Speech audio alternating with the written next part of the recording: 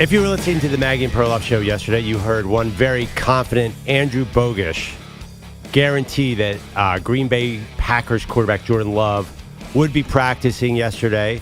Welcome to the Maggie and Perloff show. Maggie is on vacation.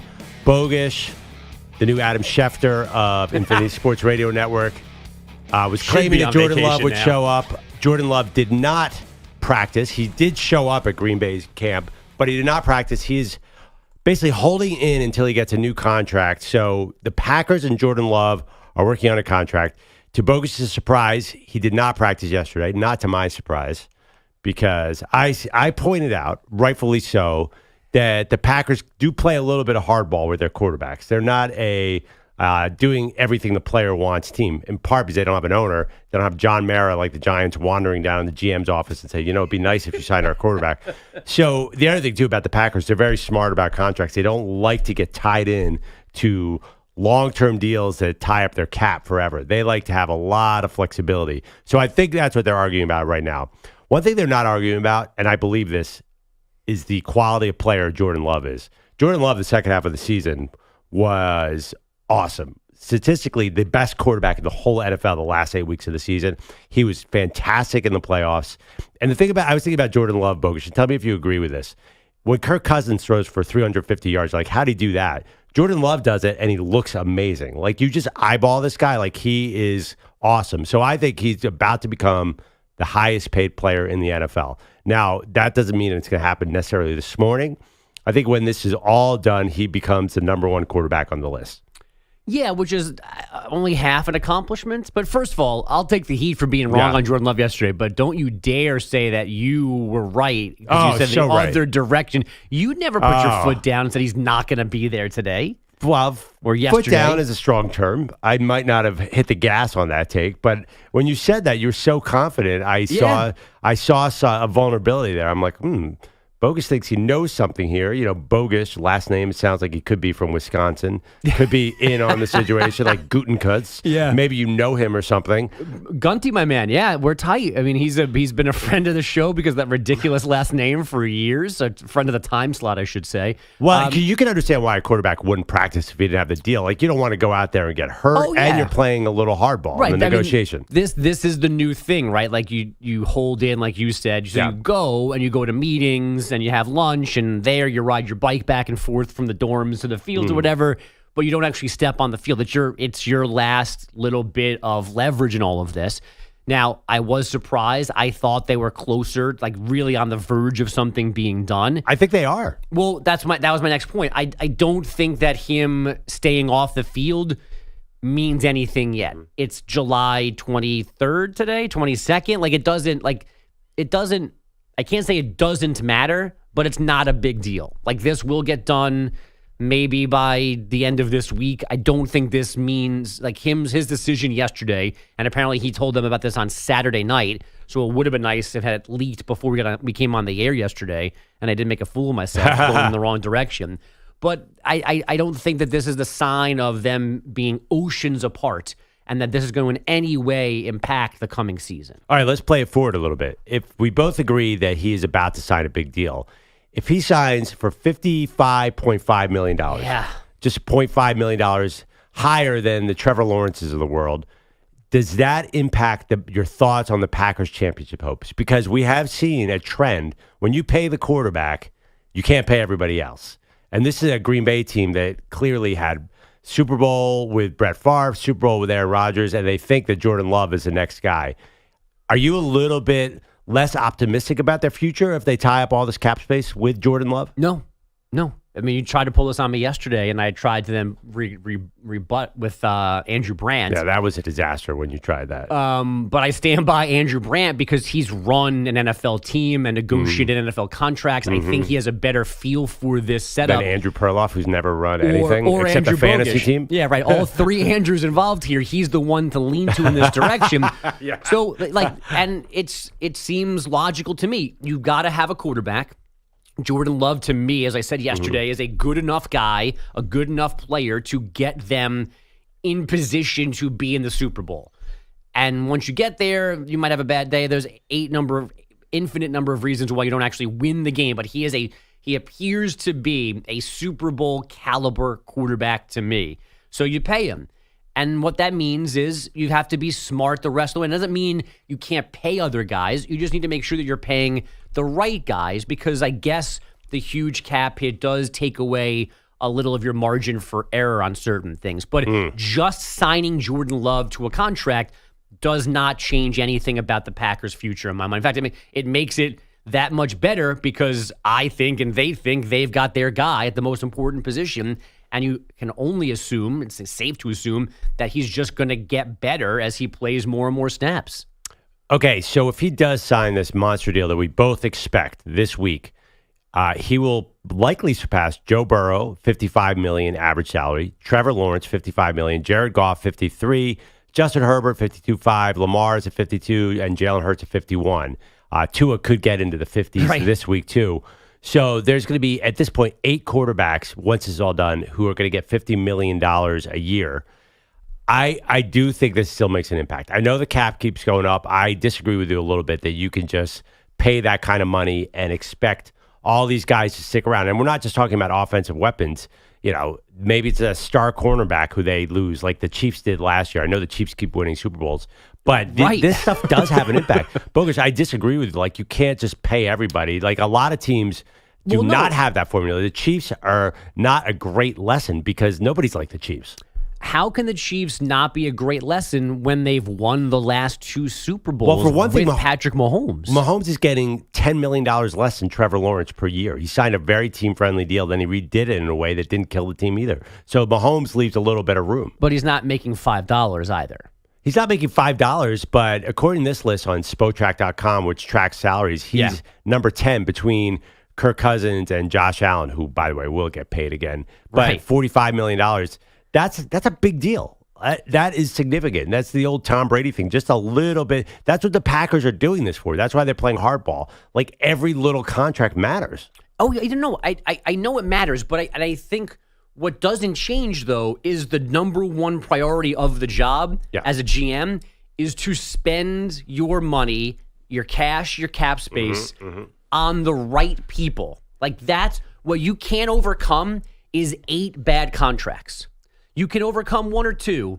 You can trade away guys, dead cap space. All those things are out the window now. Teams will sit on 30 mil, 40 mil money that for guys that are not on their roster anymore. But at some point, there becomes too many mistakes. That's the problem, is the amount of mistakes. The problem is not Jordan Love's contract. Okay. If Brian Gutekunst signs Jordan Love on Wednesday to this mega deal and then spends Thursday and Friday setting money on fire on bad players, that's the mistake. It's not the quarterback contract. So, and that's true always. You just can't mess up that many times as a general manager. If you do your job correctly, everything can happen. You can have a quarterback making a lot of money if you draft well, if you sign well, and then there's always going to be tough decisions. You're going to be in Cincinnati or San Francisco and go, okay, I've got Jamar Chase, I've got Deebo Samuel. Do I need Brandon Ayuk and T. Higgins? Like, those decisions are just always going to be there. So, like, I don't. It's not those the quarterback contracts. You're presenting it almost as if they're bad news from the beginning, and I don't believe in that at all. Well, explain to me then why every Super Bowl except for 1 or 2 of the last 15 years has had a quarterback on a rookie deal. That's just coincidence? No, I'm sure. Obviously, it helps to not have to spend money in certain places, but especially quarterback. Look at the Niners with Brock Purdy. That's a godsend for them. They can pay everybody. But the rest of their roster, they've paid a bunch of money to because the timing was they already had McCaffrey, they already had Samuel, they already had Bosa, and now. So then they had this. So they were luckily able to sneak in Brock Purdy, but they also did that by having money tied into other people. Well, they were able to re-up McCaffrey, I think, this offseason. They were able to do a lot of deals because Purdy was on that rookie deal. I think you're underestimating how valuable that is. Now, No. But I'm not. But again, I don't. You are very easily dismissing the fact, discount aside, that the Super Bowl champions the last 2 years have had Patrick Mahomes as their quarterback. Right, who took less. He took less, but he's still taking $40+ million. Okay, he's not cheap by any standard. They won the Super Bowl, but did they win in convincing fashion, Andrew Bogusch? Who cares? They won the Super Bowl. What are you talking about? You win by 1 or 100. They won the Super Bowl. Slippery field. They needed a slippery field against the Eagles. Then if Kyle Shanahan takes the ball second in overtime, maybe it's a different result. I'm just saying. No, I'm joking. That's a joke. But what's your alternative here? To not sign Jordan Love? To not sign Joe Burrow? To not sign Josh Allen? What's your point? What's the end game? Here's what Goody is doing. Goody and there's another guy who negotiates contracts there in Green Bay. They are taking the agent for Jordan Love and they're saying, look at the the Chiefs. They pay Patrick Mahomes a little bit less. Let's do a deal where he doesn't come in at 55. Let's do effectively a $48 million deal or $50 million deal, leave a little bit of room. That means one more player. That means one less receiver we have to get rid of because they have to pay a lot of receivers. They have a lot of young receivers. I'm sure they're in a room right now saying, hey, just give us a little space here, Jordan. And that makes sense. If I'm Jordan Love, I actually consider it because he's going to, you know how far $48 million goes in Green Bay, Wisconsin? You can buy the biggest house by far. I think they're trying to tell him to take a little bit less so we have some cap flexibility. I'm sure Jordan Love's agent has no interest in that, but I'll bet you that's what the conversation is right now. Yeah, and it also might be figuring out where either side where the Packers, I guess, specifically have the ability to move on. Because it's one thing to say, oh, this deal averages $55 million a year over 6 years. But that's not necessarily the actual value of the contract because that's not guaranteed money that the guy is going to get no matter what. Like there's 9 different ways to present these contracts these days, but only 2 of them sometimes actually matter. Like what's guaranteed at signing, where the escape route is for teams to get out of a bad deal, because that's what's key, is what I have to pay you and how long I have to pay you for. If I sign you to a 10-year, $1 billion contract, but really it boils down to 2 years and $40 million. I mean, like sitting here in New York, that's been the debate about the Daniel Jones contract. Right. It looks like a lot of money, but the Giants have 10 more months and they can be done with it. And they can move on. So and even is throwing an annual average value out make any sense in terms of what really matters? Like if you do percentage of cap space, Mahomes' contract becomes the 5th highest in the NFL. He takes up 23% of the Chiefs' cap. Should be the highest, obviously. So has he been helpful? Has he given them money back? Sure, but he still takes up almost a quarter of their entire salary cap. So that leaves 3/4 of the cap for the other 52 guys on the roster. They have figured it out. Let me paint a scenario for you. What if what I said is actually happening, where the Packers are asking them to come $5 million less than they want? They want $56 million a year. They want Jordan Love to become the highest paid quarterback. Adam Schefter says that's probably going to happen this week. What if the Packers are saying, hey, dude, can you take $50 million? It would really help us out. If that's the case, and say Jordan Love holds out for 2 weeks because of this, whose side are you on? Who is ultimately right, the quarterback or the team? Right or wrong?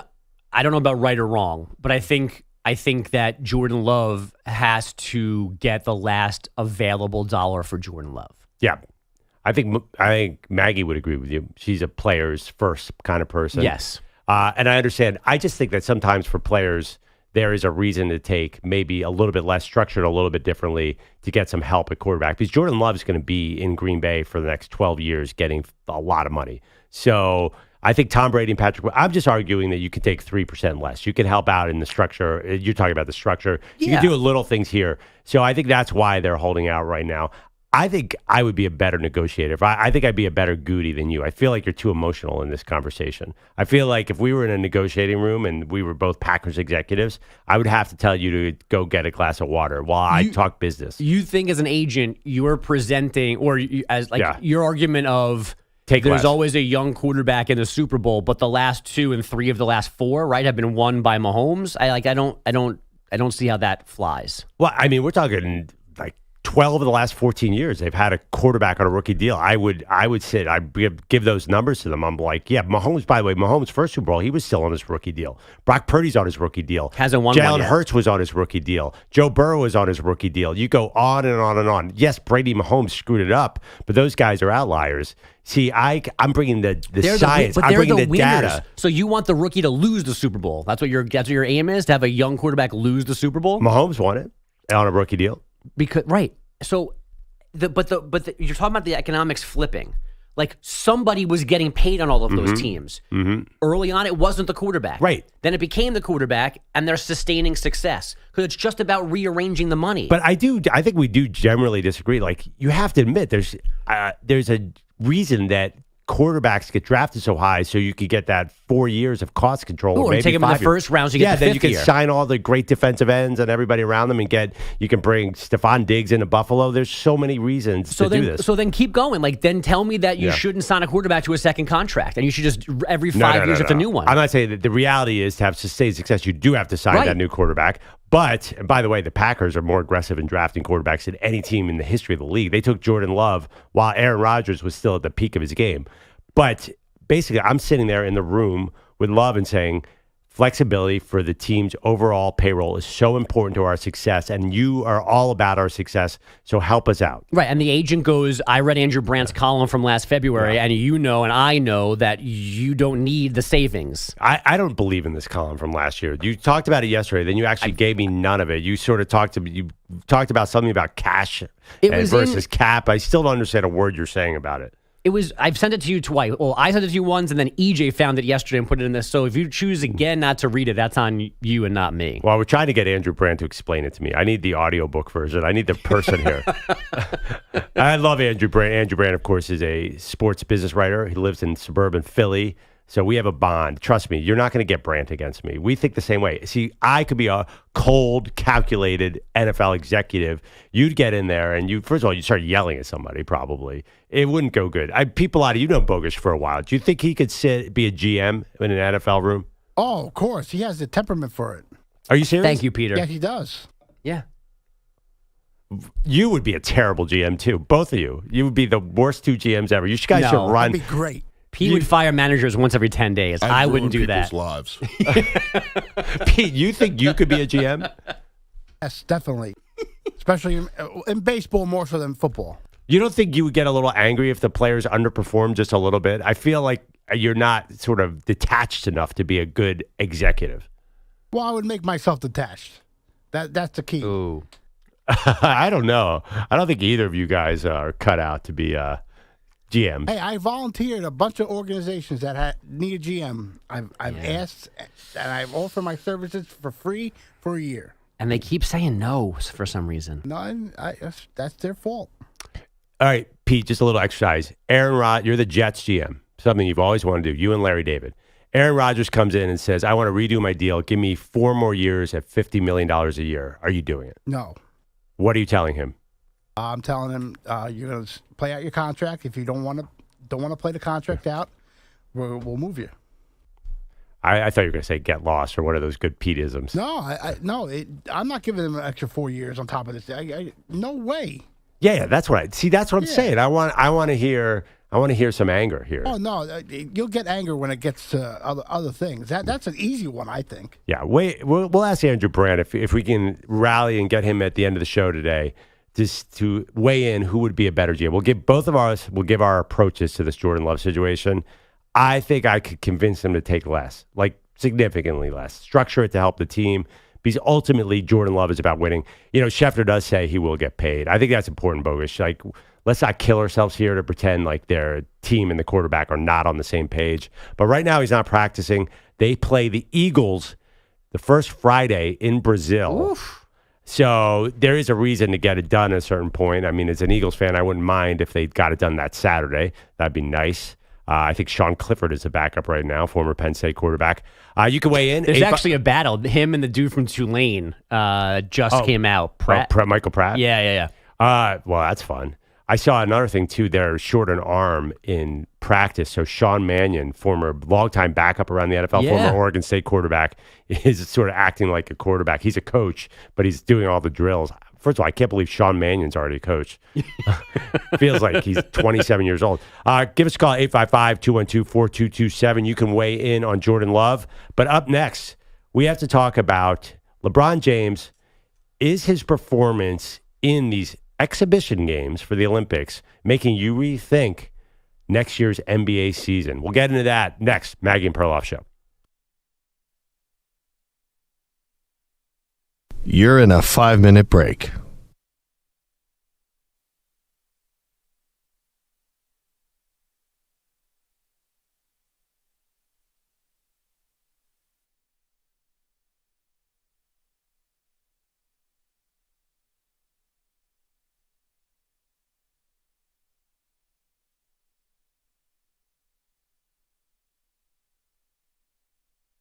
Four minutes, 30 seconds remaining.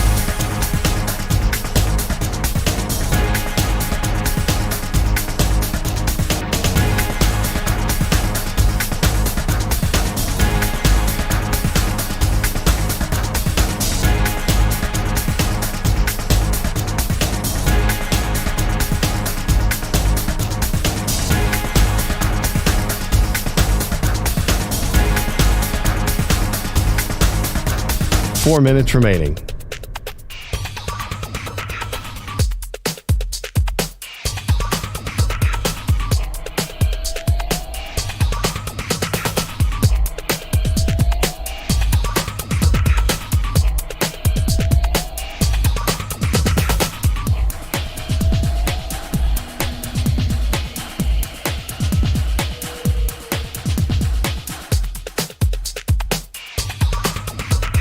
Three minutes, 30 seconds remaining.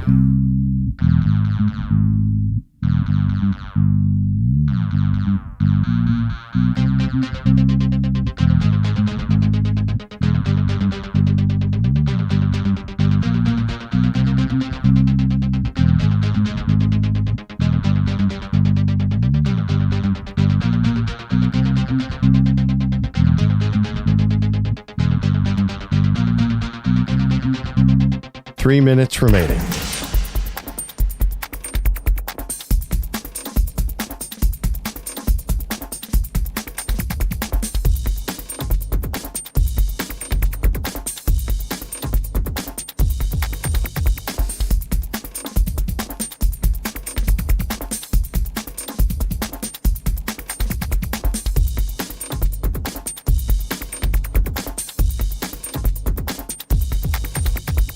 Two minutes, 30 seconds remaining.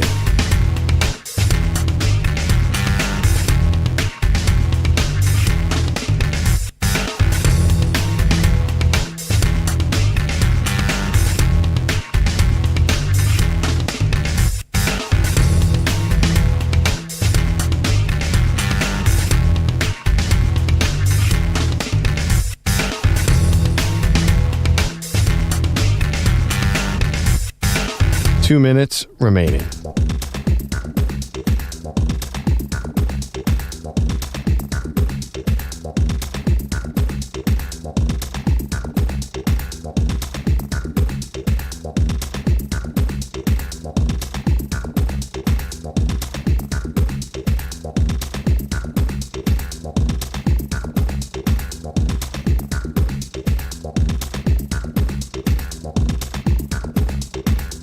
One minute, 30 seconds remaining.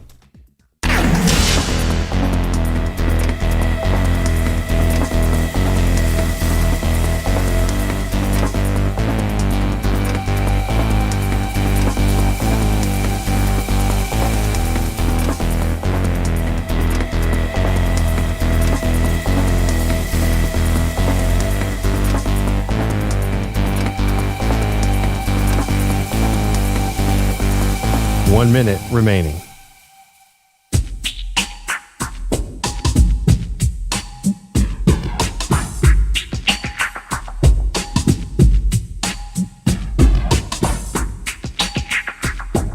Forty-five seconds remaining.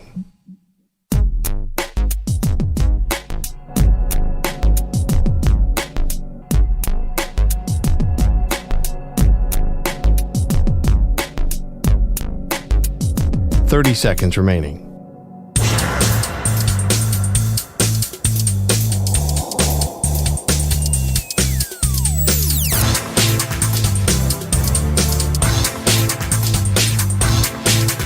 15 seconds.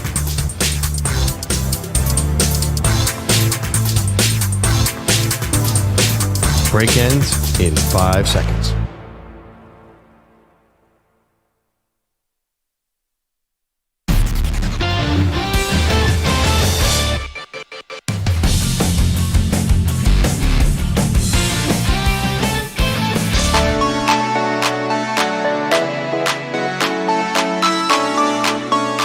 Welcome back, Maggie and Perloff. Andrew Bogus sitting in for Maggie Gray. You can watch us on the Infinity Sports Network YouTube page.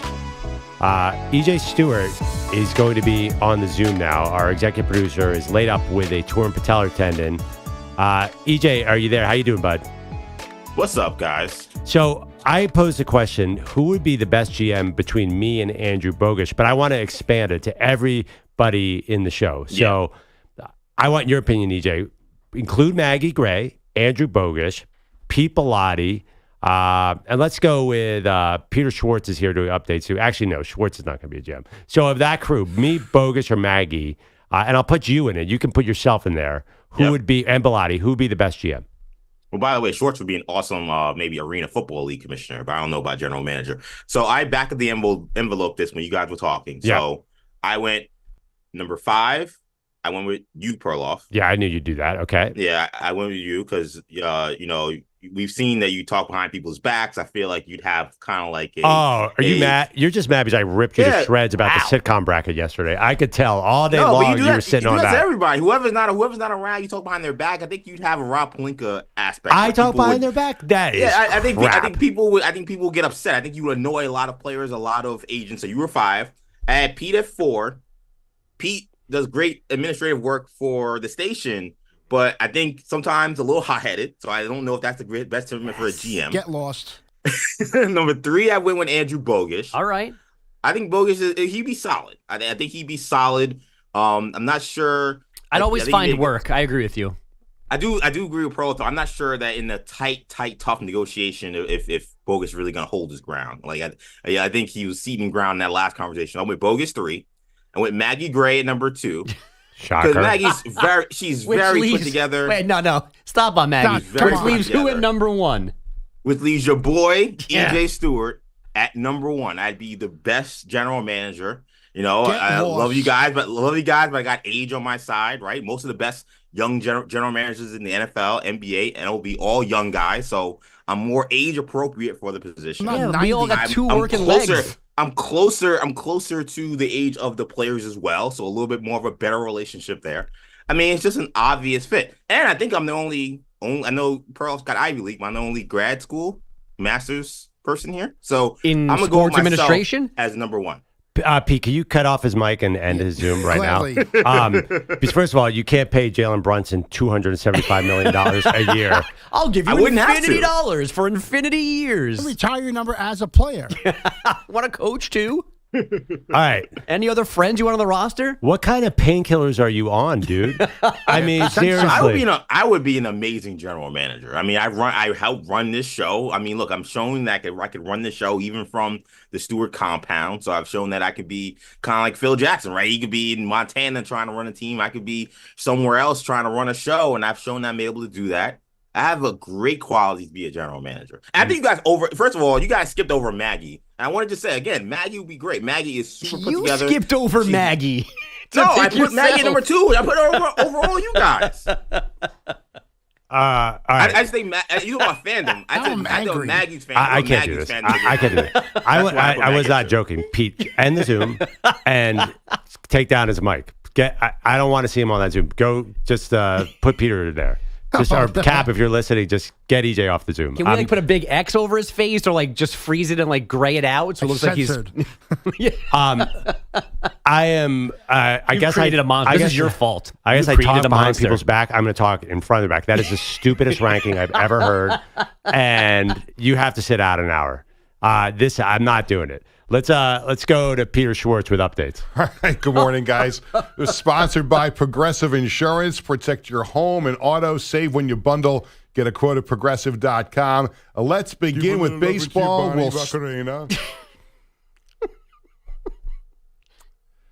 Let's begin with baseball, and we'll start in Los Angeles, where the Giants and... I'm not hitting anything. No, you're not. Baseball. Giants and Dodgers tied at 2 in the 8th inning. 2 balls, 2 strikes, 2 on, 2 out. Game tied at 2. The pitch. Hernandez with another base hit into center field. Teo, time and again, comes through in the clutch.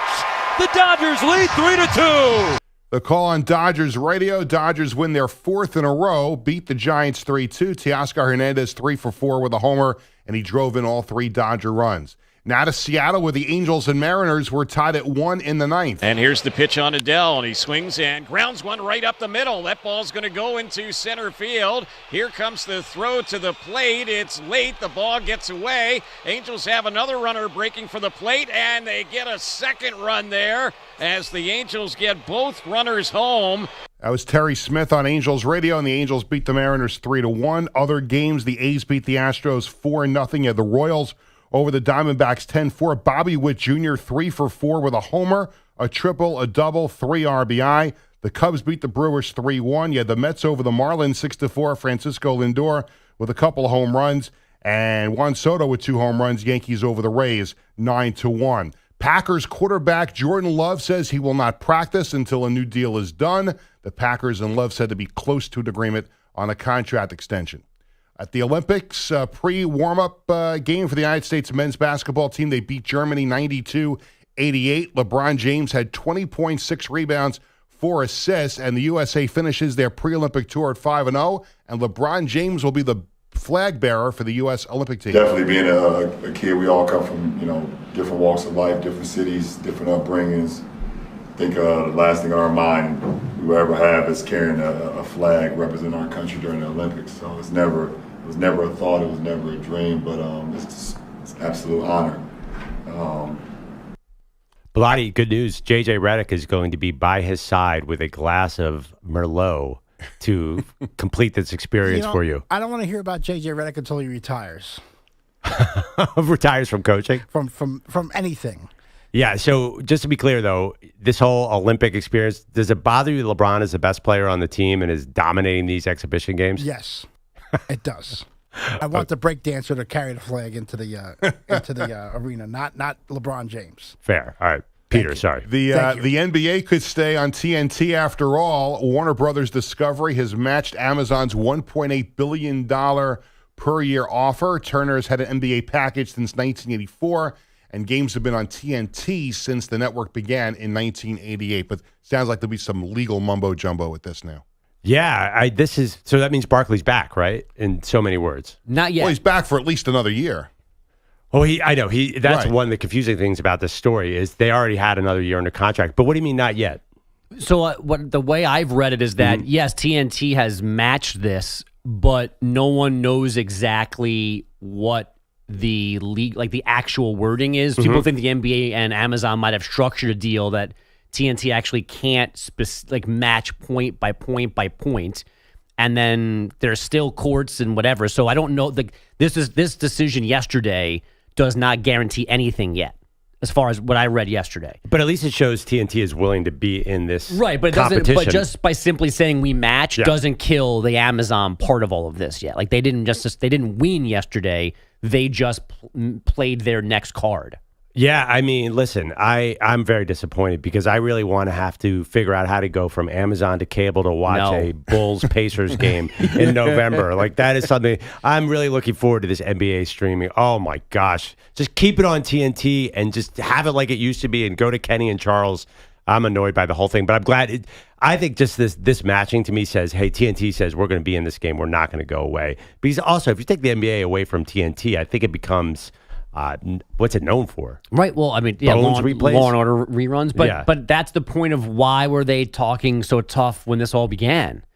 Because we don't need the NBA. Well, you probably should keep the NBA. Well, I think that's why they're matching this. I think they're going to be in it. I think we're going to get Charles Barkley. But they have to match it because they talk like dopes, and the NBA called their bluff and signed with somebody else.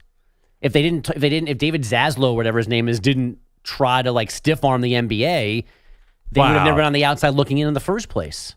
Well, yeah, but the NBA will basically sign with any organization that's going to give them money. They don't care at all about like what this looks like or what the fan experience is. They're just purely greedy here, right? But that dude talking smack opened the door for TNT to be left out. No, absolutely. All right, what's that, Peter? If they have a right to match, then they should be able to keep the games, right? Yeah. I mean, I think eventually they're going to be back on TNT to some extent. Yes, but sometimes when you say offer sheets, yes, in certain sports, when you say okay, we match it, that ends the conversation. Like that's it. What TNT did yesterday did not end the conversation.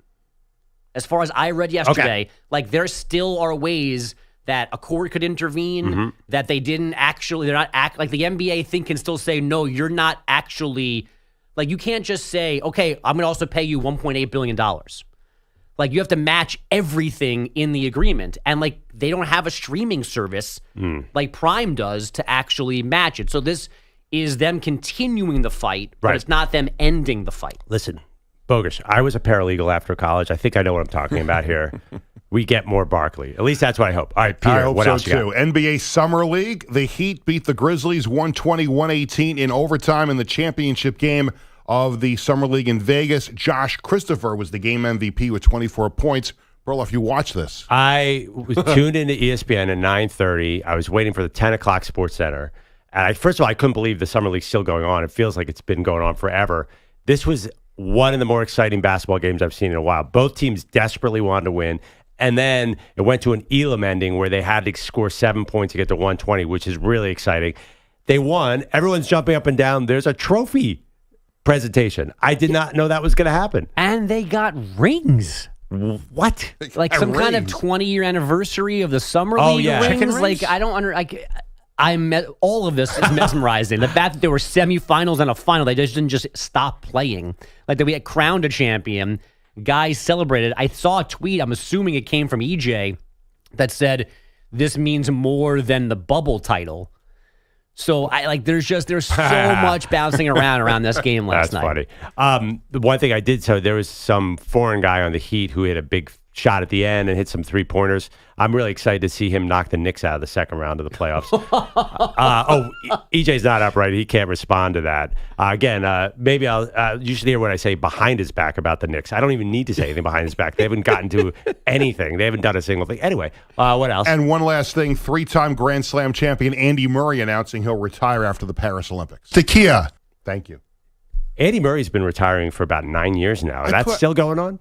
He was like doing his thing at Wimbledon, like crying, saying goodbye to everybody. I thought that was his retirement, right? It was his last Wimbledon, but I think what he's saying is now he's not playing after Paris. He could have finished playing this year. Well, he's been ineffective for a while now. When's the last time he won anything? Well, he's playing on a fake hip, which is ridiculous. Yeah. I'm not necessarily a huge Andy Murray fan one way or the other. It might be more fun, by the way, if we keep EJ's picture up and just we all take shots at the Knicks and not let him respond. That could be an entertaining way to get through the morning. Who's down with that? Well, I'm a Knicks fan, so I'm not. Give me a break. Is Charles Smith on the show this morning? Xavier McDaniel? Hey, don't say anything bad about the X-Man. He was awesome. That's why I said it. All right. Anything else, Peter? No, that's it. Okay. Pico de Goyo. We're going to, later in the show, we're going to break down the Arena League final that was played at a mall. We are? And we're going to do 19 minutes on the Summer League. If you're listening on our fine affiliates, Maggie will be back. Don't panic. I take offense to those comments. Everything is fine. Not that I want Maggie back, but it's okay. I think I enjoy it. I think the audience enjoys it. I know EJ can't stand it, obviously. 5th in the GM rankings. He's going to pay for that one. Imagine being so non-humble. Even if you thought you were the best GM of the group, most humans would have put themselves at 2 at the top. Or taking themselves out of the list. Yes, and you know what? I'm going to take myself out. Here's the other 4. But he kept himself in and then rationally got to himself at number 1. Right. Because he's younger and cooler than us? Because that's what makes a good NFL GM. Wait. So I have a question. How many of you guys... Who unmuted him? Yeah, how many of you guys? First of all, like I said, that password. Right, I know the password. I run this show. Okay, I'm still the executive producer, so which gives me GM like responsibilities. How many of you guys have led the Jets to a Madden championship? How many of you guys have led the Knicks to a NBA 2K championship? How many of you guys have led the Mets to a MLB The Show? I had to cut him off on that one. Yeah. I knew that was coming. Who just rebuilt Hawaii into a football power in CFP 25? That was me, people. I got to admit, that was pretty good on EJ's part. I'll give him credit for that. All right. Up next, we will break down EJ's utterly ridiculous LeBron take without EJ chiming in. Maggie Perloff Show. You're in a 5-minute break.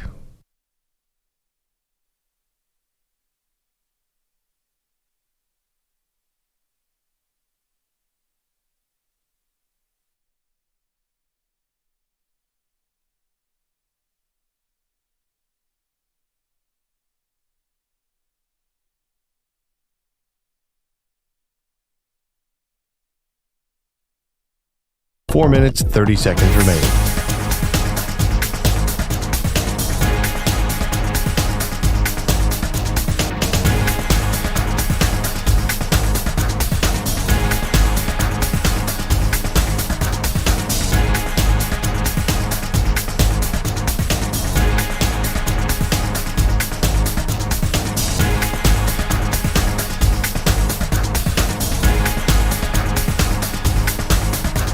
Four minutes remaining.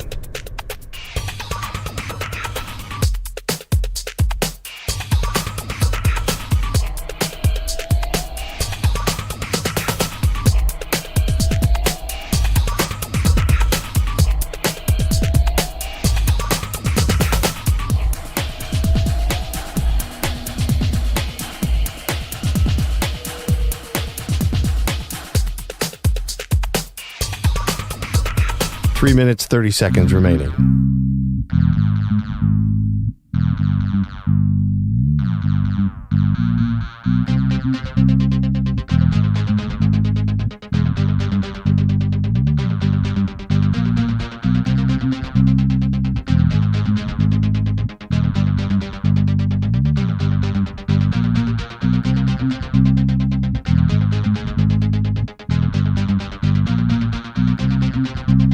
Three minutes remaining.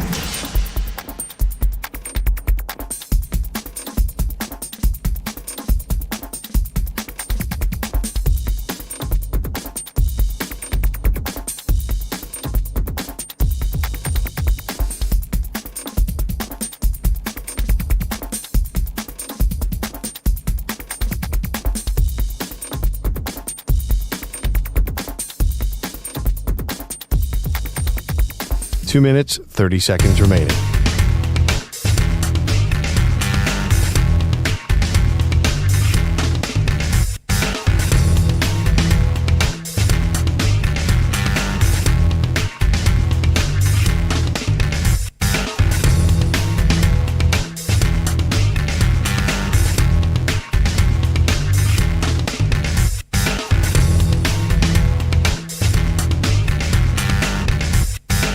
Two minutes remaining.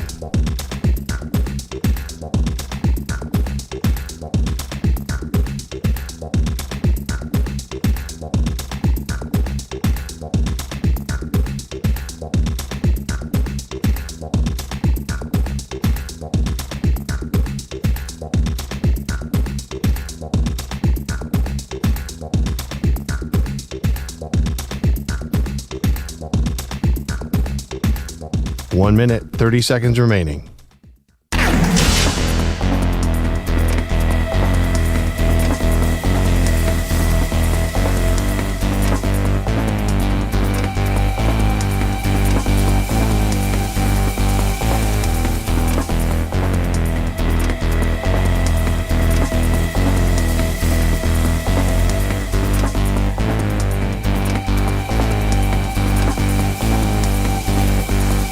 One minute remaining.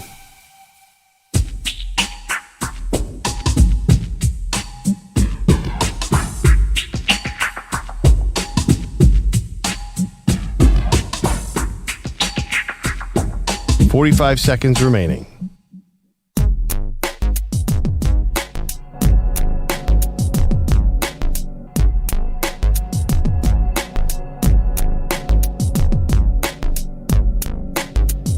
30 seconds remaining.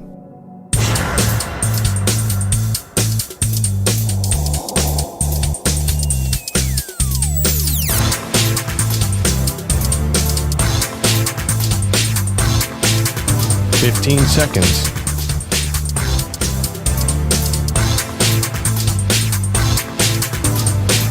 Break ends in 5 seconds.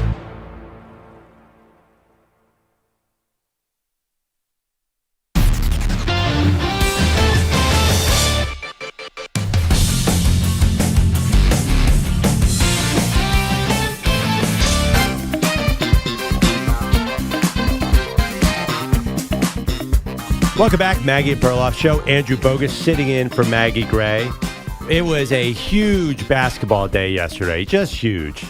We had an exhibition game, Team USA versus Germany, and apparently these exhibition games count in LeBron's mind.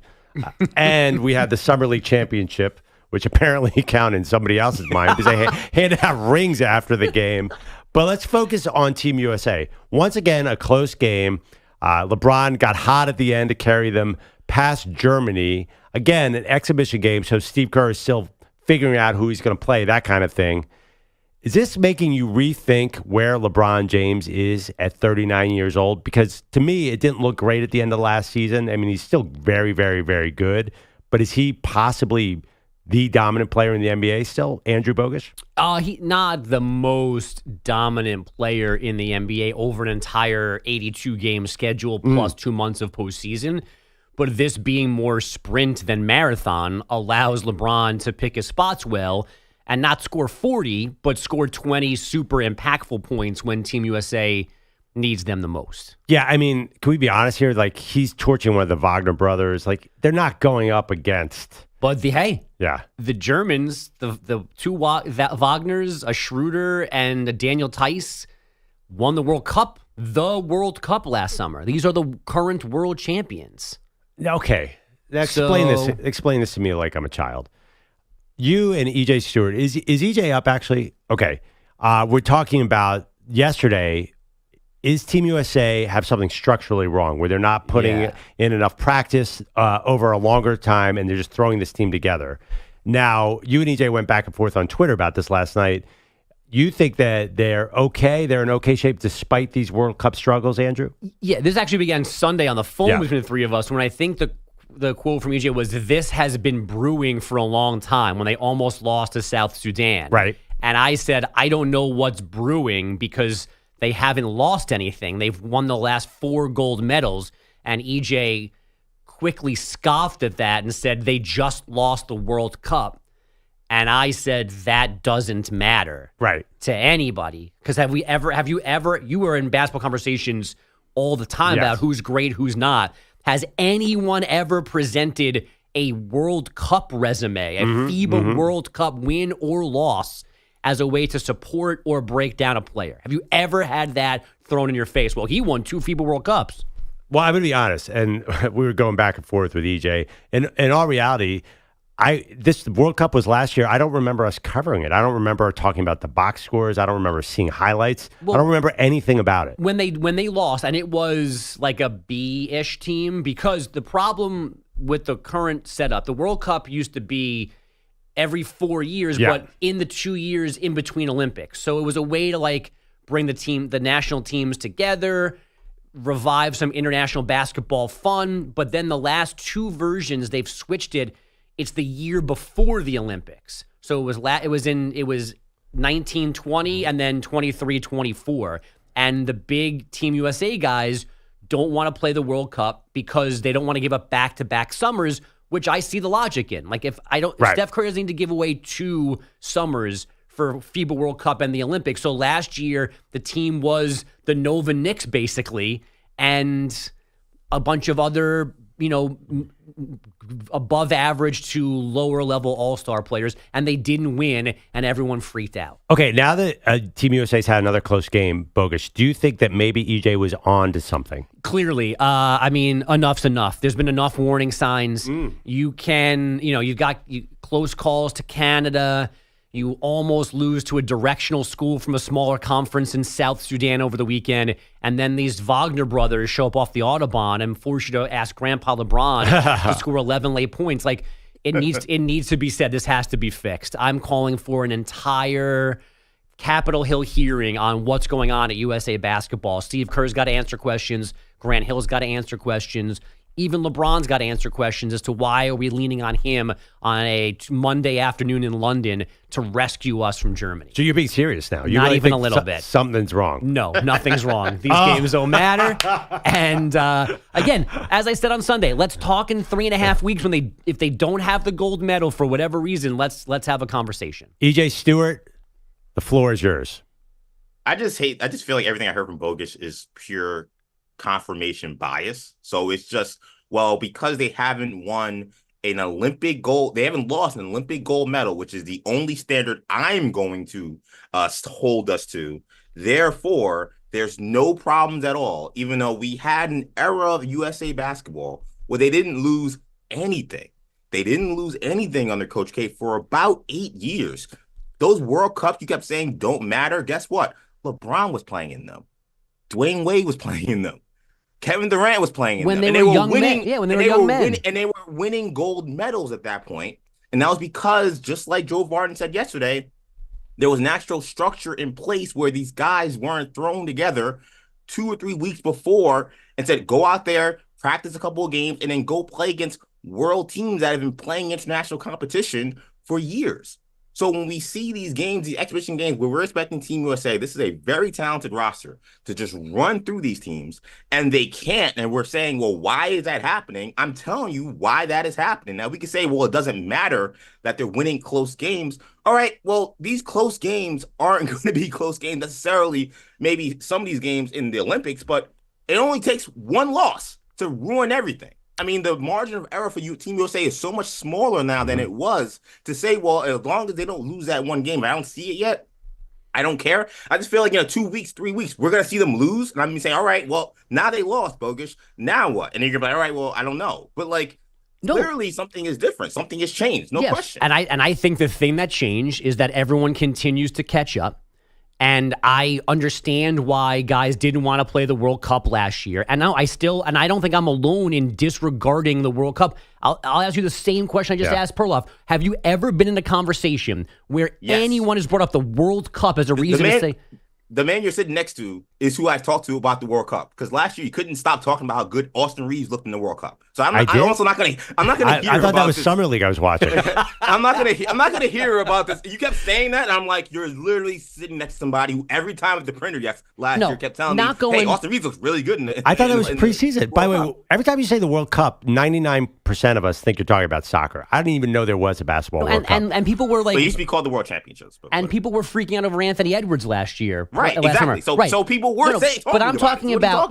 But I'm talking about, historical conversations. It's one thing to watch a game and go, oh, man, that's good. But you've been in a conversation where you've been debating player A and player B, and someone's used their World Cup or World Championship resume to support them? You just talked about Anthony Edwards last year. No, you just talked... But no one is bringing... Wait, stop 1 second. I'm sensing a show bet. Are you guys willing to make a show bet? EJ, are you willing to make a show bet if a team other than the U.S. wins, you win the bet, and Andrew Bogus has to eat a gross food from that country? I'm already looking if Germany wins. There's something called sow's stomach or samujan. I'm not eating anything stomach. And if Team USA wins a gold, then EJ, you have to eat something gross, because I feel like a bet is brewing. But we're not arguing over who's going to win or not. I feel like EJ is saying U.S. is vulnerable because of the system. Otherwise, what are we doing here? USA is vulnerable because the other teams are that much better. I thought you just said that at the end of the day, the USA is going to win, Bogus. Yes. There's a difference between being more vulnerable and not going to win. I still think they're going to win. Do you think they're not going to win, EJ? Do you think that they are not? You're picking somebody else. They are favored to win, and I would pick them to win. Do I think that they can definitely lose? Absolutely, because the nature of the tournament is one game elimination once you get to knockout round. So at that point, all it takes is one bad game. What we've seen in the exhibition competition is all it takes is LeBron James to save them in these situations. But wasn't that true 10 years? The margin of error is so small. Wasn't that true 8 years ago? Or you're saying back then there was no margin of error? No, the margin of error. The team was better. Yeah. They were more put together. So All right. Let's get next into the sitcom bracket where we can argue some more. One of EJ's shows goes down. That's next on the Maggie and Perloff Show.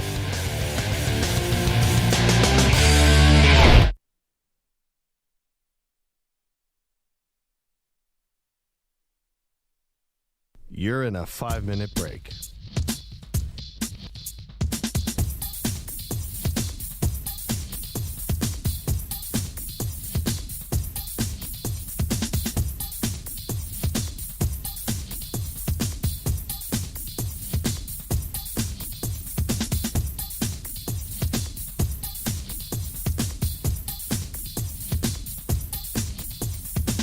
Four minutes, 30 seconds remaining.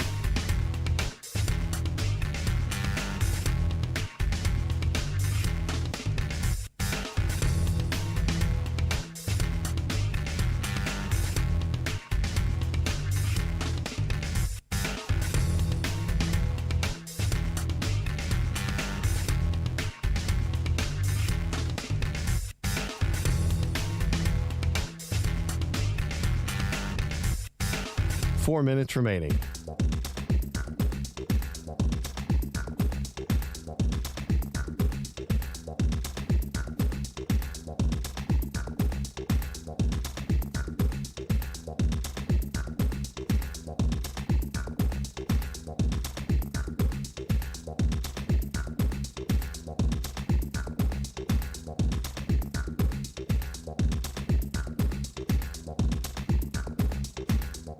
Three minutes, 30 seconds remaining.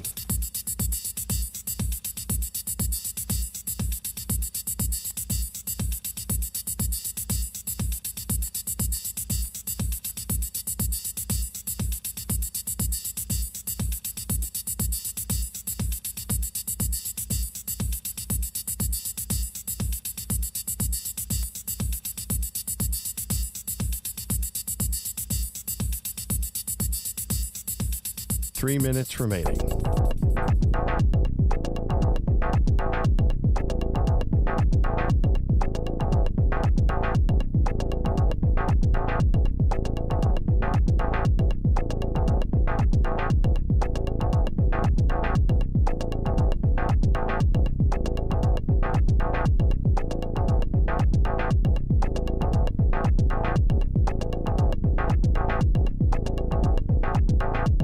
Two minutes, 30 seconds remaining.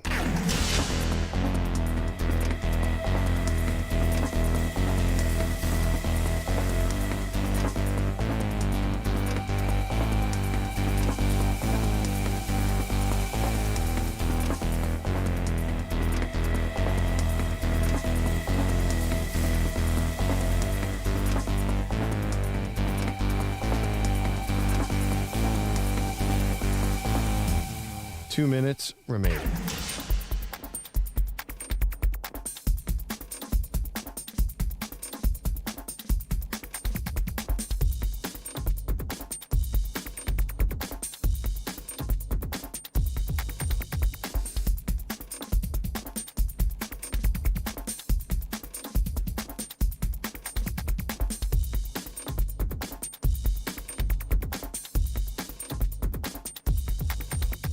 One minute, 30 seconds remaining.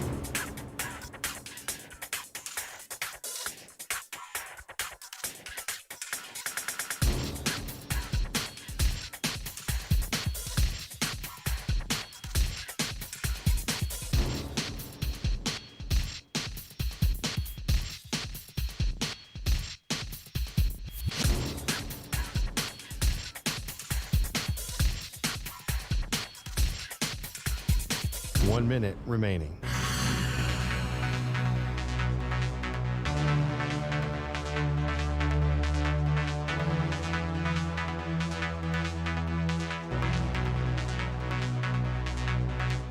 Forty-five seconds remaining.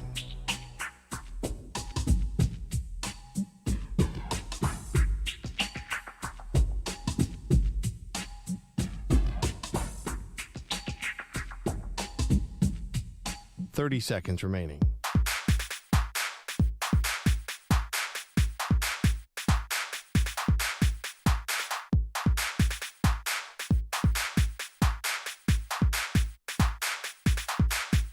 15 seconds.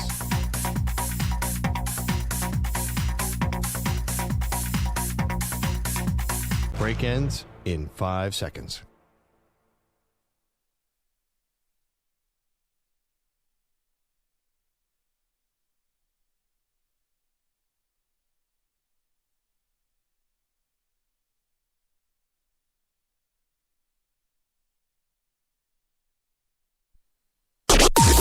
Maggie and Perloff on the Infinity Sports Network. Welcome back to the Maggie and Perloff Show. Andrew Bogus sitting in for Maggie today. Maggie's on vacation. We are getting down to the end of the Maggie and Perloff Show Great Sitcom Bracket. We've been voting on the best sitcom of all time. We're in the Sweet 16.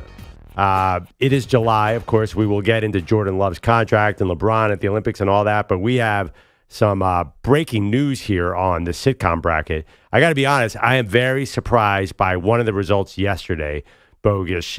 There's 8 minutes left in voting, but it looks like we have I Love Lucy is at 51.1% and The Fresh Prince at 48.9%.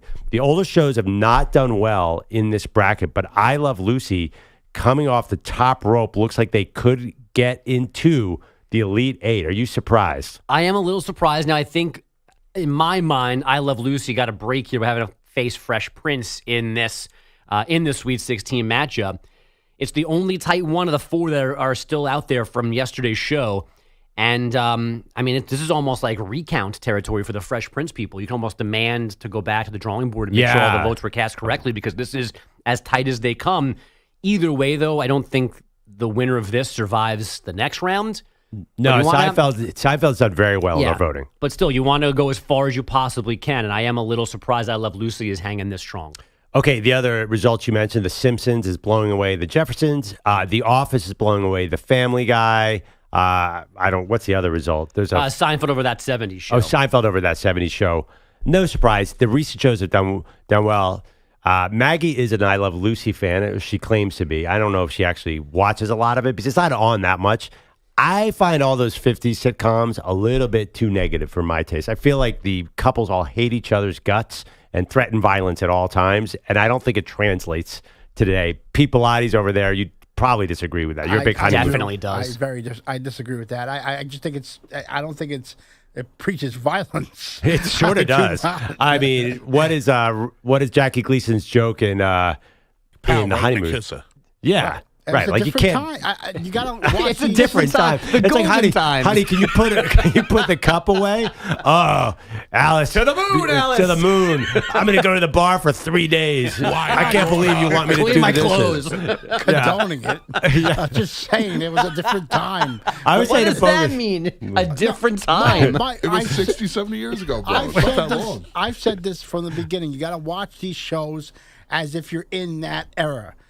That's how I watch all these shows. Right, so you time travel to a place where it was funny to threaten your spouse. No, it's whatever. Pal, right in the kisser, all right, honey? Yeah. Well, yeah, what do you mean, what about threat violence? That's the main joke of the show, to the moon, right? Lucy and Desi, I was saying to Bogus, if I talked to my wife like Desi talked to Lucy, we would have been divorced the day after we got married. Like, he is so rude. I would have gotten shanked by my wife if I did any of these things. I met Bogus' wife. You'd be a dead man. I'd be sitting next to someone else right now. She's looking to stab somebody. I don't want to give her any reasons. How about the bullying and the violence of the Three Stooges, by the way? That show, some of the stuff they do there, it's like overrated. Yeah, I'm not a huge Three Stooges. There are Three Stooges fans out there. Notice we didn't even consider that. That's way too old Abbott school. Costello is better than them. Yes, there are great shows. But anyway, the voting has destroyed these black and white, these old shows, except for I Love Lucy. Is sort of, it is obviously having a woman. It was a pioneering show. And I've seen really funny scenes. Lucille is funny, but I just think that can't everybody get along in these sitcoms? I saw an article the other day that Ted Lasso has ruined TV because we had all these great negative shows like The Sopranos and Breaking Bad where everybody gets killed and everyone's evil. And then everyone got tired of that and Ted Lasso came along. Jason Sudeikis playing a soccer coach, and he was so positive to everybody, and everyone loved that. It's like finally a breath of fresh air, and now we have nothing but positive shows. And a TV critic said that's killed television. We're too nice. We want to go back to the good old days where you threatened domestic violence. Well, I mean, listen, there was this era. There's an era in The Sopranos where, characters get killed left and right, and Breaking Bad. That you have to admit, there was some dark television. And by the way, I know Perloff is like, the shows back in the day were so dark and so, whatever. Your favorite show is It's Always Sunny in Philadelphia. It's not like those characters are like the nicest to each other, or that there isn't threats of violence on that show. Yeah, that's a really good point. But it's funnier threats of violence. No, they're making fun of this sort of whole genre of sitcoms. Right. They're almost in on the joke. They're in on they're critiquing this, everything they do, a show like It's Always Sunny in Philadelphia and The Simpsons and Family Guy, just because their characters act like jerks, that they're critiquing it, kind of the All in the Family formula, right, Bogus? Yeah. And I don't know, we have the Zoom screen up in our studio, so I think maybe people could see us coming back from break, but we were both hysterically laughing because we were talking about one of our favorite It's Always Sunny scenes. Yeah. And in my guess, that's funnier than anything that's ever been on I Love Lucy. But it's a niche show. Not everybody. It's not a wide. Milk Steak is funny for everybody. I got to tell you, I think we underestimated. EJ and I have argued about this a few times. I think the Chuck Lorre shows like 2.5 Men and Big Bang Theory, they should have been higher seeds because they have such universal appeal. Isn't that important? I think so. I mean, so Big Bang Theory is funny, but I never was like, oh, I gotta go watch that. And it's on now in syndication, and I don't watch it, but I understand that it's funny. And I think there were, to me, a lot of shows in like the teens of your seeds that were way undervalued. Yeah, and fair. that was one of them. Fair, but EJ has a good point. The top seeds have gotten through. It does seem like the top 5 or 6 seeds are very strong. So today in the Cheers region. And you can go vote very soon on Maggie and Pearl's Twitter feed, at Maggie and Pearl. Number 1, Cheers. Let's hear a little bit of Norm talking to Cliffy. Cliff, I don't believe this. You're meeting a woman in 15 minutes? I don't believe how calm you are. Oh, hey, come on, Norm. Don't tell me that you too subscribe to that myth about my discomfiture with women. Cliffy, I was here one night. A woman asked you what time it was. You swallowed the lower half of your face. Cliff being on Jeopardy, of course, is one of the all-time sitcom episodes. All right, and they're going up against number 5 seed Happy Days. Here's Fonzie. The entire time you've known me, have you ever seen me in a fight? Well, no, but that's always because the other guy backs down first. I rest my case. Do you think that could work for me? Cunningham, with that howdy-doody face, you can only be so tough. That's actually pretty funny. The irony of that whole thing, Henry Winkler, who plays the Fonz, is the nicest person I've ever met in my entire life, by far. There's not even a close second. And a show that probably should have gotten mentioned somewhere in here. I don't know what the tournament would be under the bit. Is that the CIT? But Barry, which Henry Winkler is in now on HBO, is a phenomenal show. And he's so good in it, and he couldn't be less Fonzie. Yeah. How about when he's the coach in The Waterboy? A huge Henry Winkler fan. Okay. The raid. All right. Number 11 seed, Married with Children. I assume. The true Cinderella in this bracket, I feel like. Talking about sort of retro values. Let's hear from Al Bundy. Took me 10 years to save for this. Cutting corners for years. Using the same razor blade. Using the same TV guide. Reusing the same mouthwash. And now, finally, fruits of my suffering. Well, I thought we were the fruits of your suffering, Daddy. No, you're the vegetables of my suffering. There we go. Some old school cruelty out of the father. That's why that show is so great. They're going up against number 2, Friends. I know she's going to want to run again. I don't know how to get out of it. I mean, I live with her. Why don't you just be straight with her? Tell her the truth. You're right. You're right. I should just tell her the truth. Hey. Hey. Hey, Vince, Monica tripped me. I don't think I can ever run again, ever. Phoebe running, it's a great bit. I'm going to defend Friends for forever. Your friend Joe Flint was on Friday, said it was the most overrated show of all time. Yes. Others have taken shots at it. I completely disagree, but it's in trouble in this matchup. What? I don't understand Phoebe running. You've never seen it? No, what happened? Oh, she runs. She and Rachel start exercising, and she runs with her arms and legs going all different directions. Everyone's looking at her, and the whole part is Rachel's embarrassed to run next to her because she runs So they stole utter doofus. They stole Elaine dancing from Seinfeld, basically. No. Sounds like they stole it. No. One of my favorite Friends facts is that Paul Rudd was on the last episode because he was Phoebe's boyfriend. Yes. And he is not a part of that cast in any real way. Almost, I think, in the last scene, not even the last episode. He's on the stage. They're all saying goodbye in the apartment, I think. I've heard him talk about it so awkwardly. He's like, yeah, I was there. Okay, we're also doing the MASH region today. Number 1 seed, MASH. Let's hear from Hawkeye. Well, everybody knows war is hell. Remember, you heard it here last. War isn't hell. War is war and hell is hell. And of the two, war is a lot worse. How do you figure that, Hawkeye? Easy, Father. Tell me, who goes to hell? Sinners, I believe. Exactly. There are no innocent bystanders in hell. Yeah, that's a show that could not be made today. Specifically because the Army and Navy advertise on pretty much every network. Going against number 4, The Cosby Show. This is the kind of woman you want to end up with. No. I would like to date a few girls like Tammy. But later on, I'd like to settle down with someone like you. Really? What am I like? You're smart, you make a lot of money, and you look good for your age. If those are the kind of lines that you use, you're going to need every car in that magazine. Okay, very Freudian clip from Cosby Show. Theo was outright hysterical. Huge fan when I was a kid. Would not watch it today. I don't think they aired that show, talking about not aging well. Going up, the next matchup, Curb Your Enthusiasm, a 6 seed in the MASH region. You're way outside the line. You're taking up 2 spaces. I'm like an inch over the line. No, you're a foot over the line. You're taking up 2 spaces.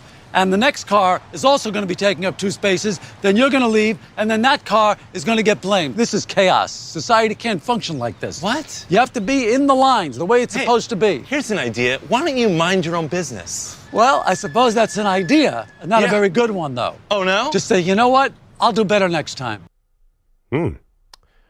We all know that bit. Larry David, of course. Going against number 10 seed, Always Sunny in Philadelphia. Okay, first thing we got to do is we got to take your picture for the profile. So, So do you have the makeup? Yeah. Oh, no makeup. Come on. Those Hornets things are pretty bad, buddy. So I think we're gonna have I am who I am. Right, but let's do who you are. Let's Pretend like you're not who you are, and just try to attract a woman. Of course, that's Charlie Day. You might know him from the movie Horrible Bosses. Andrew Bogus, you have to realize a lot of people do not watch It's Always Sunny in Philadelphia. It's on FX. Shame on them. If it's on FX, but it's been running for like 16 years. It is dark and funny, and I like it because it's got Philadelphia in the title. I think Curb wins this matchup. So I do think Curb's going to win it. I also think that this is as good as you can ask for in a Sweet 16. I think both might be underseeded as a 6 and a 10. Like, this could be a Final Four matchup. And I'm not a Seinfeld Curb guy. But I understand the value of Curb, and I understand the value of Seinfeld, obviously, and I love It's Always Sunny.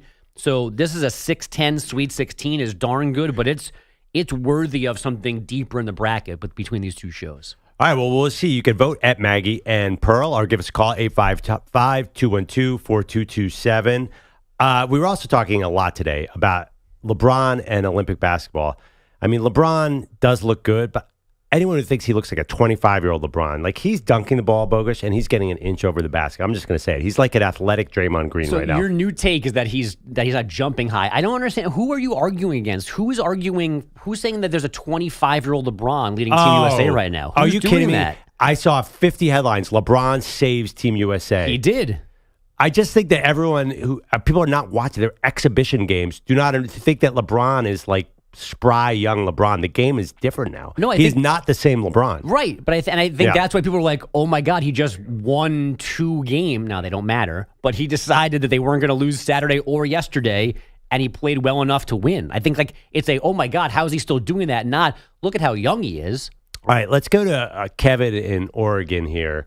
Kevin, what do you think of Team USA men's basketball? Well, first of all, Curb Your Enthusiasm with the pubic hair was one of the funniest episodes. Okay. Well, what I was going to say is I don't think there's any doubt that the USA basketball team has the most talent of any of the teams that are going to be in the tournament, but they're not playing like a team. I mean, they almost got beat by South Sudan. They almost got beat by Germany. And I think they're going to get beat. I think they're vulnerable. It's sort of like in the NCAA tournament when they had teams that had guys that were seniors that played 4 years together against these teams that had guys that were one and done. They got beat. I think it's going to be the same sort of thing. These national teams that have played together as a team a lot are going to have an advantage over the USA team, I think. Have you watched any, Kevin? What do you think of LeBron so far? You know, he's playing great, but he's one guy, and it seems to me that's kind of what it's like. It's a one-on-one game for those guys. And I don't think they can win playing that way. Thank you, Kevin. Yeah, I mean, that's a function. The Olympic team is basically bogus an all-star team. So you do have that problem where the other teams have played together more and they know their rotations and there's role players. It's really hard. I've always found it hard. Even the Dream Team, it's hard to do that with a men's Olympic team for USA. Right. And I guess part of my objection to these are problems, but I don't think it leads to or requires changes to the setup, because the players aren't going to change the setup. They're not going to go back into a world where there are legitimate open tryouts for spots. I don't think everyone's going to sign up to play in the next World Cup the year before the next Olympics, because they're not going to want to play back-to-back summers. So this is where it's going to be. And it's why they're playing, is it 5 or 6 of these tune-up games? So they're not just walking into their first real game on Sunday against Serbia with no preparation. Now, in this particular setup, as good as everyone believes Kevin Durant's going to be when he shows back up and how impactful he has been in the past, now on top of what is already, and they'll confirm, figuring out rotation and stuff like that, now they're throwing another guy into the mix, which resets the conversation a little bit. And they're out of tune-up games. So, that's a new thing that they're going to figure out on the fly to get through this first batch of games. But I still think it ends up, they're still the favorite. Sure. And I still think they're going to win. Yeah, they're more vulnerable, but I think they're more vulnerable because the other nations are catching up. And maybe the last 4 or 5 guys on the USA roster are not that much better than the other guys in the middle of other teams' roster. We think they are because they're NBA players, but maybe they're not. The gap between them isn't that big. Yeah, but just to counter, I know there are a lot of NBA players on the other teams, but they're all spread out over different teams. You just said that Germany team that won the supposed award. Yeah, 4 NBA players. I mean, Schroeder, Daniel Tice, and the 2 Wagners. Yeah. I mean, come on. I agree, but does any of those players even in a million years make the USA team? But we literally just did this. The last time the Olympics, they lost a game to Nigeria, and everyone freaked out, and then they won. This is just the pattern that they go through. Yeah, and bro, I mean, Team USA last year had 12 NBA players, and they lost to those 4 NBA players. So I think to say that, okay, well, they only got 4 German guys that are in the NBA, that we've shown that doesn't matter, because we can still lose to those caliber teams. I don't know where that voice came from, because I'm from this point on, EJ, and I'm just kidding. EJ is, of course, at home weighing in with a knee injury. At this point, I am refusing to acknowledge there is such a thing as a basketball World Cup. We have to call it something else, because if you're just in your car and you hear World Cup, you're thinking, of course USA didn't win. We never win the World Cup, because there's only one World Cup, and it's soccer. So stop with the World Cup. All right, EJ. No, I understand what you're saying, and I think it is a valid point. But USA, I think we all agree USA should win this. I just think there's varying degrees of nerves in this building right now. I think EJ thinks that they could get upset. Bogus, I think you think there's a chance they get upset. I think I'm going to be the pro-USA one here. They're not getting upset. I mean, come on. It's going to be easier than you guys think. These were exhibition games. Kerr is still trying to figure out the rotation.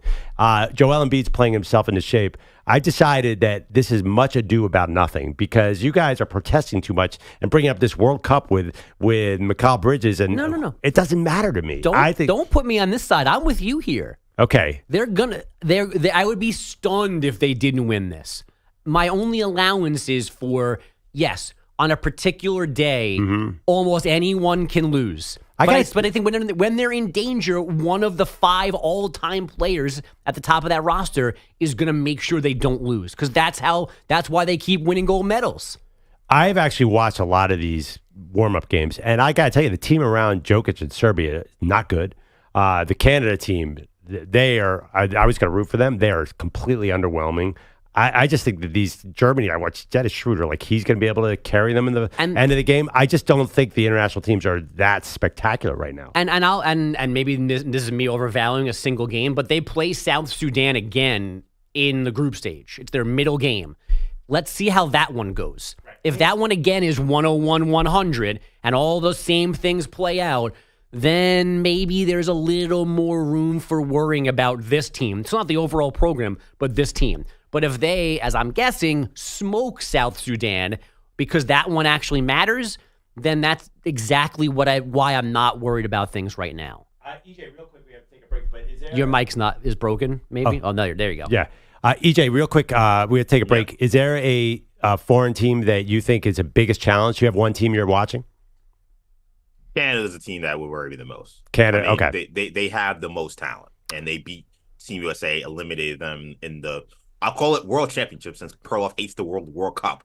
You know, the international competition they just played, the U.S. lost in a third round game or third place game against Canada. So that would be the team I'd be worried about.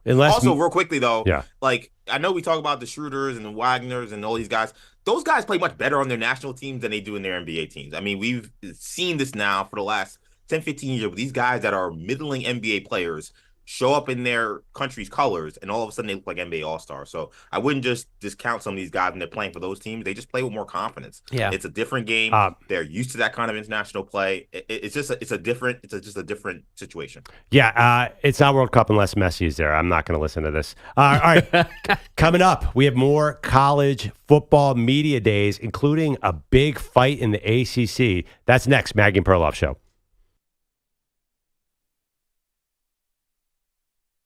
You're in a 5-minute break.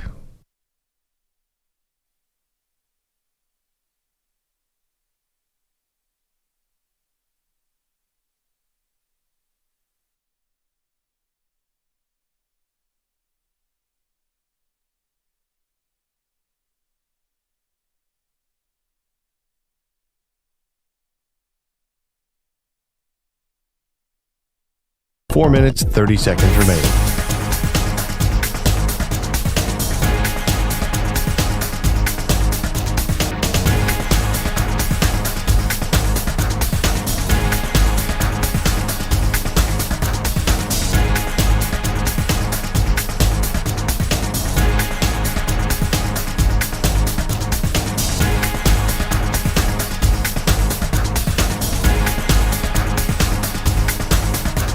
Four minutes remaining.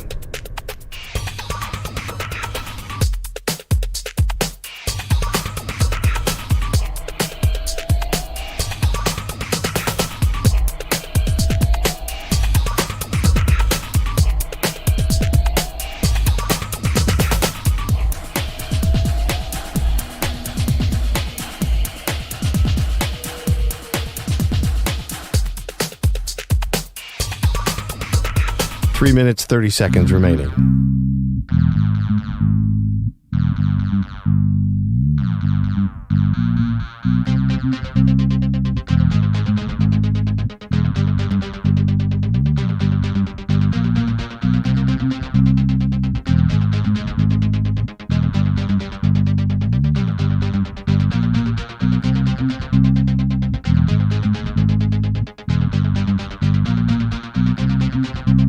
Three minutes remaining.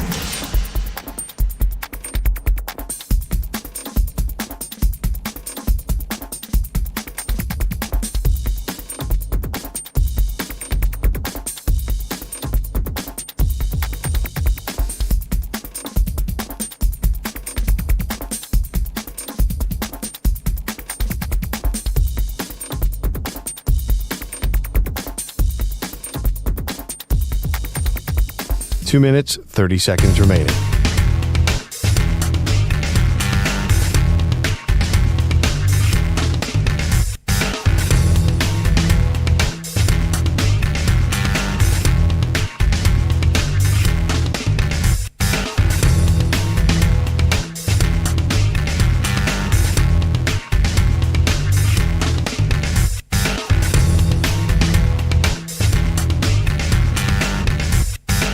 Two minutes remaining.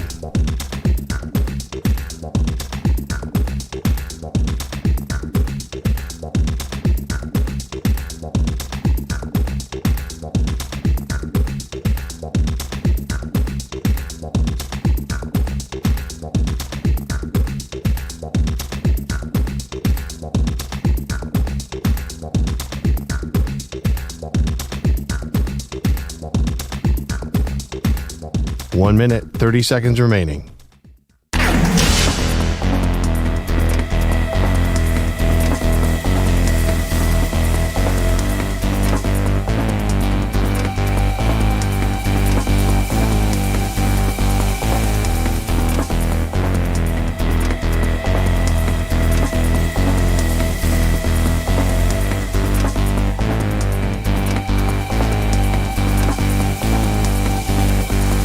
One minute remaining.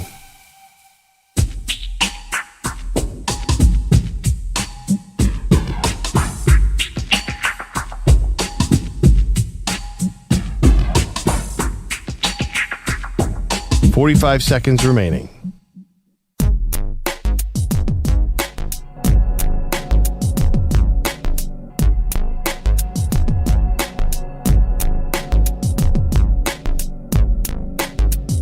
$30 seconds remaining.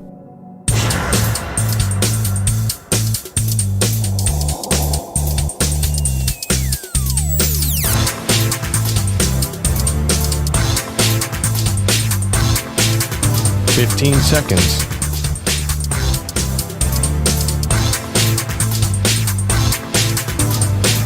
Break ends in 5 seconds.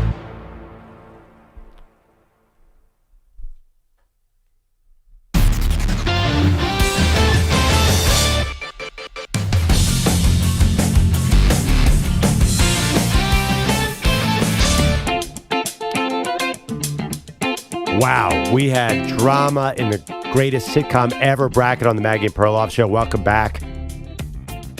I Love Lucy beat Fresh Prince, voting just closed 50.6% to 49.4%. I Love Lucy advances to the Elite Eight. I can't believe it. This is huge news. Is that the closest vote that you can remember? Absolutely. There have been 51-49s, but this is 50-50 basically. Recount here. So Fresh Prince goes down. I Love Lucy advances to face Seinfeld. You can go to @MaggieandPearl and vote on this round too. That's wild. You also can vote @MaggieandPearl on Twitter. Besides Maggie, who would make the best sports GM out of this group? Yeah. You and I in a dead heat at the top of the list. Pete comes in a very close third. Then EJ, the self-proclaimed king of GMs, just 13% of the vote. But of course, he walked away as we talked about this. By the way, what percentage of current GMs went to Ivy League colleges? I think about 97, 99%. You think all of them? Pretty much. Right, so you're in. But EJ's younger and cooler than us. Yeah, and he did take a Madden team to the finals. But Right. I'm clearly... I don't know the first thing about analytics, but I like to pretend that I do. I think that's a huge thing to be a modern general manager. Just say analytics. Yeah, say we're using the analytics. Go for it on fourth down, etc. Yeah, little FIP. Just throw some acronyms out there. Don't know what they mean. Yes. The funny thing is, you're a big VORP guy, aren't you? You're an analytics guy, aren't you? You kind of believe in analytics, but you understand analytics. That's the key here. I understand some analytics. Right. I'll be honest. I feel like basketball analytics and football I understand a little better than baseball, but I'm pro analytics. I'm not against analytics. Baseball is the easiest one because it's a one-on-one relationship between the batter and the pitcher, whatever. We're not going to football analytics are crazy because I don't understand Pro Football Focus who does this. The quarterback drops back. If the left tackle misses a block, the quarterback is not going to throw a 20-yard pass. There's so much teamwork in football. It is, I think, the hardest sport to really do analytics on. Well, my brother does football analytics, so if someone's doing it correctly, they should be accounting for those things. They should be accounting for receiver dropping pass, offensive lineman not making the right play if they're doing it well. The problem is who's tracking it is just as important as the actual results. So sometimes you have people who track it and then they'll have someone kind of check their work and be like, wait a minute, how'd you get this guy this grade when we saw him miss 4 or 5 blocks? But like Perloff mentions all the time, also you gotta know the plays too, so it can be very complicated. Right, so you have a much better chance to accurately track your own team as you know the plays. Bill Belichick himself came out and said Pro Football Focus was completely inaccurate, that teams do not use that. I'm a big fan of PFF. At least they're trying. It is hard to do. But I think my Ivy League, I was an English major. That's not going to help. No. My Ivy League background, which annoys most people, would actually make me a good GM. I could go into an owner, I could shake his hand and, talk the talk. I think your Ivy League background, your clear athletic prowess is the combination that we need to run teams. I mean, come on. I'm surprised you're not on a team. I'm basically the Howie Roseman of sports talk radio. I could run the Eagles, and I have some plans. Okay. I think that's a great thoughts. thing. The great thing about being a sports fan is we're all aspiring GMs. Now, how about this? I think the collection of us could run a front office. Really? I agree with that. What do we all bring to the table? I think we all bring a little something that's different. Right, lunch. Right. I think but someone's got to be in charge. Still, we got to pick a lead person. I'll say Perloff in charge. Well, I worry about the background and experience in the Ivy League. Now, Maggie would be great, too. I just worry about her emotions because she grew up a Bills fan. Just there's that seed of doubt that they're ever going to win. I'm not sure you want that in your GM. Well, I think we have the emotional side of it, which would be me and Maggie. Yeah. And then you have Bogish and you have EJ, which brings a more a calm perspective to it. Yeah. And then you could be the culmination of everything. The front man. Okay, I appreciate that. Yeah, see, I would still vote for Maggie to be the front person. Like, we need Maggie needs to do the press conference. I agree. That would be the person none of us could do it. We would all easily get frazzled and whatever. Maggie would stay for them. I think has the best chance of being cool, calm, and collected. Now, she might curse on occasion, but I also don't think she's going to accidentally tell a big secret either. Right, but what if the camera goes to Maggie on the fourth quarter of a Bills game and she is in the owner's box throwing plates around? Do you really think she could keep her cool in that situation? I think that would play very well with Bills Mafia. If she was doing the same thing that they were doing in that moment, that only is going to enhance her stature. Okay. Yeah, watching her throw like a cup when Von Miller goes down again, that's the way they feel about certain players on their team. I think that would help. I think though the best way for us to do this it could be any of our teams. Right. We'd all have to do what people have been saying, like run like the Rockies or something like that. A team that we don't actually have any personal ties to, so therefore we could all be objective. I agree. I think this team would be a great team. I think Maggie would be the person that should run it. All right. Well, I mean, listen, we could obviously do a fantasy football tournament to figure out this quite easily. How would Maggie have handled the Xavier Worthy video of yesterday, since she wanted him on the Bills so badly, and she was so mad that he's a Chief, and he's catching 60-yard bombs on day one of camp? Yeah, but there was something weird about that video. Did you notice he was wearing shorts? And you know what that means? Nothing. That means nothing. Unless you're Maggie and you wanted him on the Bills, and right now he looks like Jerry Rice. Rice. Yeah, but Keon Coleman looks like the greatest. I don't know how the Keon Coleman hype in Buffalo is insane. And I actually saw an Instagram video of him. That dude is the man, too. I don't know how all these guys fell. All right, let's get to some updates. Peter Schwartz. Could I be the director of broadcasting for this team? Nope. No? No. Now, I keep telling you should be the right tackle. You got the size. No, I don't want to play. My girth is rather large. He wouldn't pass a physical. But you can't pull a Bronny because your kid is a football player. You can't have Bronny on the team. No. I want to be the director of broadcasting. I want to hire the broadcast team. And he'd hire himself. No. Much like EJ would make himself the GM. Okay. No, I would. Who's the broadcast? Who are your Kevin Burkhardt. But I think he's busy. I think he's busy too. I'd have to think about it. I didn't get the job yet, so I don't have to give you an answer on it. And since we're paying for 5 GMs, we don't have the budget to break a Fox contract to get Burkhardt for our team.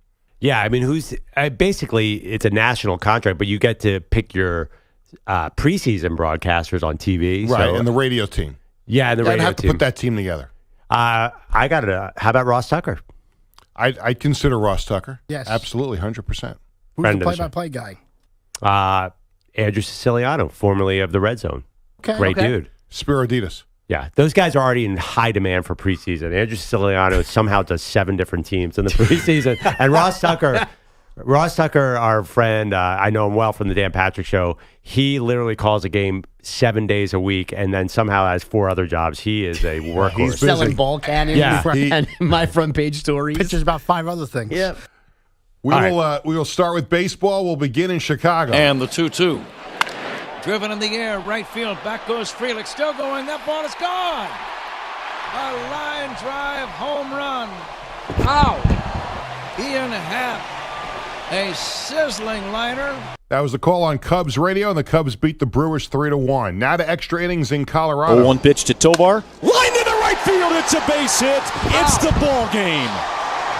Ezekiel Tovar with a walk-off single. And in 12 innings, the Rockies get the victory 9-8 in Game 1 against the Red Sox. Jack Corrigan on Rockies radio. Also last night, Dodgers beat the Giants 3-2. Teoscar Hernandez 3 for 4 with a homer and 3 RBI as LA has won 4 in a row. You had the Angels beating the Mariners 3-1. Ace topped the Astros 4-0. The Reds beat the Braves 4-1. Francisco Lindor hit 2 home runs. The Mets over the Marlins 6-4. The Yankees beat the Rays 9-1. 5 home runs, including 2 from Juan Soto. ACC Commissioner Jim Phillips announcing yesterday that the league will fight lawsuits with Clemson and Florida over the league's withdrawal penalty and grant of rights. We will fight to protect the ACC and our members for as long as it takes. We are confident in this league and that it will remain a premier conference in college athletics for the long-term future. These disputes continue to be extremely damaging, disruptive, and incredibly harmful to the league. I don't think this is going to work out for the ACC. It would have been cool when he said this like 18 months ago. Yeah, it seems a little too late to start throwing fists. I just think we're too far down the road. I've seen some of the things that Clemson and Florida State are trying to do here. It's in the court's hands. I just don't think the ACC is going to be able to keep this together on the football side at all. It's too late. They're already too mad. They're already too far down the road. I don't know that they can do anything else. Like this year, they have that incentive thing where if you play well, I think in any sport, maybe only football and basketball, but you can earn yourself more money by your on-field, on-court success. Mm-hmm. But there's only so much you can do like that, and the money that you can get, I think it's up to $20 million, doesn't still get you to what every SEC and Big Ten school is making. They're way behind. They were way too sweet and way too confident in their contracts for too long, and now I don't know that they can fix all of this. Yeah, and the other thing, too, it's funny, the one saving grace is nobody wants Florida State, apparently, because they're not a great partner. But I still think that at some point soon, those two schools are going to break off and maybe more, and there's going to be more realignment. Eventually, I'm a believer that it'll be SEC and Big Ten. And Big Ten Media Day starts today. They're already huge. I think they get bigger. Right now, they say we're good where we are, but we will see. I just don't have faith in the ACC. Phillips believes in forceful leadership. Forceful moments deserve forceful support and leadership. And I don't know that I've changed at all other than I stand by everything I've said. And either you believe in what's been signed or you don't. And Phillips also says this does not have to be confrontational. This thing doesn't have to be evil. This thing doesn't have to be about hatred and all the other things that I think we all see kind of just free-flowing in our societies. It's important, and we've taken our stance, and we'll stay on that stance, but we'll do it in a very respectful way. And the ACC has filed countersuits against both schools. Move on to the NFL. Packers quarterback Jordan Love will not participate until a new deal is done. The Packers and Love said to be close to an agreement on a contract extension. The USA men's Olympic basketball team finished their pre-Olympic tour 5-0. They beat Germany 92-88. LeBron James had 20 points, 6 rebounds, and 4 assists. The NBA could also stay with TNT. Warner Brothers Discovery announcing they've matched Amazon's $1.8 billion per year offer, but still question as to whether or not they can actually match the offer that Amazon Prime signed last week with the NBA. Well, it's just wishful thinking. We got to keep Charles on TV. So whatever has to happen, get the lawyers on it, so Peter. Let's make it happen. You think he reverses course and does not retire if TNT retains the package? Yeah, I mean, I'm stealing this from Maggie. She says Charles is just playing hardball. No, I don't think he retires. I don't think he can put the mic down. He says he doesn't like it. He says he wants to go play golf and hang out, but he's an addict at the end of the day, just like every other broadcaster. I love Charlie. He loves hockey, so that's why big reason why I like him too. By the way, when I say addict, I mean he's addicted to having his opinion known. And he's all that positive reception he gets for every single thing he says. It's hard to turn that away. I mean, if you're Charles Barkley, why would you walk away? Yeah, I mean, maybe he wants to just work less, so he's trying to maybe that's what he's hoping to get out of this, like a less of a commitment to games. Because don't they do 2 nights a week now? Oh, maybe he wants to do less. But yeah, like they do 2 nights a week, but he only does 1, I believe. Okay. So like there's like a B team with like right, Shaq the Lefko one, Jamal Crawford, yeah. And I say B team, they're all awesome too, but you know. he only does one night a week. Yeah. Adam Lefko on the other line saying, who you calling B team? But I understand what you're saying. Yeah, I think Charles, though, when he's there, he doesn't even watch the first half the time, but he's the only man honest enough to say, it's like, man, I was watching Rizzoli and Isles. I did not watch that first half. When he does that, and he still does it on occasion, he's like, that was just too boring for me. I used to do it during the Spurs. It's the funniest. I think we're going to have him in our lives for longer. I just can't imagine NBA without Charles Barkley. Does he need, could he just be in commercials, or does he need the NBA to keep him in everyone's consciousness to still sell me Capital One cards and stuff like that? I don't know. Nicholas and Palmer did high price ads the rest of their career. I think, he does that thing with Sam Jackson and Spike Lee. Yeah. I think he's recognizable enough, and his voice is so recognizable. I don't think he needs to be on TV, because you think of the people who are watching the Subway ads, they're not watching a TNT halftime show.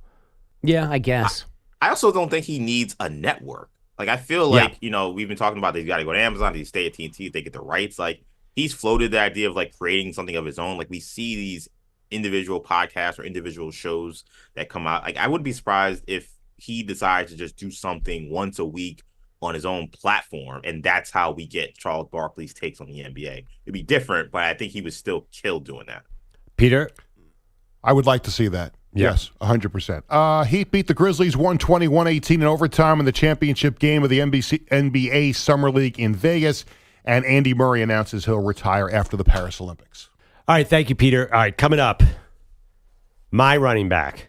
You'll notice I'm wearing, if you're watching on Infinity Sports Network YouTube channel, Penn State football shirt. Noted Philadelphia University. Yes, my running back, Saquon Barkley, of course, went there, and he grew up, I believe, an Eagles fan.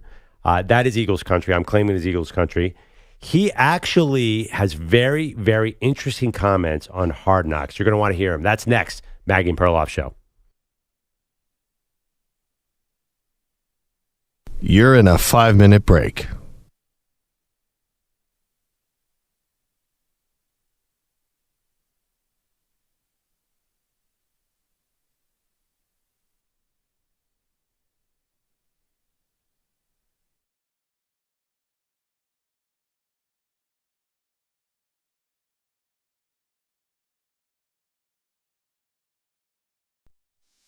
Reevaluating's got something to say. Infinity's mice. He's feeling the dismay. No NBA on NBC. What a shame. Just JJ Redick's wine ain't the same. Peter Bellotti is getting upset. Maggie Perloff, can you hear his plea? Bring back the NBA on NBC. Set his spirit free. He misses Mar. Co-stars and the crew, those were the days. Pete cries out, boo, boo. Bring it back, oh can't you see? Bring back the NBA on NBC. Let it be. Pete's mad, he's feeling sad. Bring it back, oh make it right.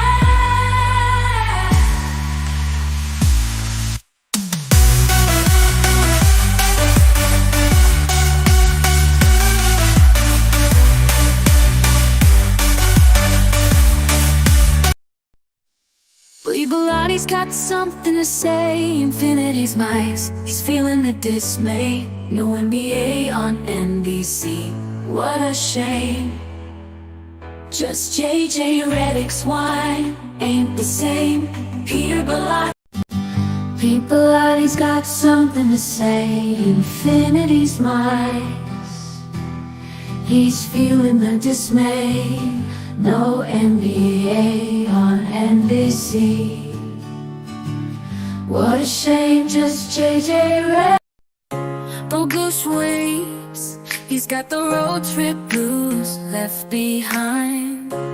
Feeling like he's bound to lose.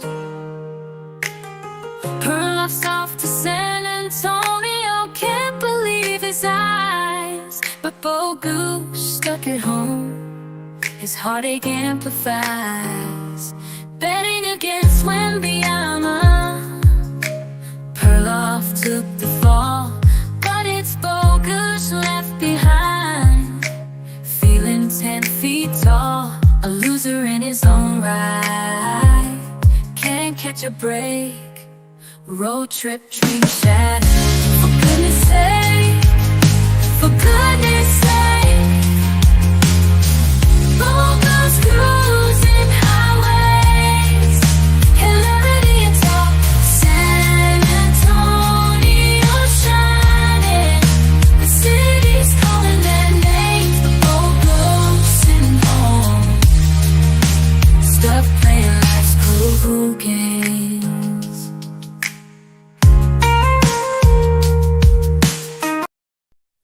Bogus waves. He's got the road trip blues left behind. Feeling like he's bound to lose. Perloff's off to San Antonio. Can't believe his eyes. But Bogus stuck at home. His heartache amplifies. Betting against Wembyama. Perloff took the fall, but it's Bogus left behind. Feeling 10 feet tall, a loser in his own right. Can't catch a break. Road trip, dream shattered. For goodness sake, for goodness sake. Bogus cruising highways. Hilarity atop San Antonio shining. The city's calling their names. The bogus sitting home. Stuck playing life's cuckoo games.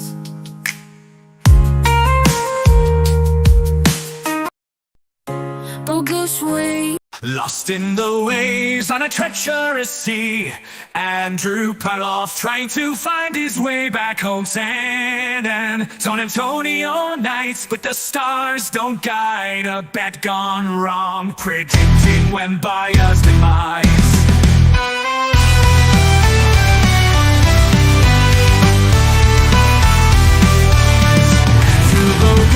The loser left alone, crying in defeat. Welcome back to Maggie and Perloff. Andrew Bogus sitting in for Maggie. We are very lucky. Later today, Diana Rossini will be in the house, stopping by the show. Her new podcast had a very revealing interview yesterday with Saquon Barkley. Now, Saquon Barkley left the Giants this offseason, is now a Philadelphia Eagle, my team. We got to see it all play out on Hard Knocks. And while it seemed like there was drama going on, the Giants didn't know what they were going to do. It doesn't seem like Saquon saw it the same way. Let's hear from Saquon Barkley in his interview with Diana Rossini. It was over after that phone call, in my opinion. As soon as he said to go hit the market, I never, in my heart, truly believed that they were going to match it, or they only wanted me for a lower price. So, like, no matter what, I probably wasn't going to go back. Yeah, I'm not surprised, Bogus, because I understand what he's saying, and the Giants did give lip service. I don't think they ever wanted him, and I think there was reasoning behind it. He is expensive for a running back, and to be honest, this is not a team that needs an expensive running back. And isn't this good business to go, hey, listen, you think you're worth more than we think you're worth? Go out there and see if that's true or not, and see if somebody wants to pay you what you want, and if not, then we're sitting here waiting. Now, you and I have gone back and forth, I think only off the air, though, about what we hear Joe Shane say on the phone, on one of the phone calls. I think this is with Barkley's agent on last week's Hard Knocks. And I believe Saquon discusses it in this piece with Diana when Shane says, if we do 3 years at 12.5 and 25 mil guaranteed, is he a Giant? Right. I think that's Joe Shane unofficially making an offer to Saquon Barkley. You think it's 100% hypothetical and maybe even coming from Barkley's side. No, I think he was trying to say, hey, if we match this number, would he go to the Giants? If we give the same money as the highest bidder, will he come to the Giants? Isn't that what he was saying? I thought he was saying, like, if the offer is this, you guys will say yes to it. We'll ask Diana, because I'm not sure that's exactly what it was. You have to understand too, when you look at that number for Saquon, the contracts in the past the running backs have signed, in recent past have not worked out. Le'Veon Bell to the Jets was a disaster. I think Derrick Henry got overpaid.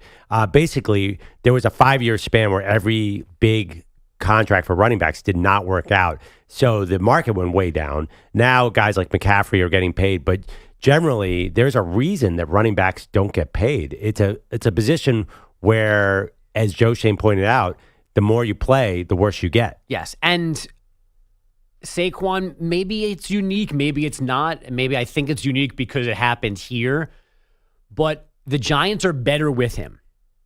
Daniel Jones specifically is better with him. I think you're going to grow to love him with the Eagles. Mm-hmm. But I also understand that the Giants in this situation could not pay him what the Eagles did or what anyone else was considering doing with Saquon Barkley because they had so many other issues to figure out. Well, the way Hard Knocks painted it, they needed offensive line help, and they needed money for that. And by the way, they signed another offensive lineman yesterday. Yes, I feel like that is more important than Saquon Barkley. In fact, I know that's more important than Saquon Barkley. So are they going to miss him if they improve on the offensive line? Yes, because they are far less worrisome as an offense without him. He was their best offensive player, and they have not replaced that. Well, they got Devin Singletary, motor. Yeah. Fine, not Saquon. They got Malik Neighbors, new weapon on the outside. That's the thing. And they have a healthy Daniel Jones who can run again. Yeah. That's how he was good 2 years ago. But if they give, listen, it's 2024, dude. You got to pass the ball. You can't have your quarterback throwing for 15 touchdowns and getting a $40 million contract. It's time to wake up and get this. At least give Daniel Jones a chance to show that he can be a passer in the NFL. Otherwise, what are you doing next year? You're just going to keep on going with Saquon and try and win 9 games? Right. And now we're going to see, apparently tonight, we're going to see all of the different avenues they explore the Giants did to draft a quarterback or have a different quarterback on their horizon, on their roster. That is interesting. There's been some really cool clues in this. We saw a line where it was in the teaser where somebody in the building says to Brian Daboll, would you trade up for Jaden Daniels? He could not have said yes faster. He's like, yes. Yes, I would. Yeah. That was not going to happen because he was going to Washington. They love Malik Neighbors. There was also a clip where Brian Daboll was watching Malik Neighbors. It was at the combine. He's basically, hey, I watched our guy for 6 hours today. He's going to be great here in New York. I also think simultaneously they knew they were getting Neighbors. I don't think they ever really thought they were drafting a quarterback, in my opinion. Because I think they knew they couldn't get to 3. Yeah. And they were not going to take McCarthy or Bo Nix, so they knew that they were staying at 6 and that Neighbors was the pick. Not because they didn't want a quarterback more, just because they knew they couldn't get to 3 to take one of the 3 guys that they wanted. Well, it's funny. They did go over and talk to the Patriots at the combine. Right. Joe Shane walked over and talked to Elliott Wolf and said, hey, if you're shopping the 3 pick, please keep us in mind. Felt a little staged, actually. It was kind of weird. It also sounded like presumptuous. Like Shane did that. It's the same thing as Barkley. And at least with Saquon, he's coming from in-house, they have a relationship. But to be like, hey, make sure you call me before you do anything at number 3. I'm sure it said a lot, but it just felt, in that moment, it felt weird, because you have what to give. It was just a weird, weird back and forth. I was wondering the whole time, too, the Patriots have to know he's mic'd in this setup. The cameras couldn't go into their room, but they know this is going to be on the show. Well, I mean, in reality, the Giants sat at number 6 in the draft, which would have been a valuable pick to the Patriots. If somebody was going to trade for that 3 pick, they need to have a high first-round pick. Because I don't think the Patriots were walking away with nothing. But the Patriots didn't have a quarterback. I don't even know why they had to take a quarterback. And the early returns are great on Drake May. Apparently, he looked good in minicamp. He's got a gigantic head, as we saw in Hard Knocks. Did you see that Caleb Williams didn't suck so far for the Bears, apparently? Wait, remember all those rumors, how bad he was? Yeah. And now in the first 36 hours of camp, much improved. He really spent a lot. Whenever time he spent away from us, he did a really good job because he's not wetting himself during practice, apparently. I know, and you know what? I'm a sucker. We're all suckers for any training camp. We're getting training camp reports. A lot of teams are in today, almost all of them. Later on in the show, we're going to talk to Diana Rossini, who's going to share more details about Saquon Barkley. This, Bogusch, you're the one who got me excited about Giants offseason Hard Knocks. I thought it was good. Okay. No, it's now so you're good. into it. I'm into it. I think it's really good. Even Saquon said it's been good. He did? Okay. He said it was interesting to see the HBO the cameras in. He watched the full episode about him, and he said it was interesting and good to see it from inside the team perspective. Well, here's the problem, though. I know you're a Giants fan.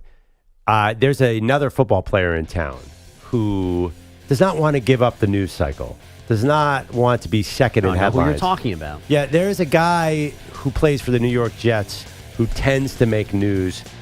He was on with two good buddies of mine over a Part of My Take. Name drop. Well, I'd say 1.5 good buddies of mine. Still a name drop. I don't know PFT that well, but he's awesome. We're going to talk Aaron Rodgers next. Maggie Perloff.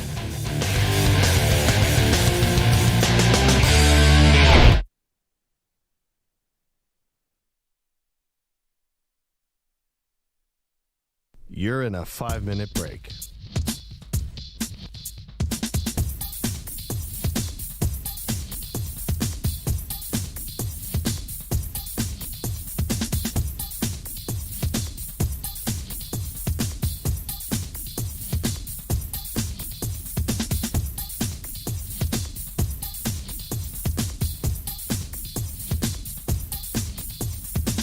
Four minutes, 30 seconds remaining.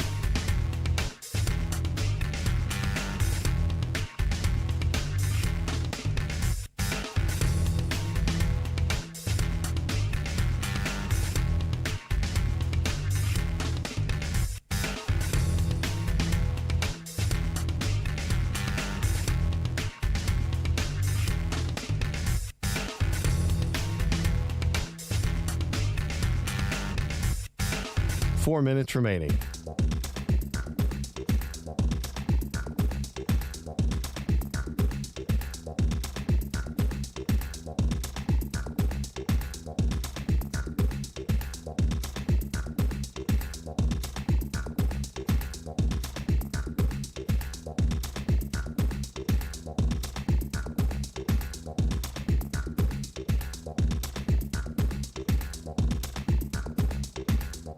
Three minutes, 30 seconds remaining.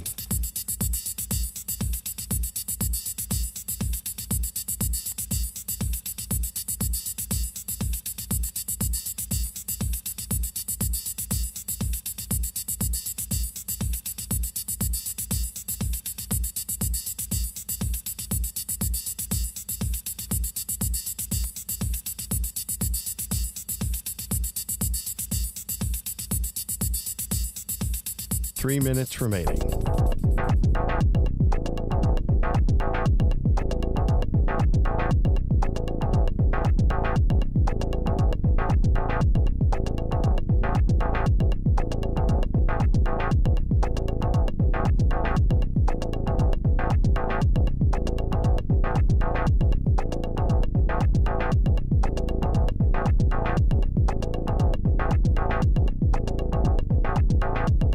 Two minutes, 30 seconds remaining.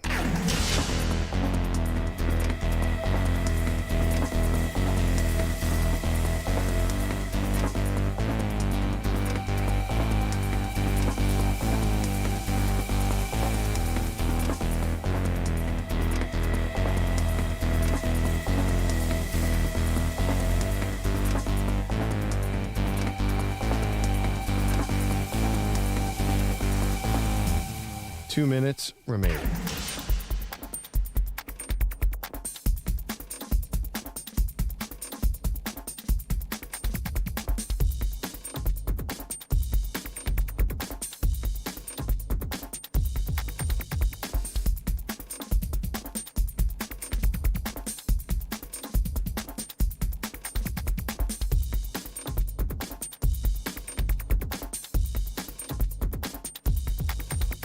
One minute, 30 seconds remaining.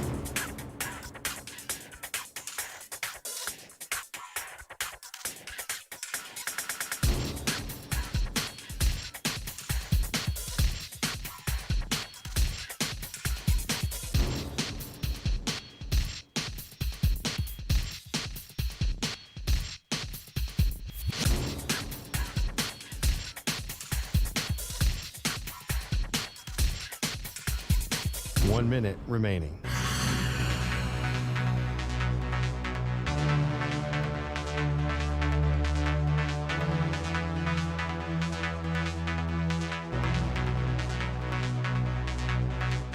.45 seconds remaining.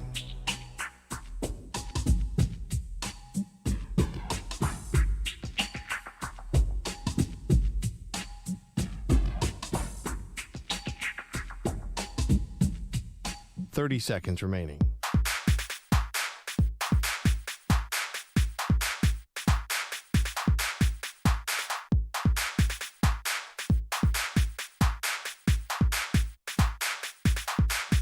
$15 seconds.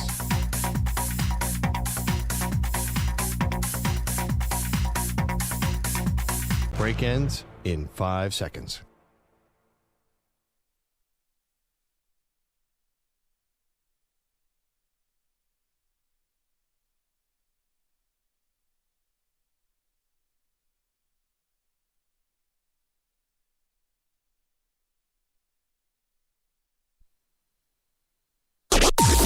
Maggie and Perloff on the Infinity Sports Network.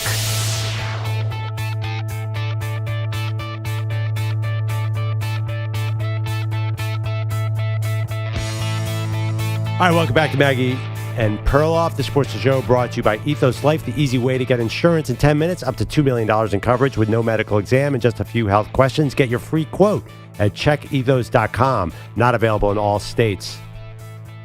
Andrew Bogus sitting in for Maggie Gray. Maggie is on a well-deserved vacation. I think her vacation has been a bit stressful. She got caught up in all that travel stuff last week when there was a big tech outage. And I saw this morning that Delta still has not, like they haven't had a flight for 4 days. What are they doing? Oh, I did not know that. How That's did we terrible. get fixed by Friday morning, but Delta is still offline? Oh, that's terrible. I did see a lot of college football reporters were flying around the country for conference media days. They're all stuck and not getting to Big Ten and et cetera. People couldn't get out of Phoenix after the WNBA All-Star game, apparently, too. Oh, that's the worst.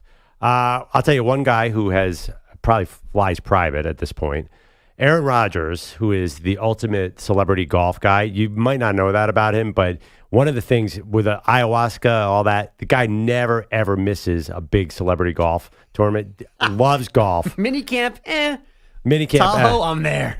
Yeah, so he was at Tahoe, and he was on the Pardon My Take podcast from Barstool Sports, and they have a long-running joke because Big Cat, who hosts the podcast, is a big Bears fan, and he said that Aaron Rodgers should be arrested, hates him, and Aaron Rodgers, to his credit, played into it, and he was on the show, and I think because of that format, he was a little more relaxed, Bogus. I feel like you got some insight into Aaron Rodgers, and he got into his minicamp, let's call it minicamp, absence, and kind of explained why he thought it was not a big deal that he was not at the last quote-unquote minicamp.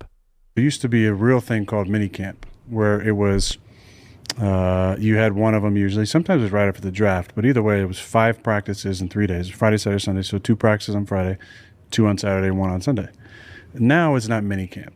They can arbitrarily put a tag on whatever week of OTAs they want to say this is the minicamp week, which makes it somehow more mandatory than the other weeks.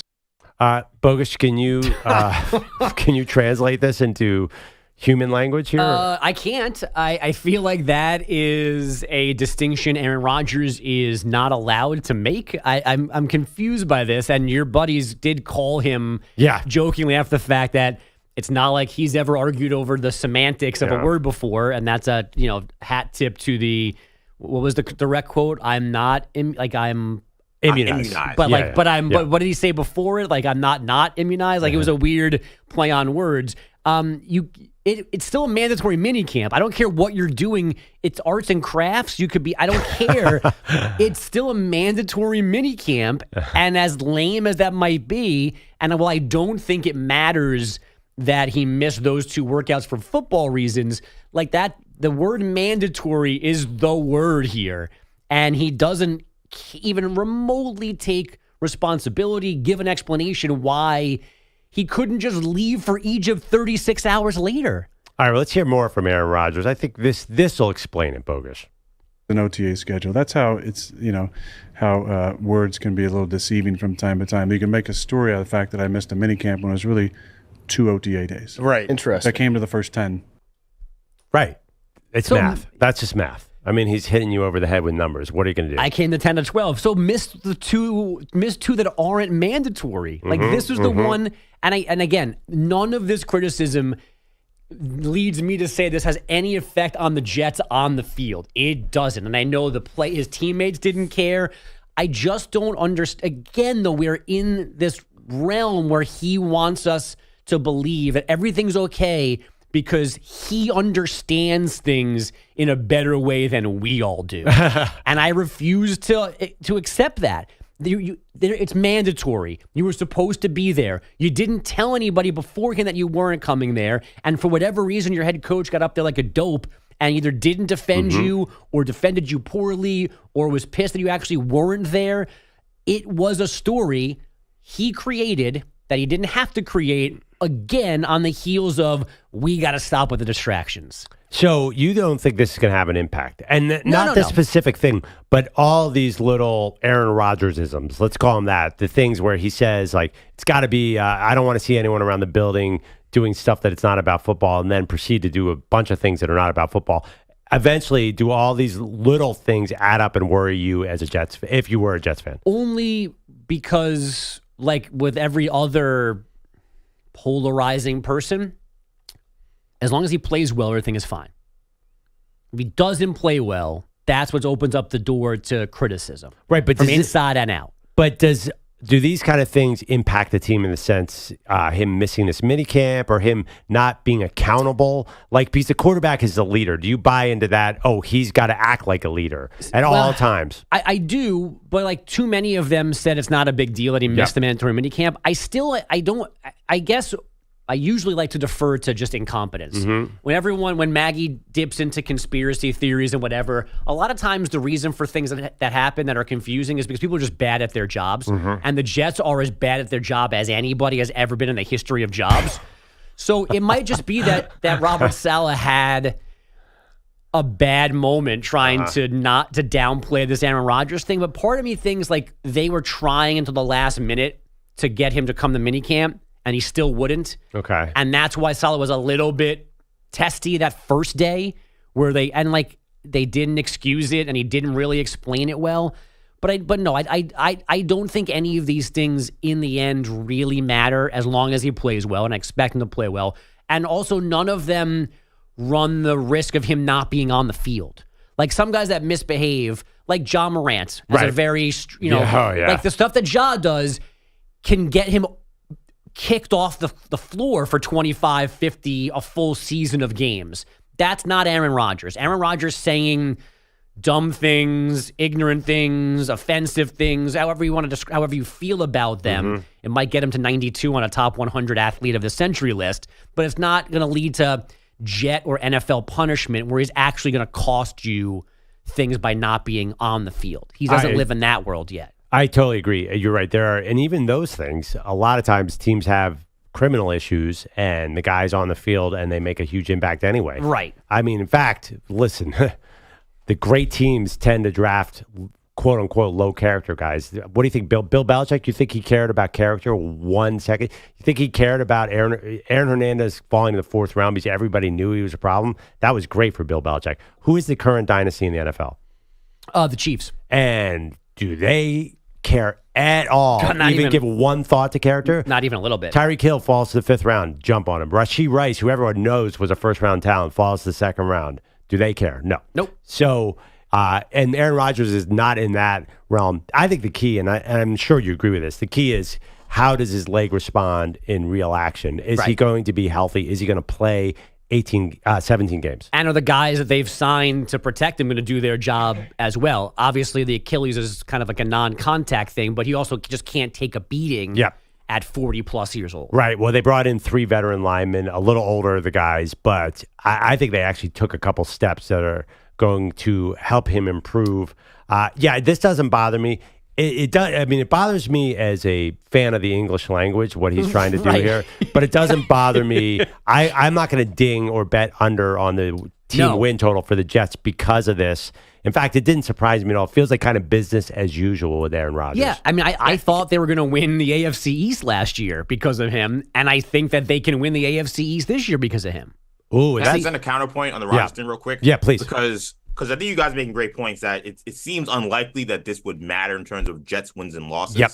But I will say we saw a lot of reporting over the course of last summer going into the season that the Packers felt like these kind of things from Aaron Rodgers impacted his ability to play. Like he did not play great in his last season in Green Bay. And when they did the postmortem on what happened, they felt like that last season with the Packers, he wasn't as locked in as he needed to be. And that led to them struggling and not making the playoffs over the course of that season his last year in Green Bay. So I ask you guys, is there any chance that this does have some correlation? Because his last team that he played with, they thought that there was a correlation between these type of antics of missing OTAs, not locking in with teammates, being on his own world and doing his own thing.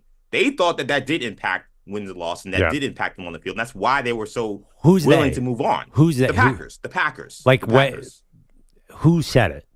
I mean, that team stunk.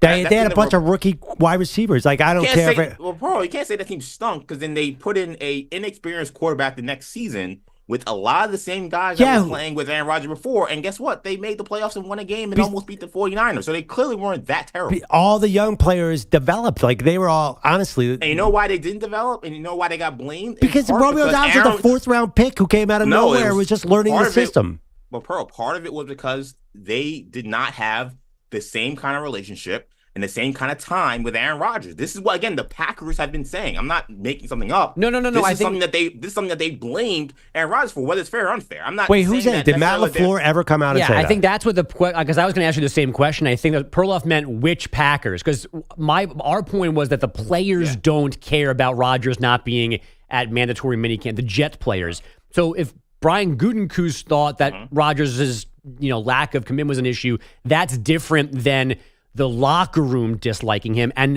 I don't think that there's been any hint that either locker room didn't like Aaron Rodgers. Yeah, my thing is that it's not necessarily a locker room thing. It doesn't have to necessarily be the players could feel a certain way. It doesn't mean that how they feel is wrong, right or wrong. Like, True. I think the Packers as their brass, again, this has just been reporting at that time, was that they felt like these things started to mount up, and they felt like at the end of the day he wasn't as locked into football as he needed to be. And it was because of things that we're seeing him do with the Jets, which is going to Egypt and trying to do these word gymnastics. Like, these things wore on the Packers, and they felt like that was a reason why they struggled and why they were willing to move on. So when we talk about how that impacts the Jets this season, I just think that's something to point out. His last team thought that this stuff did matter. You keep saying that. I'm going to give you a homework assignment. Show me the quote from Goody or LaFleur. You keep saying, show me a quote. Like, wait, you keep saying they said. I know the reporters hate Rodgers. That's obvious. But I'm just saying. They're saying inside. They're not saying this is my opinion. This is not Skip Bayless saying this is my opinion. I'm saying that there's been reporting from inside Packers brass. If you don't want to believe it, that's another story. But there definitely has been, and I think there may still be reporting from Packers brass about that they thought this stuff mattered. I think even Tyler Dunn has written about this Tyler too. Dunn has written about this. Yes. Right. I'm not making that up. Yeah. No, you're not making it up. That team around that was not a good Packers team around him. I mean, they were young and trying to figure out. A lot of those guys did not have a full training camp. I think there was a lot of times where he had two wide receivers on the outside who were both rookies. So, I mean, that's why we don't know the actual answer about it, because they both were set up to prove their points. He could look around and go, and I forget what the note was of not using a first-round pick on a wide receiver or an offensive player for however many years in a row. Like, he could point and look around and go, who are all these guys? Yeah. But he didn't go to OTAs. He didn't go to 10 of the 12 or 8 of the 12. Like, he started to not be around, which fuels the team's side of the divorce, is that he was not committed the way he used to be. So I don't know if we're ever going to have the right answer. Also, all of those things might have been true. Like, he wasn't there, so he missed time to develop, but he needed that time because they kept shuffling in all of these babies to catch passes from him. Anyway, let's not litigate the Packers, right? The Packers thing had to end. And but let me ask you this. So, EJ, those same distractions are still happening with Aaron Rodgers. Are you inclined to bet the under on the Jets because of it? Because if it affected the Packers, shouldn't it affect the Jets too? Or do you believe he's more dedicated now, despite these quotes we just heard? I think he is dedicated to do it his way. And at times, his way has not necessarily been the best way for everybody else. But I do think he has a fire under his butt in a way that is different than past years. So I think he'll be fine as long as they protect him. But I think that's a big if. So in other words, the Jets' offensive line is a big problem. But again, I will go back to the one thing that worries me is the last time I saw Aaron Rodgers on the field, he just didn't play that well. And we can make every excuse in the world about why he didn't play well, but he didn't. So I mean, his QBR was in Zach Wilson territory. So you're down. So commit to this? Are you down on the Jets? Do you think because they're my favorite team, so I'm always going to try to root for the Jets. Yeah, but you could be objective here. I mean, obviously you bet. Like, of course. I mean, I think that this is a weaker division than expected. Mm-hmm. So I think the Bills take a step back.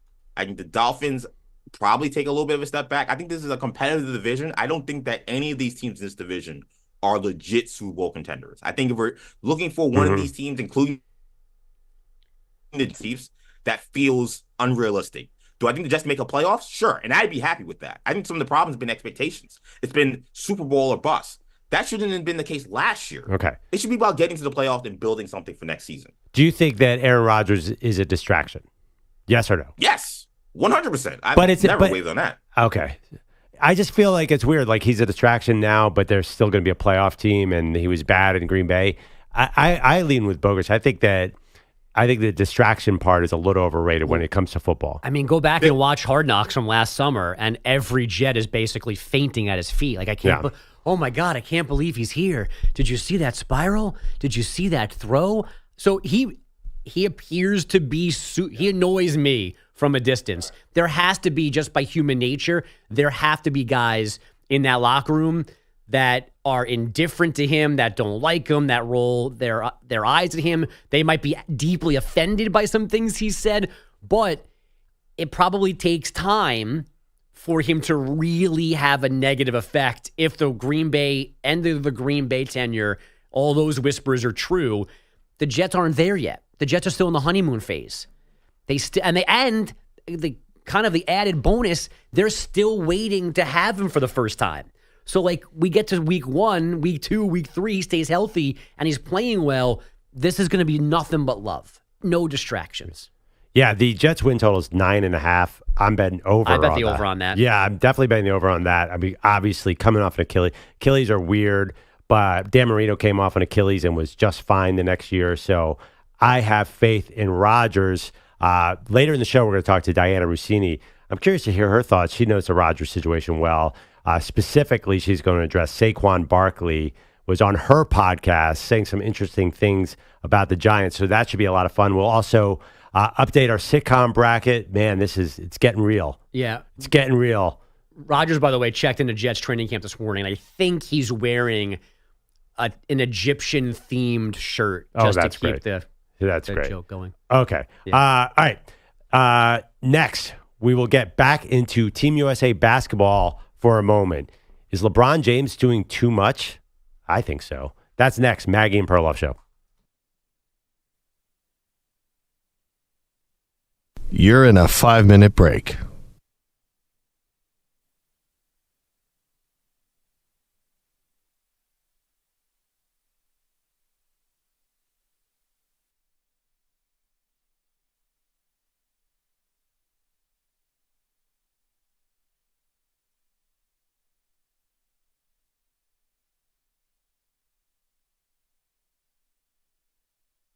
Four minutes, 30 seconds remaining.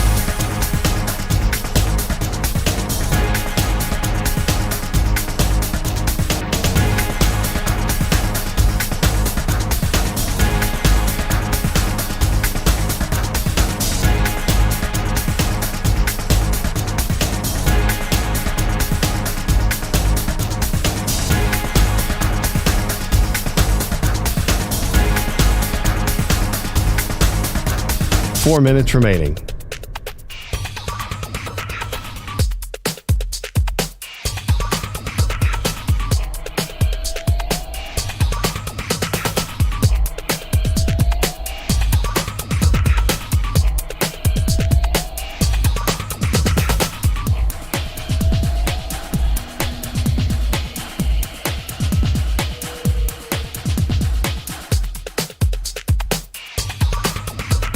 Three minutes, 30 seconds remaining.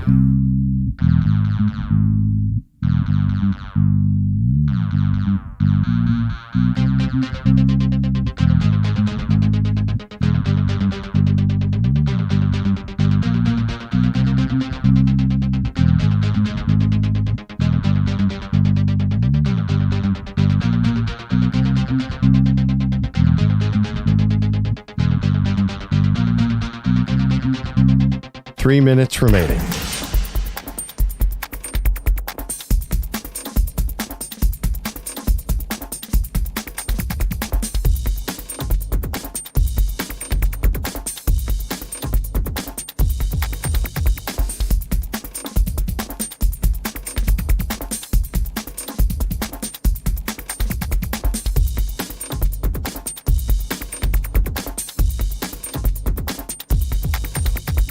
2 minutes, 30 seconds remaining.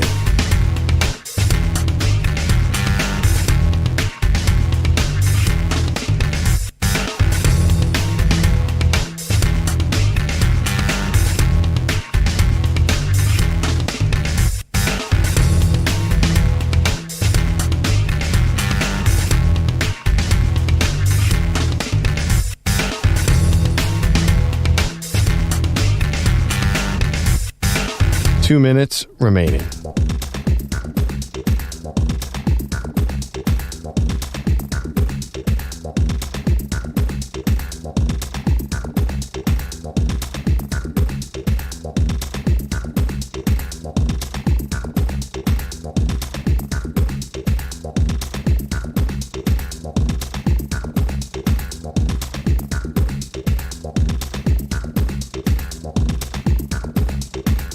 One minute, 30 seconds remaining.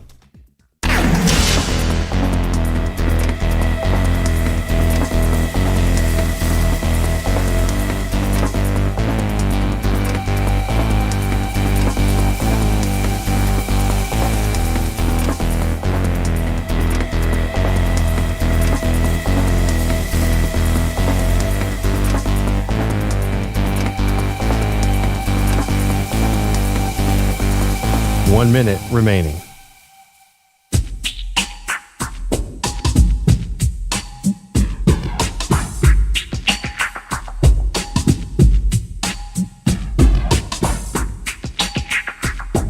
"45 seconds remaining.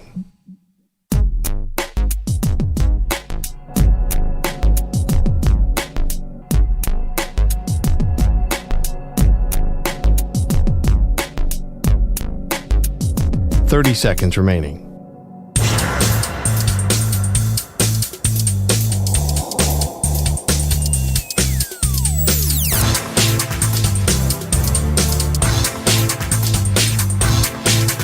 "15 seconds.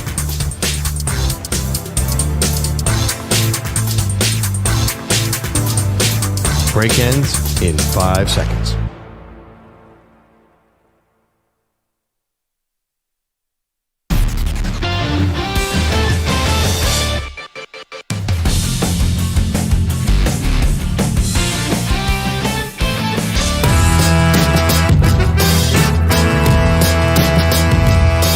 Welcome back, Maggie and Perloff. A lot going on here today. You could go to our X feed at Maggie and Pearl, vote on the sitcom bracket. You can watch us on Infinity Sports Network. Not as good looking today. Andrew Bogish and I are sitting here instead of Maggie. I'm not referring to you, Bogish. You are plenty handsome. No, you know what? I don't like this this Zoom camera being on. Yeah. Is not sitting terribly, like fast falling over my posture shorts. is awful. Yes. No thanks. No, I think it's fun. I enjoy watching the show. It's pretty good on YouTube. You get to see. It's pretty good on YouTube, like as if it's not that good on the radio. Like somehow no, it's good. different. Oh, it's great on the radio too. We love our affiliates. If you do tune into YouTube, you'll see Peter Schwartz is coming on next. I don't think the YouTube camera does sort of translate how big a human being he is. Do you think so, Bogish? Pass. No, I mean I'm not big, like overweight. I mean like he's just. No, a I big am dude. overweight. There's no question about it. Not too bad though. It's better than it was under doctor's orders. Yeah, it's better. Oh, really? I didn't even know that. Oh, yeah. No, wait, what are you talking? Years ago or recently?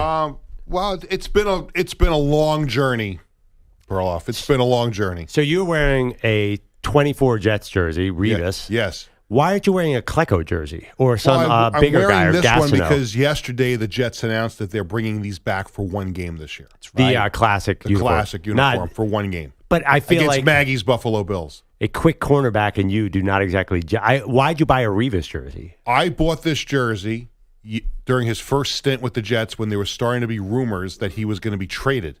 Okay. So Modell's, may it rest in peace, marked down the Revis jerseys to like $10. I knew there'd be a story. Oh and my I gosh. bought the jersey for $10. They had it in my size, and I said, it's a throwback. I'll hang it up. Maybe one day he'll be in the Hall of Fame as a Jet, and I'll have the jersey. And less than 2 years later, he was back with the Jets. If I may ask a question as a follow-up, as a more established Peter Schwartz fan than you, have you ever just bought a jersey? I feel like every jersey you own has a story of trade, discount, infamously, you self-edited a jersey into a Brett Favre Jets jersey? Yes. Have you ever just gone in and said, this guy's good, full price, take my money, Wayne I want the jersey? Corbett. Okay. Kevin Mawai. Okay. Joe Namath. Okay. There's been a few, yeah. Wait, So nobody in the new millennium, basically. That's like EJ. I'm surprised you didn't buy just when Revis was Revis Island, why you wouldn't just have bought a Revis jersey. Well, it's not always that easy to find them in my size. Okay. You know? Hey, let me ask about this Favre jersey. So you took a existing jersey? It was a Glenn Foley. My wife actually did it.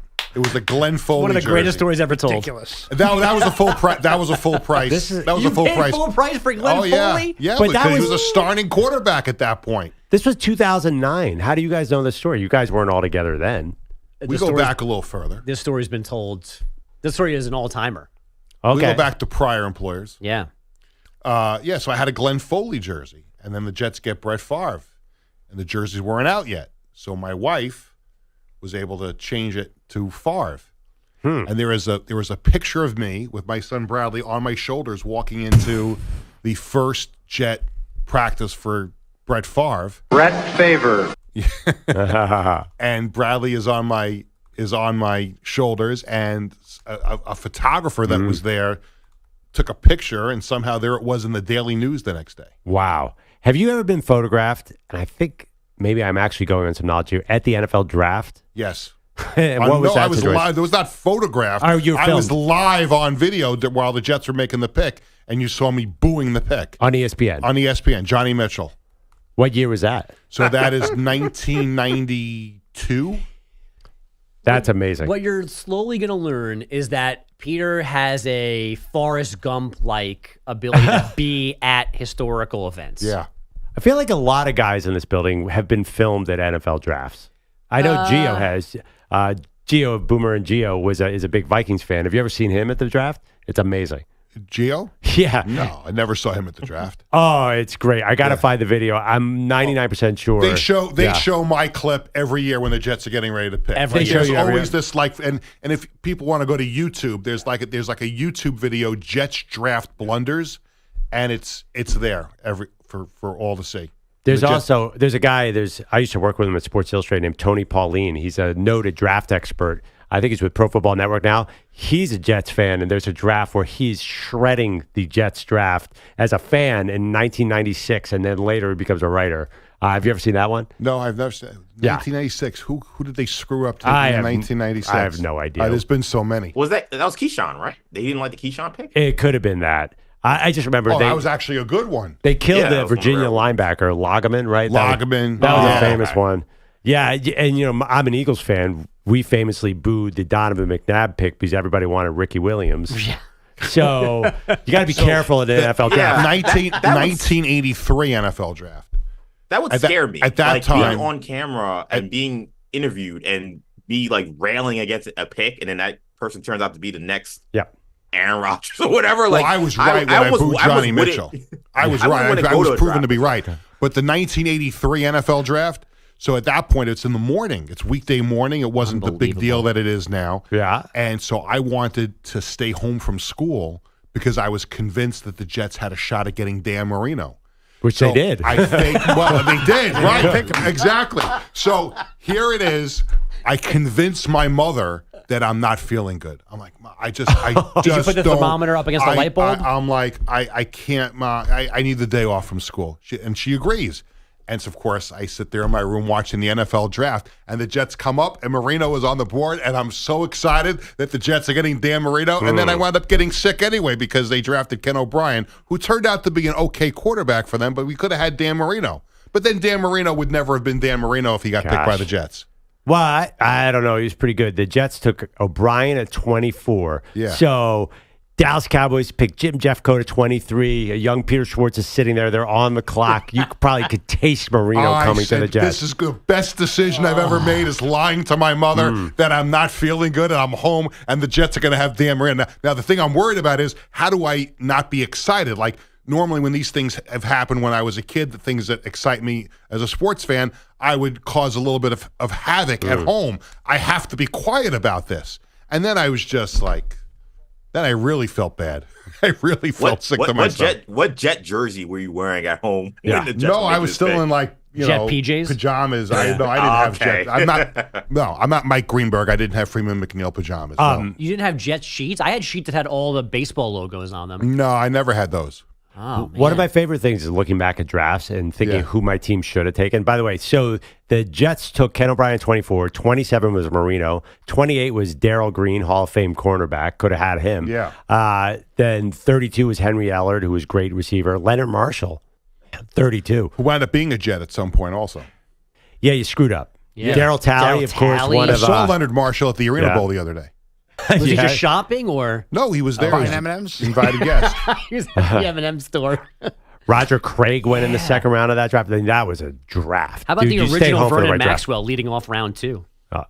I don't remember Vernon Maxwell. I only remember him as a Rocket. Yeah, of course. Charles Mann, I think, was a really good player later. Oh, my gosh, you guys missed on a million guys. Oh, they missed on a million guys. My whole life they've missed on guys. That might have been I think that's the best draft ever.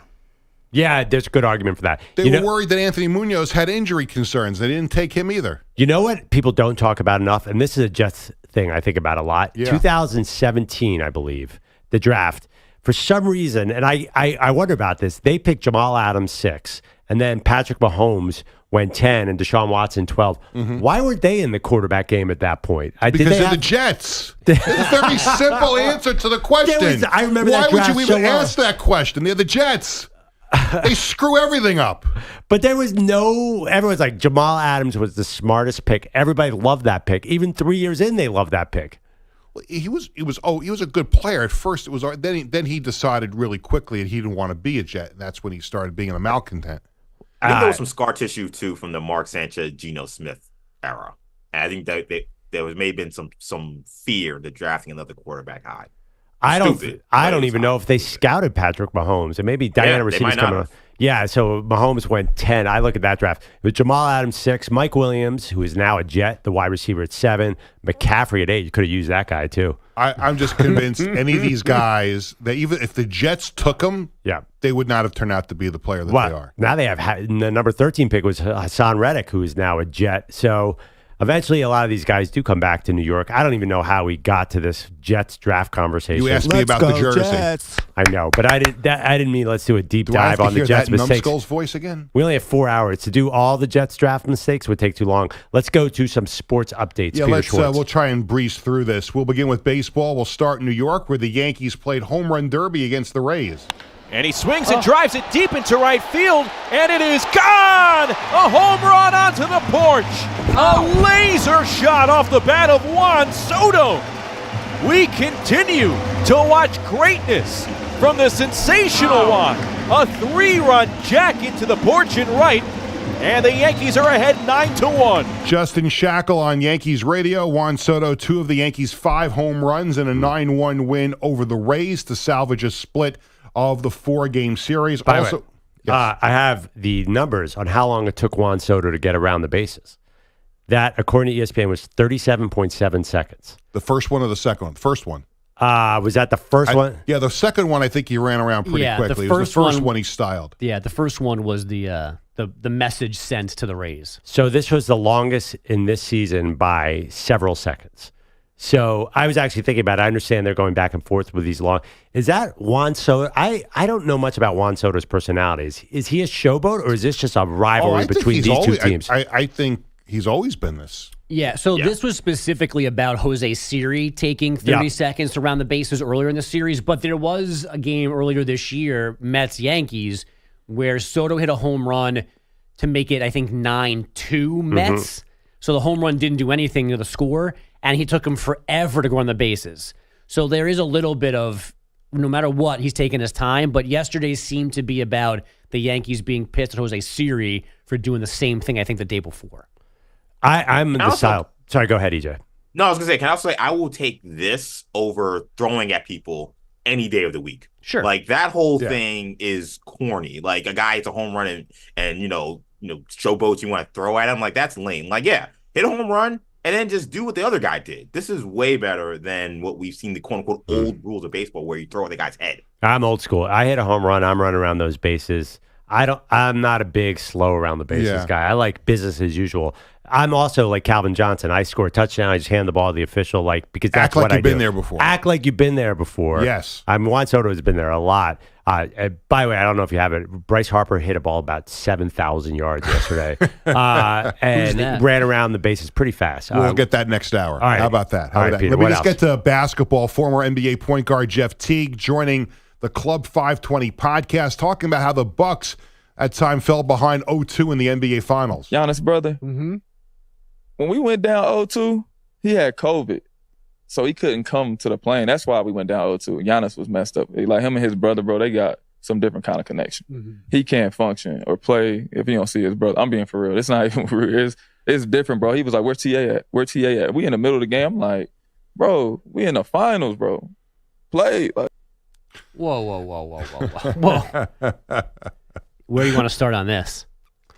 I don't know. I mean, they won the series, so it turned out okay. They did. And I think there's another clip that may explain how they won the series, but Jeff Teague is telling me that Giannis, one of the best players of all time, complete freak of nature, that he can't function on the court because Thanasis wasn't in his line of vision.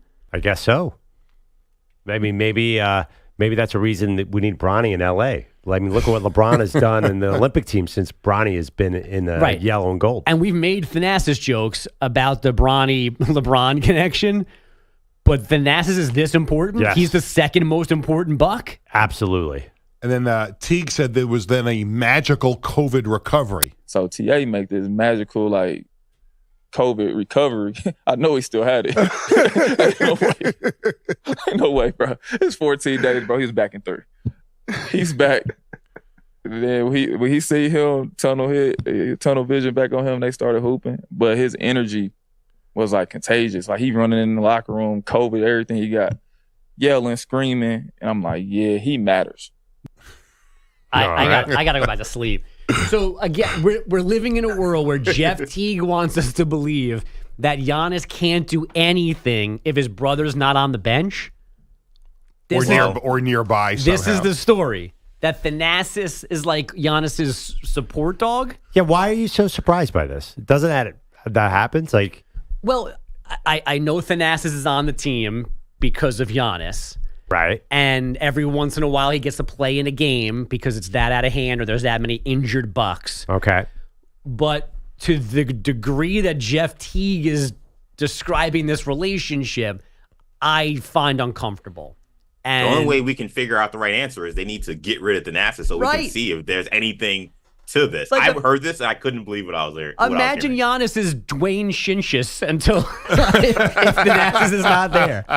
Imagine Giannis like can't walk, can't shoot because Thanasis isn't there. Like EJ's right. We need this to happen. I don't know who can intervene.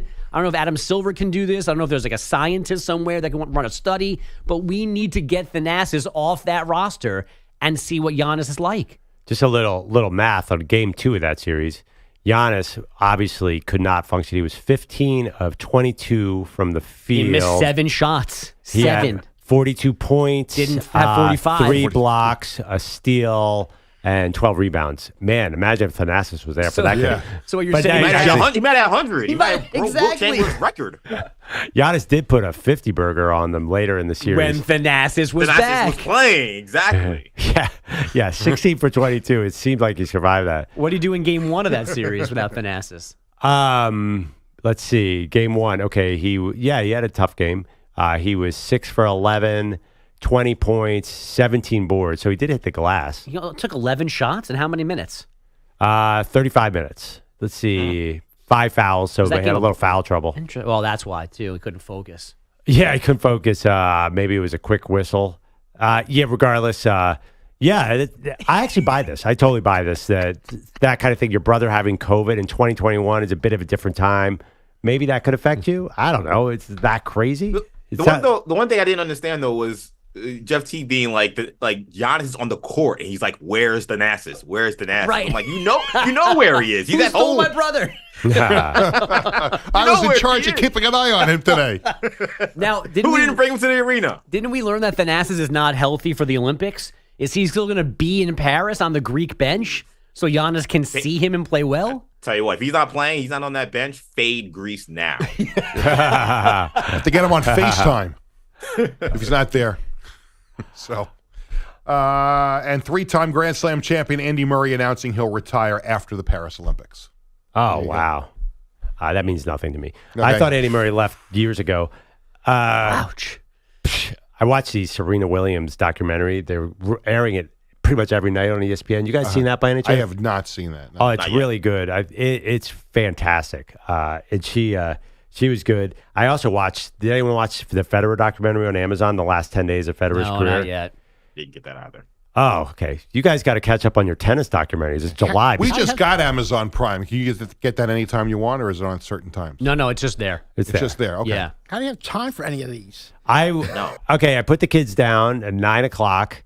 Put them down. There's a way to say that. No, they're 13 and 12. You put down babies. You put babies down to sleep. You don't put down your 13-year-old daughter to sleep. Well, I hang out with my kids until 9 o'clock. Then they go up to bed. And you stay awake? I have to watch an hour of TV before I go to bed. I just always have. Always like have. I think most people are like that. So, and usually my go-to, if it's not a game, is a documentary. So I agree. Like I fall asleep to the TV. Yeah. But my new thing now, since my kids don't need to be put down at night every night because they're 12 and they're 13 and 10, they can do it themselves. Is at like 8 o'clock, I go, all right, guys, Dad's going to bed. Well, I have a 2-bedroom apartment, so also there's one TV, so there are a lot of things I cannot watch because my daughter's hanging around. Like The Boys, for example, this new show on Prime, that cannot be on the TV when my 12-year-old daughter walks down and Homelander is tearing a person in half. I don't watch That's not good. I don't watch it in my house at any moment. I watch it on the train on my iPad so that my fellow commuters can judge what I'm watching, but not my kids because that show is dastardly. Okay, Bro, you watch that on the train? Yeah, that's a great point too. Yeah. And there's a knack of the ticket guy to show up at the worst possible times. Like, I watched episode 2. In episode 2, there's a sauna scene that happens. I watched that episode on the train. Yeah. Had my headphones on. And I still felt like everybody on the train could hear what I could hear and was watching and just judging me. I felt so disgusting. Most recently, the guy came to check my ticket in the web weaver scene where he's nervous and things are evacuating in front of Highlander. It's better than the Huey web weaver scene. That's true. Do you guys ever watch somebody else's movie on an airplane? Like there's somebody a row ahead of you. Yeah. And you can't help it. I mean, I'm sitting there 2 rows behind, weeping midair to The Notebook, and that's not even watching it. When I was flying back from London, someone had A League of Their Own in front of me. I couldn't hear it. All I could do was watch it, but I've seen it so many times that I knew all the dialogue, all the words that I was saying, and I'm like on the verge of tears, like in multiple moments of this movie. And like I'm sure people looking at me like, "What is with this guy?" But I'm watching the movie from like 3 rows back. We've all done it. All right. Thank you, Peter. By the way, that was Big Zoo. If you didn't see him on camera, you can watch us on Infinity Sports Network YouTube channel. In 20 minutes, we will have Diana Rossini, which is kind of a shame because she's a Maggie Gray super fan. She will get the 2 Andrews, Andrew Bogus sitting in for Maggie. Lots of NFL. We will talk about the training camps that open and some of the storylines we're looking forward to next. Maggie and Perloff Show.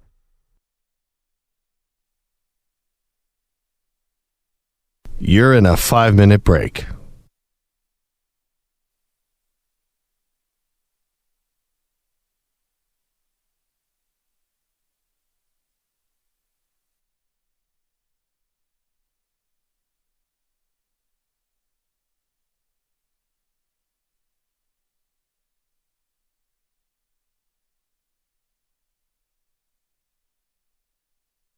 Four minutes, 30 seconds remaining.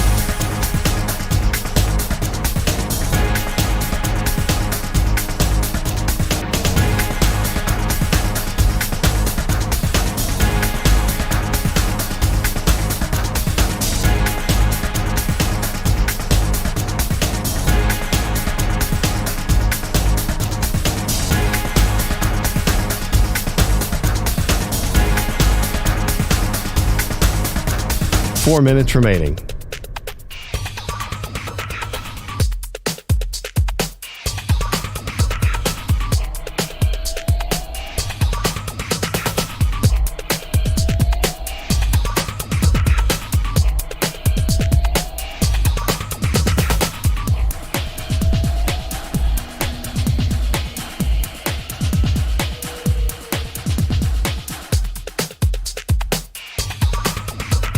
3 minutes, 30 seconds remaining.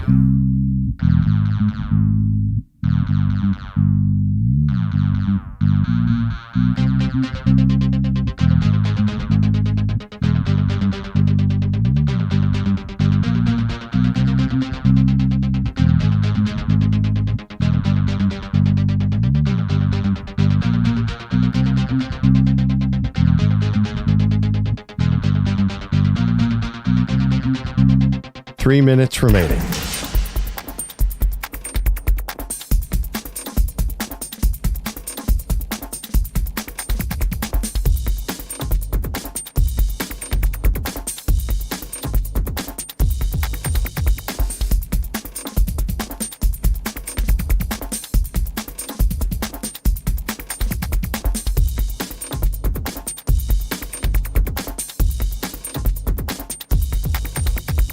Two minutes, 30 seconds remaining.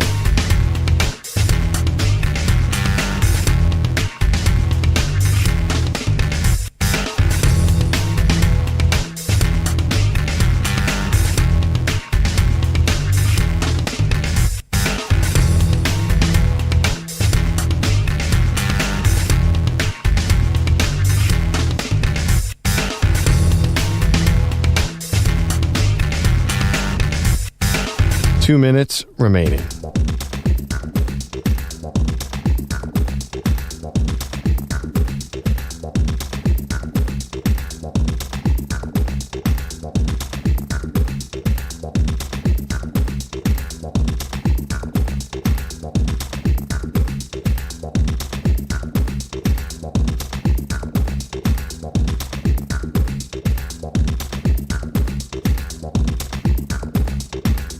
One minute, 30 seconds remaining.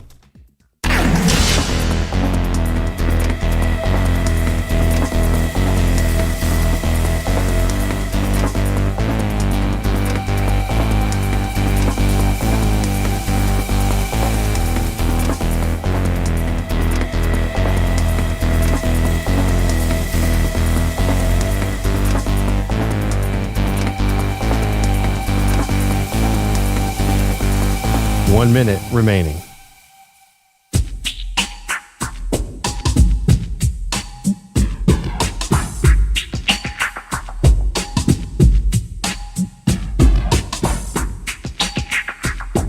.45 seconds remaining.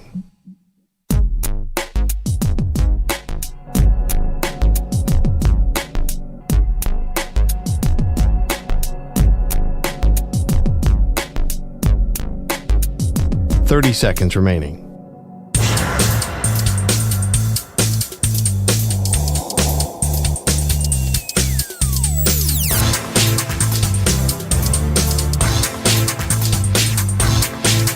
.15 seconds.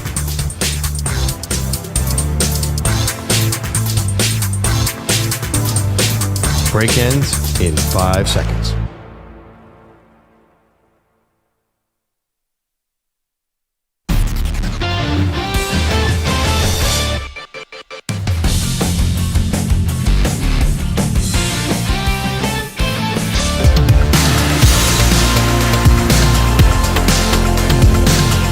Defensive Player of the Week is sponsored by the Navy Federal Credit Union, who proudly serves the Armed Forces, DoD, veterans, and their families. Their members are the mission. Learn more at NavyFederal.org. Welcome back, Maggie and Perloff. Andrew Bogish in for Maggie Gray, who's on vacation. So, folks, usually me and Maggie try to guess who it is. Not a ton of sports going on right now that have defensive players.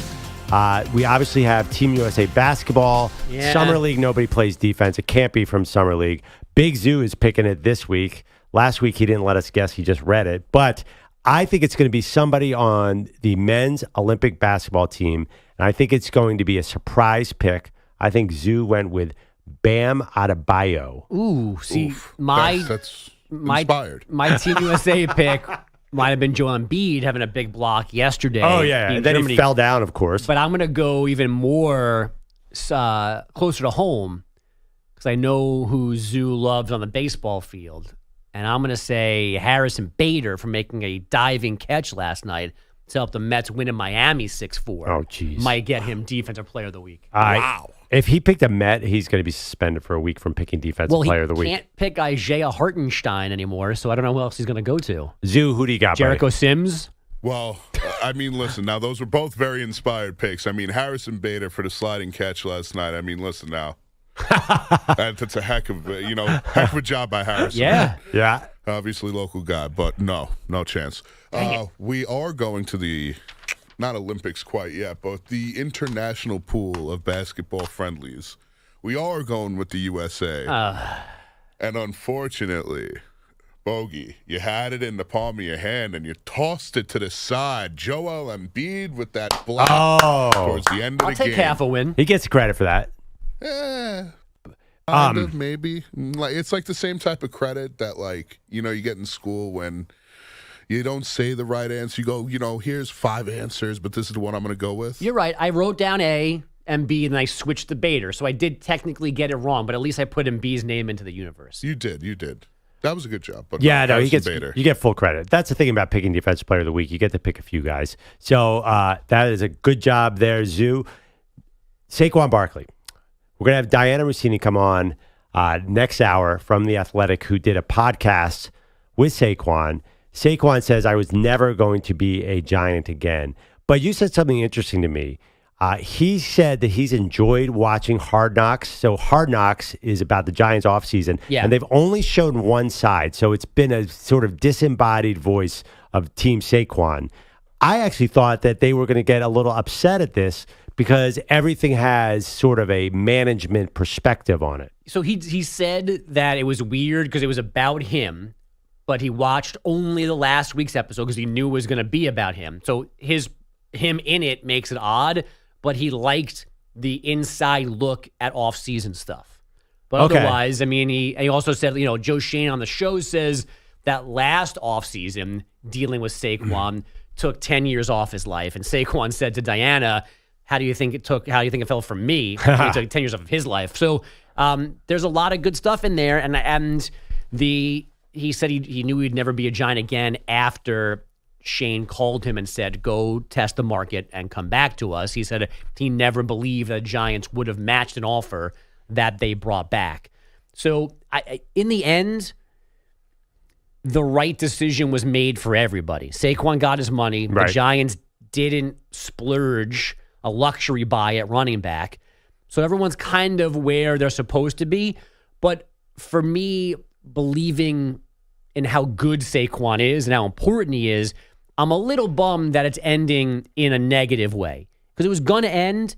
The Giants said they try to make it matter how it ended, like that it wasn't too insulting or whatever. But it certainly feels like Saquon's insulted, and fences need to be mended at some point, because at some point he'll have to be not Ring of Honor or anything like that, but the end of his time with the Giants didn't befit the way I think when he was healthy, the way he played on the field. What if he has a good career with the Eagles, though? Then I think that's going to knock out everything he did with the Giants. Well, I mean, what is it, 5 years in New York? Obviously, he could, especially for team success, he could become, I guess, more connected to Philadelphia. But time usually heals wounds. Usually. And people can move away from the business side of it to realize. And he also may benefit from the fact that the Giants can't score points still. And people go, man, we miss Saquon. Well, I got to tell you, Brett Favre got estranged from the Packers. He joined the Vikings, but he was in Green Bay for 18 years, and eventually they figured it out. Saquon's only been there 5 years. If he could have 5 more years as an Eagle and say he goes in the Hall of Fame, I don't necessarily think he's on. Yeah. He'd be an Eagle. I mean, the bus, actually, they don't put a hat on the bus like the Baseball Hall of Fame. But I don't think it's a done deal that he comes back as Giant royalty. No, not Giant royalty, but he's gonna be connected to the Giant. He's that good he's not a regular player. He still is a person in Giants history. So he's always gonna have some connection to the franchise. And again, it's not Ring of Honor or anything like that, but there's gonna be times where his name will be mentioned in connection to the Giants, and how people react to that mention, that connection, will be interesting, and is not determined yet. Definitely. Also, he's going to Philly. He's such a likable guy. Every interview I've seen with him, every time we've met him at the Super Bowl before, he's hard to dislike. We'll talk to Diana Rossini next. who is obviously the person who interviewed Saquon Barkley. She also has a lot of information on Jordan Love's hold-in in Green Bay.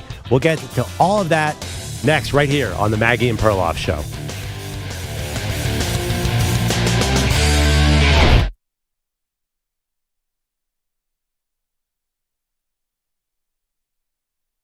You're in a 5-minute break.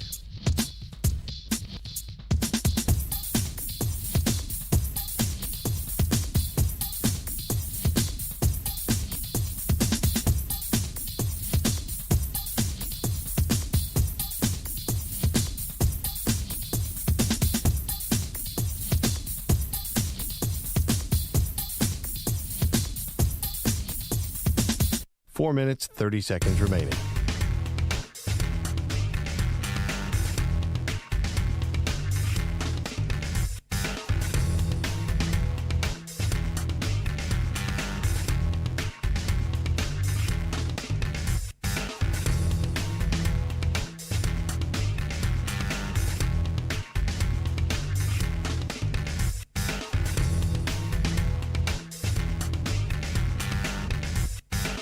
Four minutes remaining.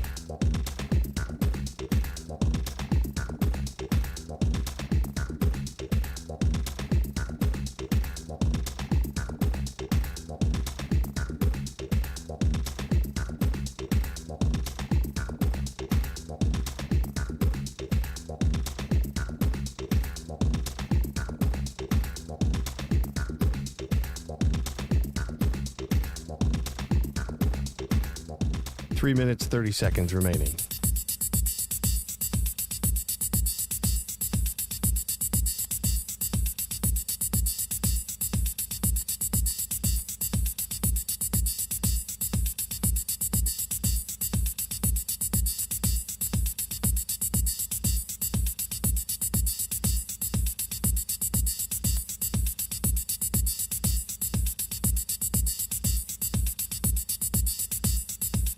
Three minutes remaining.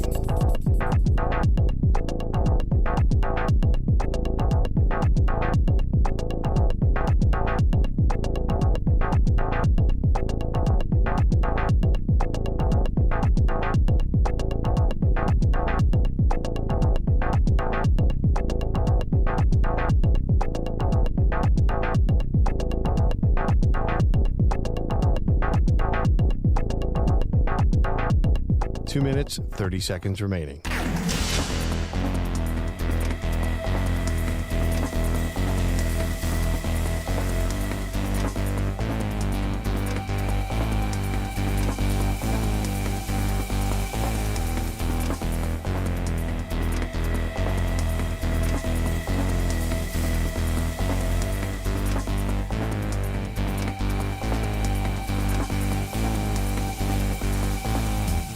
Two minutes remaining.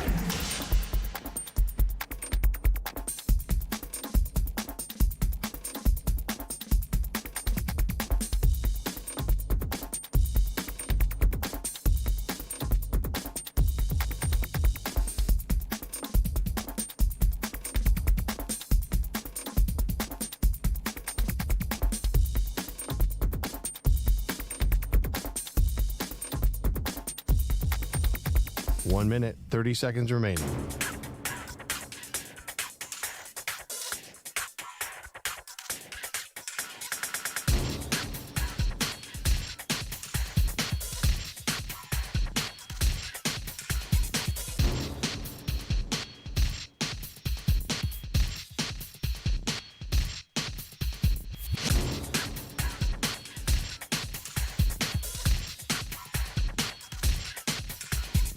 One minute remaining.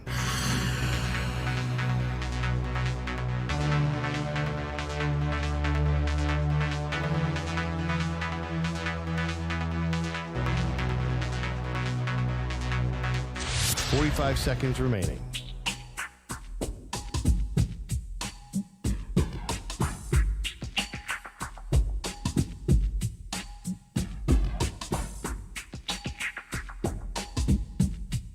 Thirty seconds remaining.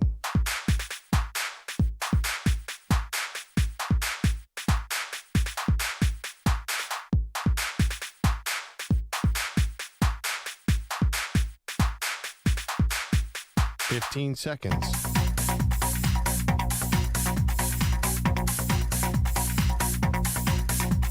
Break ends in 5 seconds.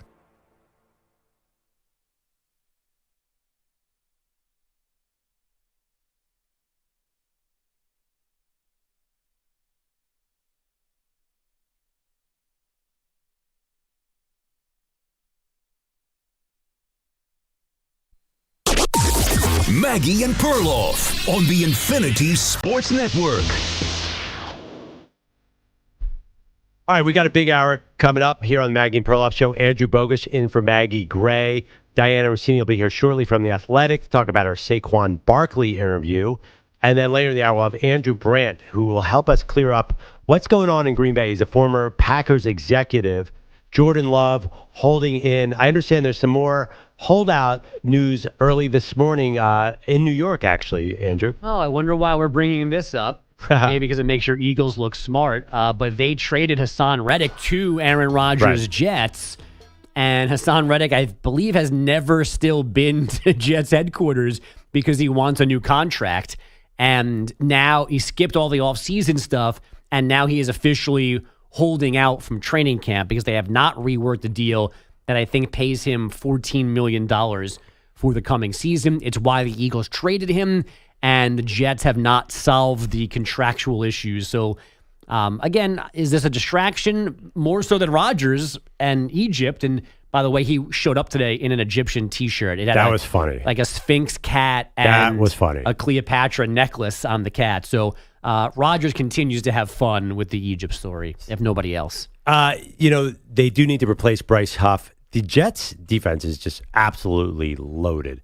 Pro Football Focus, the analytics site, ranks every unit, secondary, linebackers, defensive line. The Jets were 1 in defensive line. They were like 1 in secondary, 2 in linebacker. They are elite at every level of this defense. Now, I wonder, was that in part because the offenses last year really didn't need to put a lot of pressure on them because Zach Wilson and Tim Boyle were the quarterbacks? So the defense was in a great position. Nobody was trying to push the ball downfield against them. I guess, but they just played good defense last year too and gave a chance for that offense to steal a game or two. I mean, they played good defense against Patrick Mahomes. That is absolutely true. They played good defense against my guy, Jalen Hurts, against Maggie's guy, Josh Allen. They had a lot of good defensive games. Okay, Jordan Love, as of right now, it is 9 a.m. Eastern, is not on the practice field holding in with the Green Bay Packers. Adam Schefter, ESPN, reports that he will probably become the highest paid player in the NFL and therefore the highest paid player ever. If you're the Packers, are you nervous making that kind of commitment to Jordan Love, or are you all in on Jordan Love? I'm all in on Jordan Love. Yeah. The only nerves are the standard default nerves of just something could happen to him. But I mean, the kid's a stud. They know him as like a teammate and as a person for multiple years. The on-field stuff is, the detractors will say he's getting paid off a half a season, the second half of last year. And that's technically true, right? But they've seen him in meetings. They've seen him around the place. He's not new to them, so they basically know what they're investing in. And again, like it's so hard now in the NFL and the NBA to connect value like from contract to player because it's all, especially in the NBA, it's just a formula. A number just gets spit out, and that's what you sign a guy to. Like Evan Mobley's not worth $224 million over 5 years in Cleveland, but that's the contract that Evan Mobley can sign, so he signs it. And now, the NBA is out of control. It's ridiculous. Cade Cunningham getting $200 million. The NFL, I think those guys are worth. I mean, quarterback is so much more important than everybody else. They deserve that money. It's different than the NBA. Except that they're all just topping the number before them. So I understand what you're saying there. I think Jordan Love does belong in this $50 million crowd. I agree with you. I was thinking about Jordan Love. I fell in love with him in preseason. I know I'm playing Monday morning quarterback there. I was always bullish on him because the dude looks like Aaron Rodgers when he throws it. Right. He's awesome. Oh, you see the disappointment. Diana Rossini is coming in from The Athletic, new podcast, Scoop City. She and her family are Maggie Gray super fans. Is that safe to say? How disappointed is your father going to be that Maggie's on vacation, Andrew Bogusch is sitting in, there's no Maggie here? Please don't take offense to this at all. I'm probably going to agree with what you're going to say, so no worries. First of all, I can't live up to Maggie ever in the eyes of my family. Yeah. And it's exhausting. I am the senior NFL insider at The Athletic. Mm-hmm. I am the only female in the world right now breaking NFL news, and my dad does not care. It's like, Maggie's opinion lately, she's just been on something, maybe vacation, maybe some beach has been helping her, but she's just so interesting. It's like, Dad, I'm also interesting. Listen to me. Does he call you Maggie by accident? Probably. Okay. He's probably like, Margaret. She's actually not a Margaret. She's a straight not? Maggie. She's just a straight Maggie. I know. I called her Margaret thinking, pretending to be stern one day. And she's like, actually, it's just Maggie. I didn't know that was a thing. I always thought they were all Margarets. Yeah. So you're probably relieved that Maggie's not here, so your dad can enjoy you and you won't be distracted. I didn't look at it that way. Yeah. Because when I was asked to come on here, I was like, Maggie show? Always. Yeah, of course I'm going to go. Yeah. So we tricked you in here. Yeah, You did. basically. Okay. Yeah. Smart. Exactly. And then it was yes, and then, oh, by the way, Maggie's not here. It's like, but yes. So you know what? Shine my star voice because I need to make my father proud. Okay, this is your segment, Diana. Obviously, you obviously made him proud with all your work. So Scoop City, the new podcast on The Athletic. I love Chase Daniel. I liked him at the NFL Network. I liked him as a backup. I love backup quarterbacks. Always have. Two of my good friends are in the NFL are Case Keenum and Andy Dalton. Texas quarterbacks are the coolest. Yep. They're the nicest guys. Chase Daniel, I've watched his career, and there's a reason he's in the NFL for so long. He knows so much football. How did you guys get together for this podcast? Chase is unbelievable. He is a fabulous teammate. He's a friend of mine now. So when I joined The Athletic last year, they wanted me to start a podcast, but I wanted to do it with a partner. And just from my days at ESPN, I always liked the collaboration of a player perspective mixed with information, right? You see it every single day on television. So I knew I wanted a former player, but it's so hard to find a really invested, talented former player. They have skills and talents, but to have it all together, right, it's really challenging. So we auditioned with a bunch of different people, and Chase came across as someone that was interested, and we did one segment, and we were about 2 minutes in. And while we were doing it, I had a chat open with the producers, and I just sent back fire emojis. Like, this is it. This, you just know. It's like a marriage. Like, I just knew. Because I opened up the segment with asking him a question about a situation. I don't even remember what team we were talking about. But he was peppering me with these just natural, curious questions as a fan, while also using his own experience of 14 years in football, 7 different teams, and applying that with those questions. So it's such an easy lift. You know when you just don't have to work at it because the person just is on the same wavelength as you? I'm only 3 episodes in. So talk to me in 6 months. I may hate the guy, but right now, things are great. Now, I feel like if Maggie was here, she'd be shaking her head, not knowing what Diana's talking about. No, Natural chemistry with a partner. By the way, at some point, you got to tell us who didn't make the cut of the tryouts. A lot of people have asked me that question. That's so funny. I know you want to tell us. Which McCown brother didn't make it? Chase Daniel, by the way. I tried to get Josh McCown, actually, he's before he went to Minnesota. It's so funny. The day we launched, first text I got, Josh McCown going, could have been us. I'm like, yep, could have been us. You're back in the league, though. He's very tall, though. That would be kind of hard to do. Josh McCown. What does tall have to do with the podcast? I just think that you're very tall. You have to frame the guy the right way. Chase is not. I have no idea. No. Yeah, but Chase has got the beard, the backwards hat. Like, he brings this. Here's another thing with Chase, too, is we're both parents, right? So he's got 3 under 6. I've got 2 under 3. Oh. And we're both managing being working parents, and NFL never stops, and my role is to constantly be on, so to speak. And he's new to being a full-time dad, really, because he's not playing anymore. So before we hop on the podcast, it's like 15 minutes before we start recording, he is just flying through the shot, back and forth, yelling and screaming at this one and that one. He is managing so much at home as a dad, and he'll just sit down, put his headphones on, and be like, you have no idea what I'm going through. I'm like, actually, I do. I know exactly what's going on there, Chase. Welcome to parenting. He has a great SI cover back at Mizzou, by the way. Yeah. Okay. Diana Rossini's here from The Athletic. Her new podcast is Scoop City with Chase Daniel. Big news this week. Saquon Barkley commented on watching Hard Knocks. Andrew here is a Giants fan, so is still a little in his feelings here. Were you surprised at all by his reaction to watching the Giants basically say we're not going to invest in you? Or did you expect Saquon to sort of react the way he did? So Saquon even explained it to me as all of that happened so quickly. It wasn't as dramatic as it appeared on TV. There wasn't any lying or weird editing. He's like, it just was 2 phone calls, really. It was at the end of the season we talked, and then the call that you saw with Joe Shane. But Hard Knocks did such a good job, and Saquon even said, he's like, I loved the drama. The drama, if Hard Knocks was in the front office the year before, then he's like, that's where you would have really got the fireworks from my side of it. He said, because they were tagging me, and we didn't get the deal done, and they gave Daniel Jones the money, and Andrew Thomas, Dexter Lawrence, they all got paid, and Saquon did not. So it was interesting to hear that perspective. He's definitely turned the page, but Hard Knocks has brought it back up, so it's bubbled up slightly. So today he starts training camp in Philadelphia. So over the weekend, I figured right before he starts this new chapter, let me just find out what he's thinking, what this felt like. We got to all see the general manager of the New York Giants talk about him. We don't ever really get to see that in any walk of life of your boss talking about you. So I wanted to really just get that human side to him. And he was incredible. Yeah. He was so open and honest about how he felt, how it hurt, how he felt disrespected, but at the same time understood the business and understood that Joe Shane had to do what Joe wanted to do and how he envisions this team. After you guys put the clip out and announced Saquon's going to be on, and the clip that you shared yesterday is him reacting to the Shane call saying, go test the market.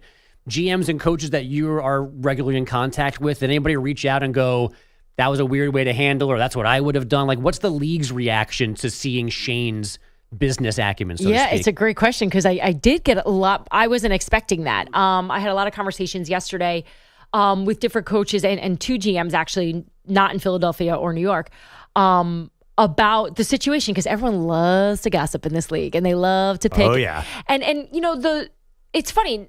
I've noticed there's a split in an opinion. There are some that are like, Joe messed up. He dropped the ball. They need Saquon. This offense does not go. He's their best weapon.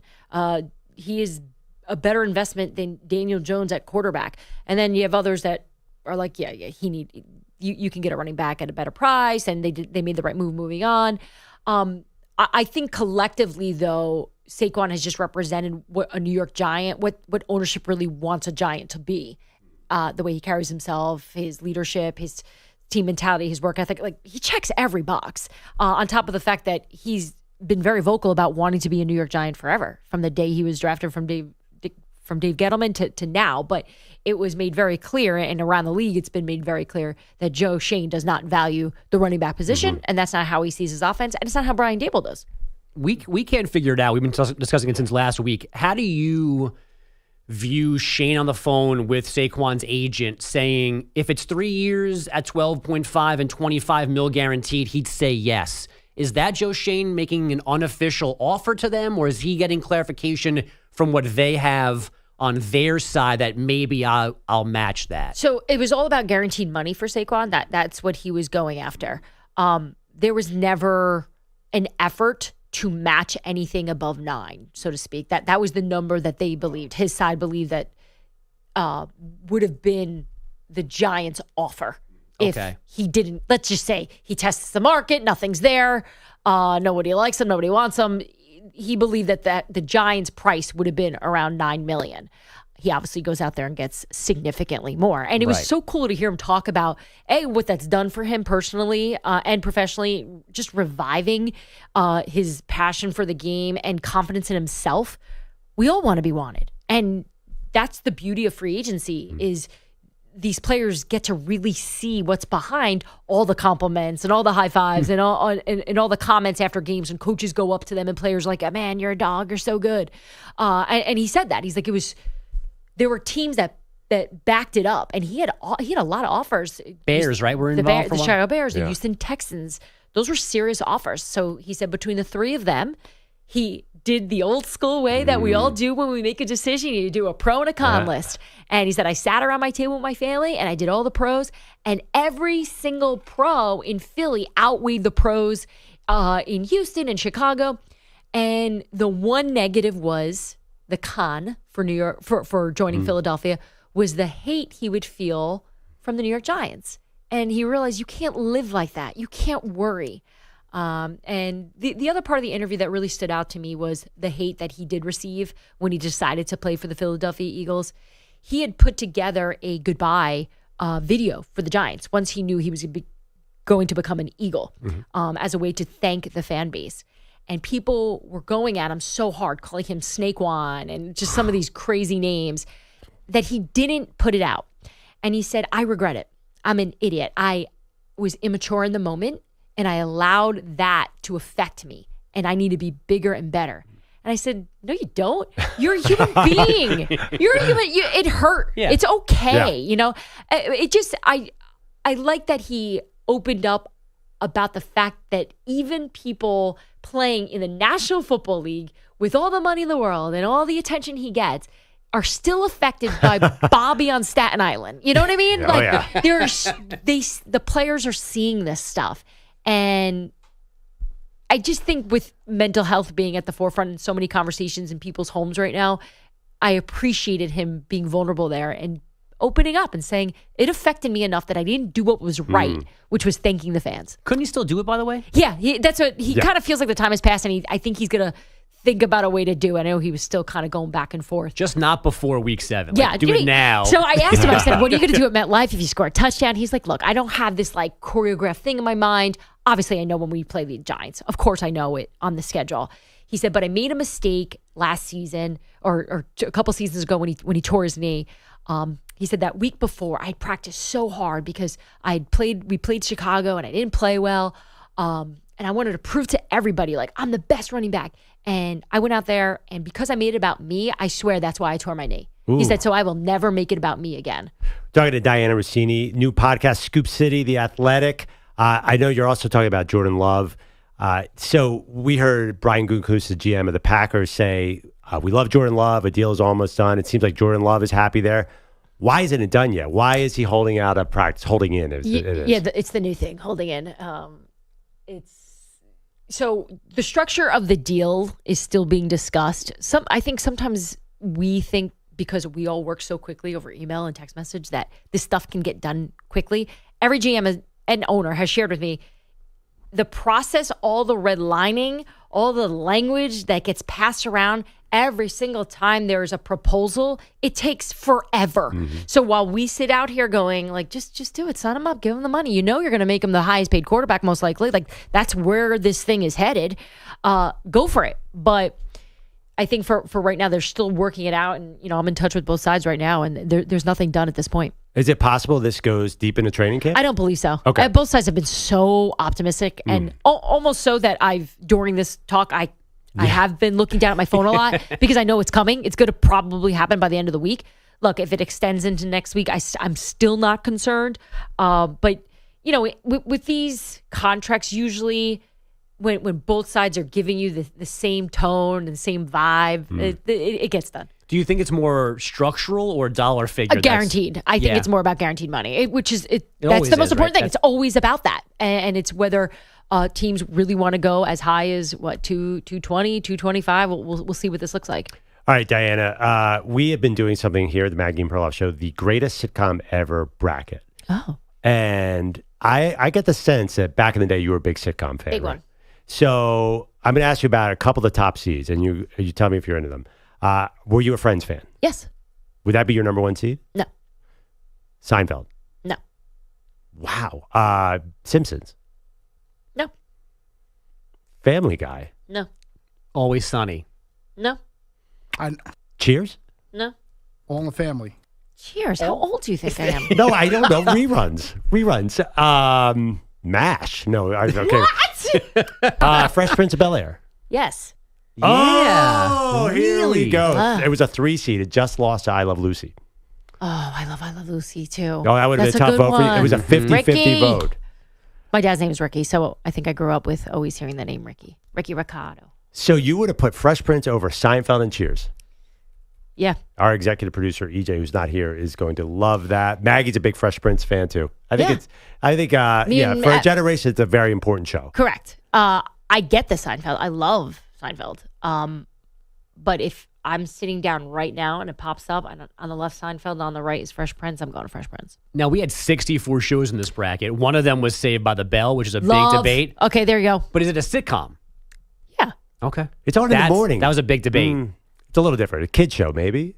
I do remember my Saturday mornings with my Right? cereal watching that show. And that is happiness that I don't have in my life anymore. And I probably never will since I have kids. I think Seinfeld's going to win the bracket. So you're okay with that? Of course Seinfeld's going to win. I know that. I almost feel like that's one of those shows that, it's just an automatic. It's just like, yep, you're Aaron Rodgers, you're a Hall of Famer. We get it. Like automatic. But I don't know. I just didn't gravitate towards it as much as I did with Saved by the Bell and with Fresh Prince. Awesome. Okay, so next time you got to come in when Maggie is here. The podcast is Scoop City. Who's coming up next? Is it always going to be guest driven, or is it ever going to be just you and Chase? Great question. Yeah. Haven't decided yet. No. Okay. I think we're going to try to find opportunities where it fits. Right. And right now is a good time as guys are getting ready to go back and they're available. It's just going to play out. We're going to see how it goes. So I have some lined up coming up. So we got Kirk Cousins on Friday. Love it. Very Kirko. pumped for that. I got Ryan Tannehill next week. Nice. Ryan doesn't have a job right now. He is in the Bahamas spearfishing and flying planes. So he's got the coolest life ever, but he's definitely still open to probably like a Joe Flacco deal, like that kind of situation. He's only 35 or so, yeah, right? Yeah. 30. Ryan's 36 now. Yeah, but yeah, relatively young.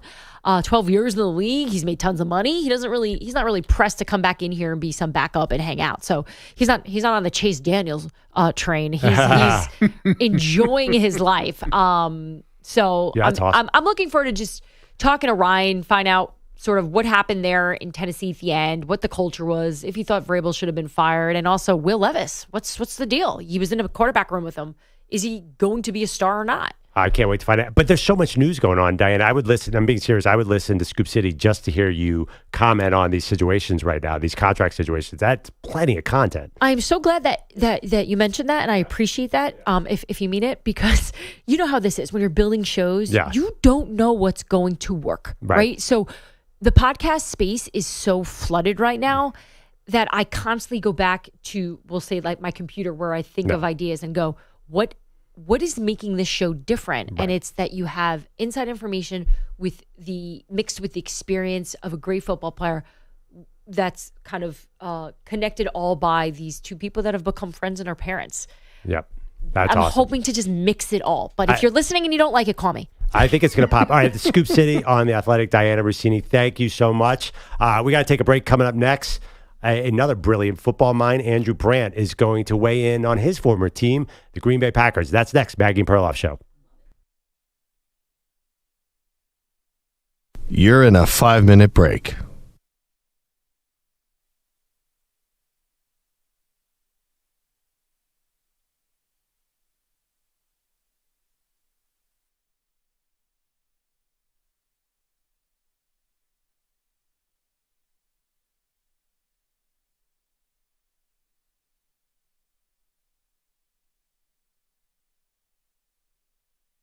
Four minutes, 30 seconds remaining.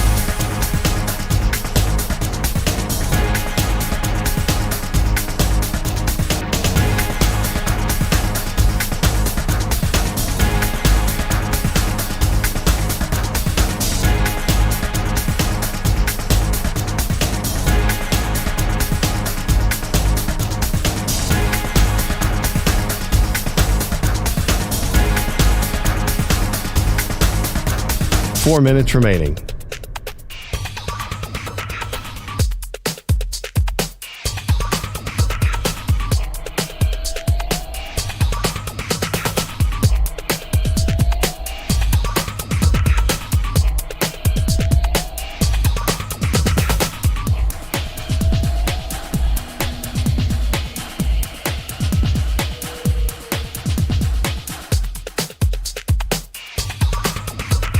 Three minutes, 30 seconds remaining.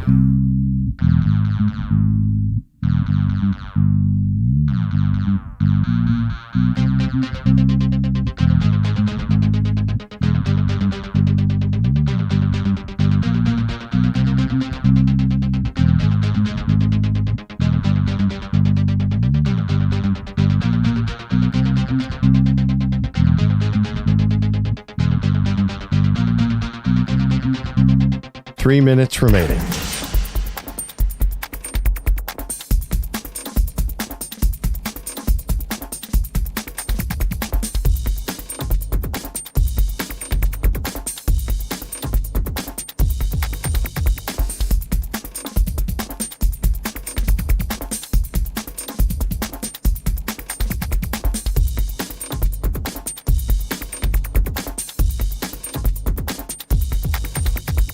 Two minutes, 30 seconds remaining.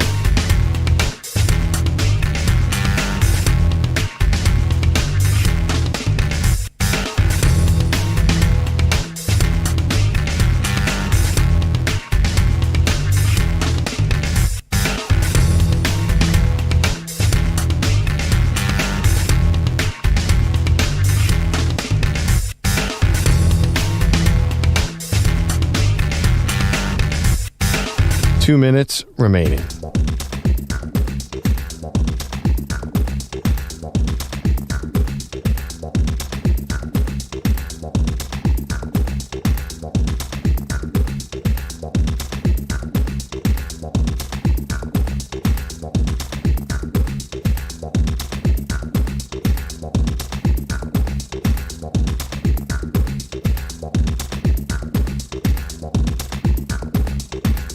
One minute, 30 seconds remaining.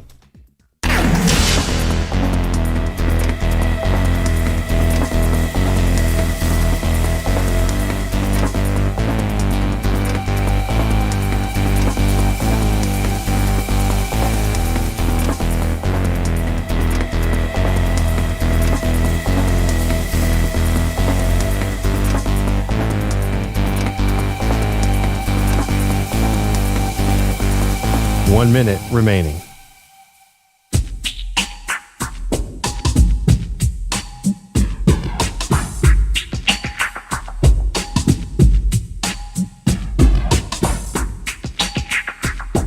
.45 seconds remaining.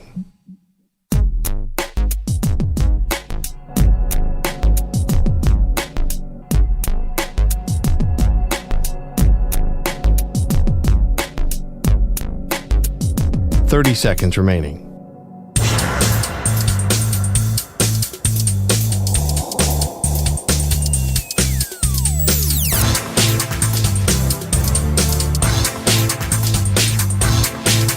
.15 seconds.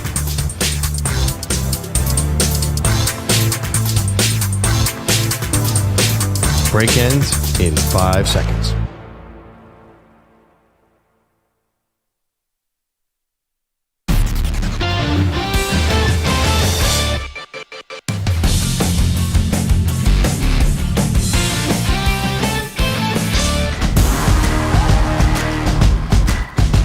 Welcome back, Maggie Perloff. That was great having Diana Rossini on from The Athletic.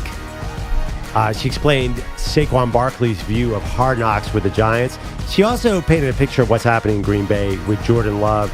Diana seemed to say that it's all going to work out. They're just battling over the structure of the deal. That's good for Packers fans. She was even checking her phone during the interview to make sure that Jordan Love did not sign. So it doesn't seem like, I know we're talking about it, doesn't seem like there's drama there. No, and I saw her like scroll through her phone. And I'm like, man, is she getting like an actual important text right now? I while love she's that. sitting here. Yeah, I love on ESPN when you see Adam Schefter during the draft reaching for his phone. I'm like, ooh, what's that? Is that Tom Telesco telling him that they traded somebody? And I wasn't gonna like gush over her, but like as a parent and being amazed by like my wife being a mom and a wife and having a very impressive better than me career. Specifically, I don't know how she does her job while being a mom because her job is never ending. Right. Insiders. Like, never. Insiders are 24 hours a day. Like my wife has a hard job, but at least every once in a while, like at the end of the day, at some point she can just go, okay, that's over. Like, and do whatever, like come to a baseball game, go out, like, but Diana's phone could buzz at any, and I think she shared a picture over the weekend of a news reporter who got called on to TV on Sunday, and her baby was crying in the background, but she had to go on TV to talk about the Biden news, and I'm super impressed by moms doing everything, and Diana is really good at being an NFL newsbreaker And it's a hard job to begin with, and it's just that much harder, and she's super impressive. Well, I agree. It's funny. I've seen some behind-the-scenes footage of Schefter is pretty intense, too. Like, Woj, who knows what Woj, you never see what he does. He keeps his private life private. Schefter, you see sometimes, it's like little documentaries where he's in a car getting like 6 different calls. Yeah. I think that would be a lot of fun. I think people are like, oh, I can be an insider. You couldn't. I wouldn't be. See, you'd be good, though, at keeping the relationships going. I don't know that I'd be good about. I'm not. Really? I used to work with Glazer back in the day. He would call he would call everyone in his phone book every single day just to keep the relationship strong. And that's why he became Jay Glazer. That's crazy. All right. Now I'm excited of another former coworker of mine when I was at Sports Illustrated, Andrew Brandt, who is also a former Packers executive and is really the sort of go-to voice when it comes to any kind of contract talk, but especially when it's in Green Bay. Andrew, thanks for joining us. How you doing? I'm doing well, guys. I'm listening to your conversation. I've obviously worked with Schefter and all these guys. I could never do that. Yeah. And I entered media really late, after leaving the Packers in my 50s. And man, I couldn't. That's a life. Obviously, they're paid very well, but being attached to the phone, letting the phone rule you. And like you said, Andrew, I mean, again, I like talking to friends on the phone. But I just like I couldn't imagine having to sort of checklist sources all the time just to say, how you doing? And it's a tough life, but they're paid well. Andrew, when you were with the Packers, is there a system of how you're going to let news out? Did you have like one insider, say it was a contract talk where, I don't know if you did leak news or if you even call it a leak. Like, how does it work? Does each GM have a different guy they go to? Does everyone sort of know what's going on behind the scenes, or are the insiders constantly hustling to try and get word somewhere? Yeah, I mean, that's this, it's interesting because when a story broke out of our offices, depending on who it was and who got the story, our local media, this happens all the time. People don't talk about this. Local media would get upset, because why break it to Schefter or Glazer when we had so many local media? Milwaukee Journal, all the TV, Green Bay Press Gazette. And it just became the norm while I was working in Green Bay, and every team does it just to get the maximum appeal. And then on the agent side, oh God, when I was finishing contracts, I'm like, we're not done. Well, I got to tell Schefter. I'm like, no, we're not done. Don't go running to the media. And then I would use it to my advantage where they'd say, can I tell Schefter it's really 60 million over 5 years when I know it's like 30 million over 5 years? I'm like, whatever floats your boat. Like, to me, if that's the thing that would close a deal, I'm like, go ahead. And that's what happens all the time with these contracts. Like, I sit here and read the contract report and I'm like, okay, who's the agent? I'll discount that by 20% if it's this agent, by 50% if it's this agent. So no one really knows the deal because that's the game. Agents run to the media, puff the deal in the most positive light for the player, and only nerds like us kind of look into the deal afterwards. Well, I guess along those lines, if you were still in Green Bay talking to Jordan Love, what would you want the contract to look like once it's done for your side? Yeah, as I've been talking about a lot of shows, a lot of tweets, I think this deal is close. There's no way he'd be in camp, whether practicing or not, if this deal was not close. So instead of a holdout, it appears to be a love in, and it'll happen soon. I mean, I think that the way I look at contracts different. Obviously, I've been an agent and I've been a team. If I was the Packers, which I was for 10 years, you always look at things like, when can we get out, right? Forget about the money. When can we get out if things go south? Now, of course, you don't think anything would happen. He's going to progress. He's an ascending player. He's going to be a top quarterback. But you always have to protect downside risk. And that comes to the guarantee. So if we guarantee 1, 2, 3, okay, 3 years. So we got 3 years and it's going to be a boatload of money, but we can get out. In other words, in 2027, if he's not any good, we can move on or have the leverage of the contract to negotiate a lower amount. That's the ultimate thing. When can a team get out? Now, if you're basketball or baseball, you can't get out. You can't. You can cut them, but you got to pay them. In football, you can get out. So that's one thing. The other thing, of course, is what's the real money? Forget about the total value that like we just talked about. That's going to be out there. Is it going to be 50 million a year, 55, whatever it may be? That's what fans and media are going to jump to. But what's the real number? And I look at the real number in basic terms as 3 years. So is he getting 120 over 3? Is he getting 150 over 3? That's real. I mean, that's real money. Beyond that, non-guaranteed salaries, again, we'd like to think he'll get it all, but we just don't know. Those are some key markers. And then the last thing I'll say is length. You know, I thought Dak Prescott did the best deal of any young quarterback because he did a 4-year deal at the market, which was 40 at the time. Now the market's 55. And he's up for contract. Like, he is going to surpass all these guys in terms of total earnings because he did a short deal. If you're a premium player, do a short deal because you're back at it in 2, 3, 4 years. I think the Packers are trying to get Love under contract like these other deals like Burrow and Herbert, 7 years.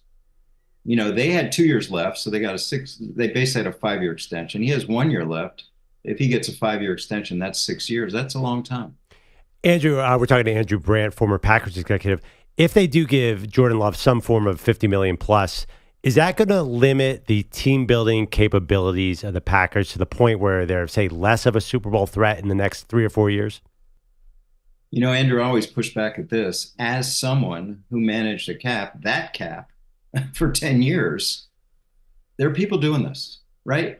There are people like me who get paid a lot of money to make sure teams can always contend. I always clap back if people say, well, if you have a 50 million quarterback, you can't build a roster. Sure you can. You've got half your team, and the Packers is more than that. Packers is probably 60% of the team, 65% on rookie contracts. So let's say you have 40 players on contracts averaging cap numbers of $1 million. That's 40 million. So you got 25 players to deal with $210 million. So it's never been easier to manage a cap because of this rookie scale. And I don't think that's a problem at all, especially for the Packers, who've got the lowest spending offense in the league right now. Obviously, it'll increase with this Love money. But, I mean, they've got 12 receivers making like $12 million total. You know, Justin Jefferson's making $35 million. So it's an amazing offense right now. Well, I full disclosure, Andrew, we reached out to you to answer the question that Perloff just asked you because this came up yesterday. It's come up before. I've sent him the link to your write-up, I think it's from a year ago, about this very topic, and he chose to not read it. No. So, and then yesterday I tried to shorten it for him, and I couldn't because I'm a dope. So we said, why don't we call Andrew to come on? And then today he beat me to the questions. We presented it in a way like you were here to break a tie. You're like an audiobook of your own article right now, Andrew. So you just gave him a loss, and I appreciate that because he's been saying that signing Love is bad, like is inherently bad as a big contract to the Packers. And I said Andrew Brandt says it's not, and here you are saying that it's not. Well, I get the argument. I mean, and certainly it comes up with the Bengals and Burrow, with Herbert. You know, it's going to come up all the time. The one thing to note is all these deals are structured with low cap early, so nothing will be affected anytime soon. You know, will Joe Burrow's contract affect the Bengals in 2027, 28? Maybe, you know, but we all expect the cap to rise. So I push back at this because this is what Russ Ball at the Packers. This is what when I did it, it was only me. Now these teams have 3-4 people in their cap departments. So they should be doing this fine. Andrew, it's training camp is starting. Do you think anything's going to happen with Dak Prescott before the season, or is it possible he'll go through the season and become a free agent? Yeah, I think I was on with you and Maggie earlier this summer. I just think no. I think we've gotten to the point where the Cowboys are playing this out with a couple people. Mike McCarthy, right? Right. and Dak Prescott. They're both on lame duck years. I mean, I don't mean to sound that pejorative. I just think that I was at that game. The Packers rolled them. Everyone thought Mike McCarthy, the former Packers coach, was going to be gone, and he's not. And everyone thought Dak Prescott would be extended, and he's not. And of course, he's holding up Lamb and Parsons. They can do those deals, but obviously they'd have a lot more cap room if they rework Dak. But I think he's gotten to a point where they're going to ride this out. They may tag him next year. I mean, they can't tag him next year. They may sign him to a massive deal next year, or he'll get that somewhere else. That's why Prescott has played this really well. We're talking to Andrew Brandt. So tell us real quick about your mysunday7.com. Yeah, I've been doing this newsletter. It's been growing thousands of subscribers. So people can get in mysunday7.com. I do the newsletter, talk about these things, and also beyond NFL every week. I do videos during the week as well. So I'm all over this. I'm not going to be caught not reading one of your articles now, because we talk. It's amazing. This contract talk is a big part of sports talk now. Yeah, I mean, I'm going to pat myself on the back here. I think that's something I've tried to engender in the media the past 15 or 12 years. So, yeah, I mean, people are always looking at, okay, if Love signs 5 minutes later, 1 minute later, 30 seconds later, everyone's going to be looking, what's the number? What's the deal? That's what people now want. We have to break, Andrew, but real quick, I want thumbs up on or thumbs down. Are you enjoying Hard Knocks behind the scenes on the Giants? I don't know why they did it. Gosh, can you imagine? Every time I went to the Packers, they said the NFL wants us to be on hard. Before I could get the word knocks out, people say no. And again, I don't think it's a great look, especially the Barkley stuff. But it's one thing to do it during the training camp, which is mostly football player stuff, but off-season stuff, man, I wouldn't let them in on that. Andrew, really appreciate the time. And we'll talk to you again soon as contract season's still going on strong. It's mysunday7.com. Sounds great. Really appreciate it. Look forward to talking to you again soon. Always a pleasure, guys. Thanks, Andrew. Cheers. Oh, boy, man. It's a win for me. I'm going to sit back and enjoy that. Yeah, but I did squeeze the question in. So when we put the social media clip out, it's going to look like I'm the one who said it. I love it. I pulled a rope-a-dope on you, Andrew. That's a pro move. All right, coming up next, we had to push back updates with Peter Schwartz. We're going to get the latest news. We'll see if there's any NFL contract talk in there. Next, Maggie Perloff. You're in a 5-minute break.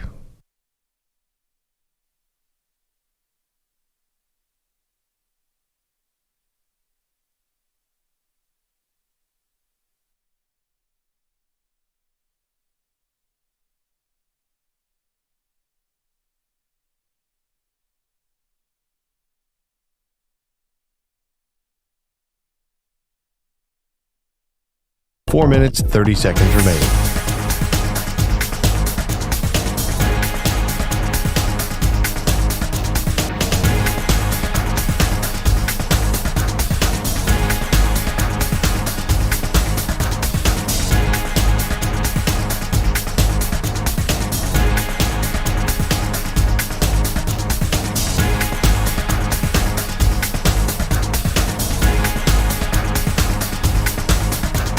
Four minutes remaining.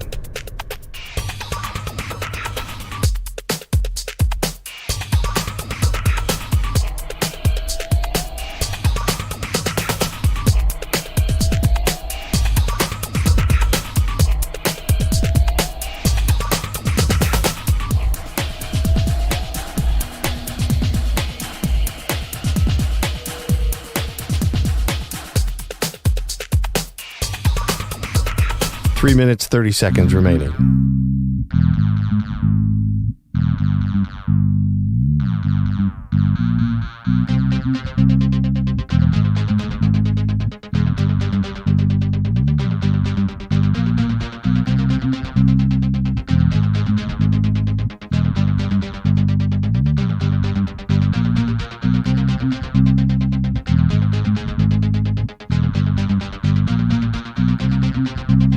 Three minutes remaining.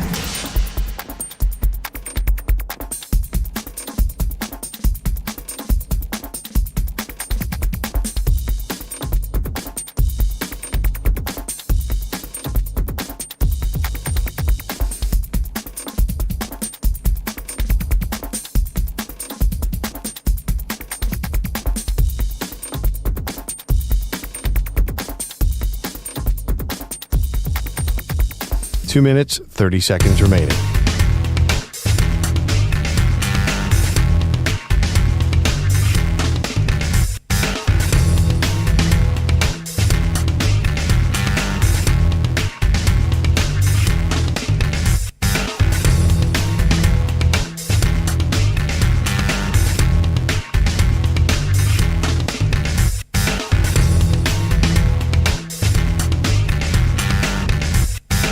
Two minutes remaining.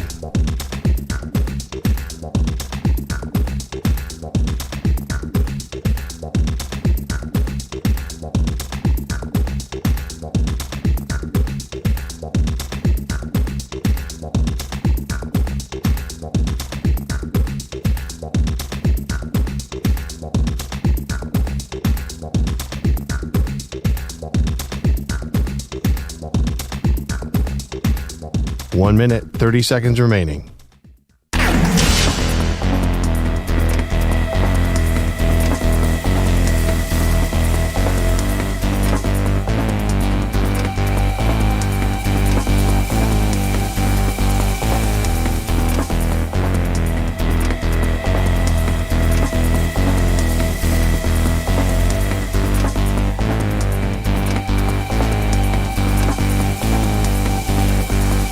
One minute remaining.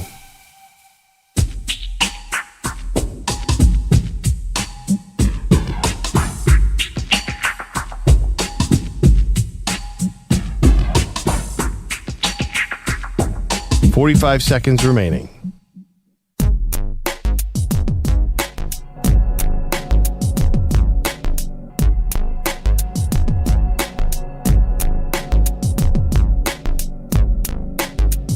$30 seconds remaining.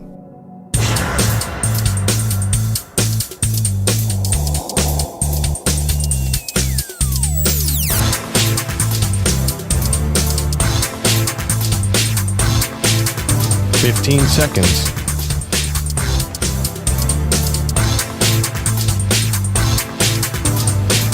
Break ends in 5 seconds.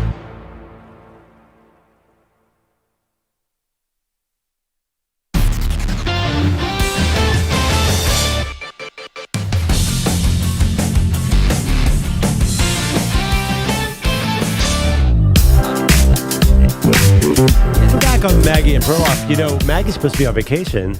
I just saw her on social media saying she's jealous, and we just got to talk to Andrew Brandt and Diana Rossini. Wish she was here for that. She'll be back later in the week. Maggie, relax. Just sit by the lake and, you know, recharge. It's okay. We got this handled. Andrew Bogusch is in. And now Peter Schwartz is in. We had to push him back a little bit. That's okay. What is the latest? What's going on? Give us Here some we go. contract talk. NFLPA Executive Director Lloyd Howell tells the Washington Post that the union and the NFL have started high-level discussions about a potential 18-game regular season. I don't know why they just didn't go from 16 right to 18, had to stop at 17 in the middle. What was that grunt there, Bogusch? I just, personally, I like the math of a 16-game schedule when it came to predicting somebody's record. Now I've got to recalibrate to 17 games to do that math. Now you're 10-7 or 11-6.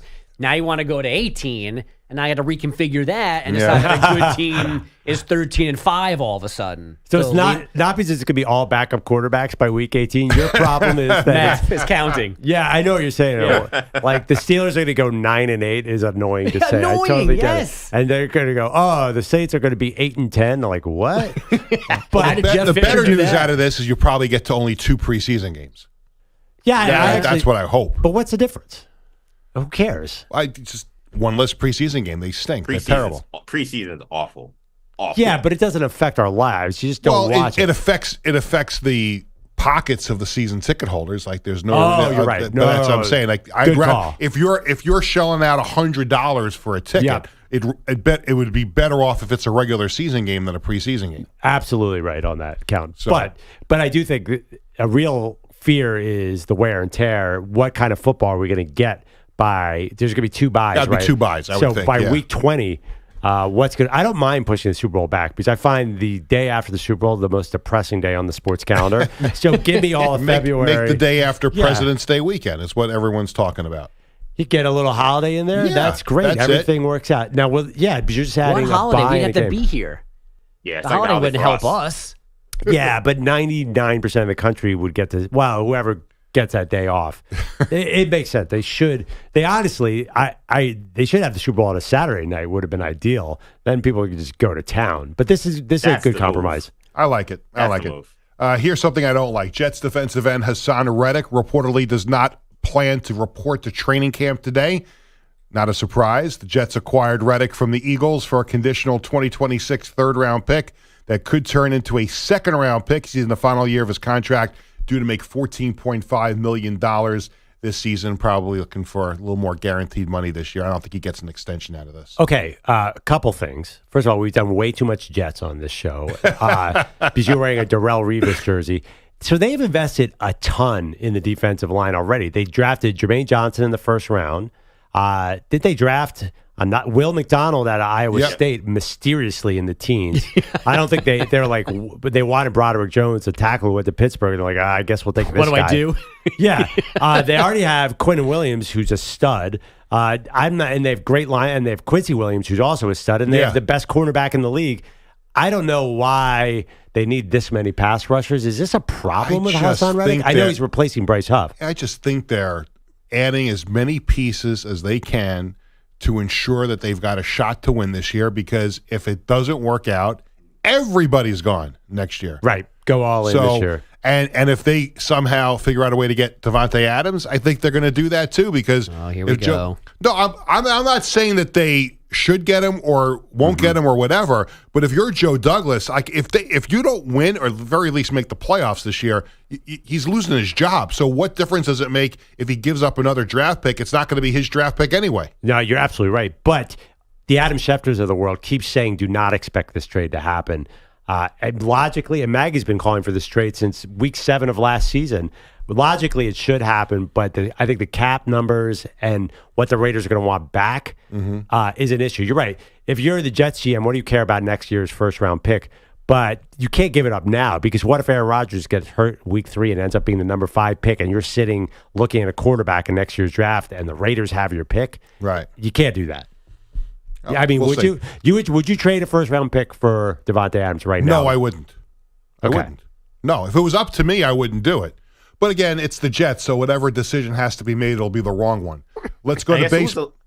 Sorry, I was going to say, who's the last receiver to go for a first-round pick? Like, even Tyreek Hill didn't go for a first-round pick. No, he did. Tyreek and Devontae both went for picks in the 20s.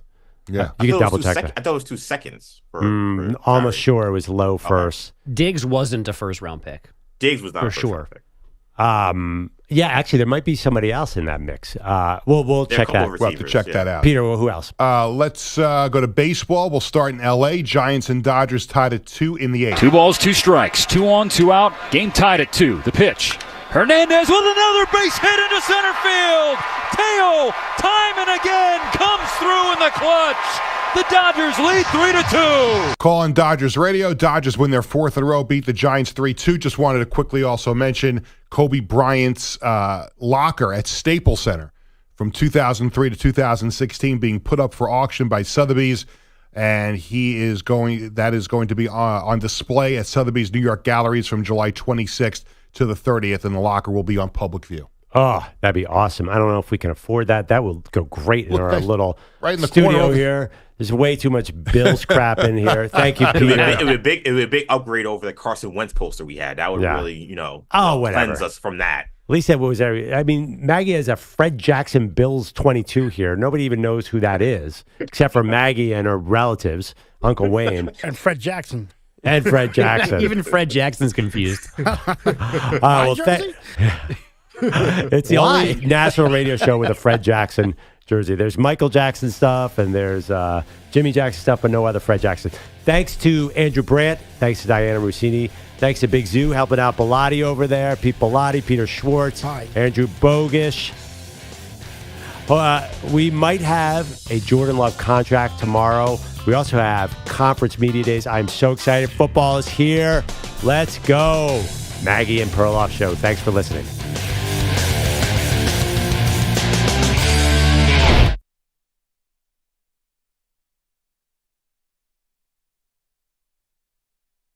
You're in a 5-minute break.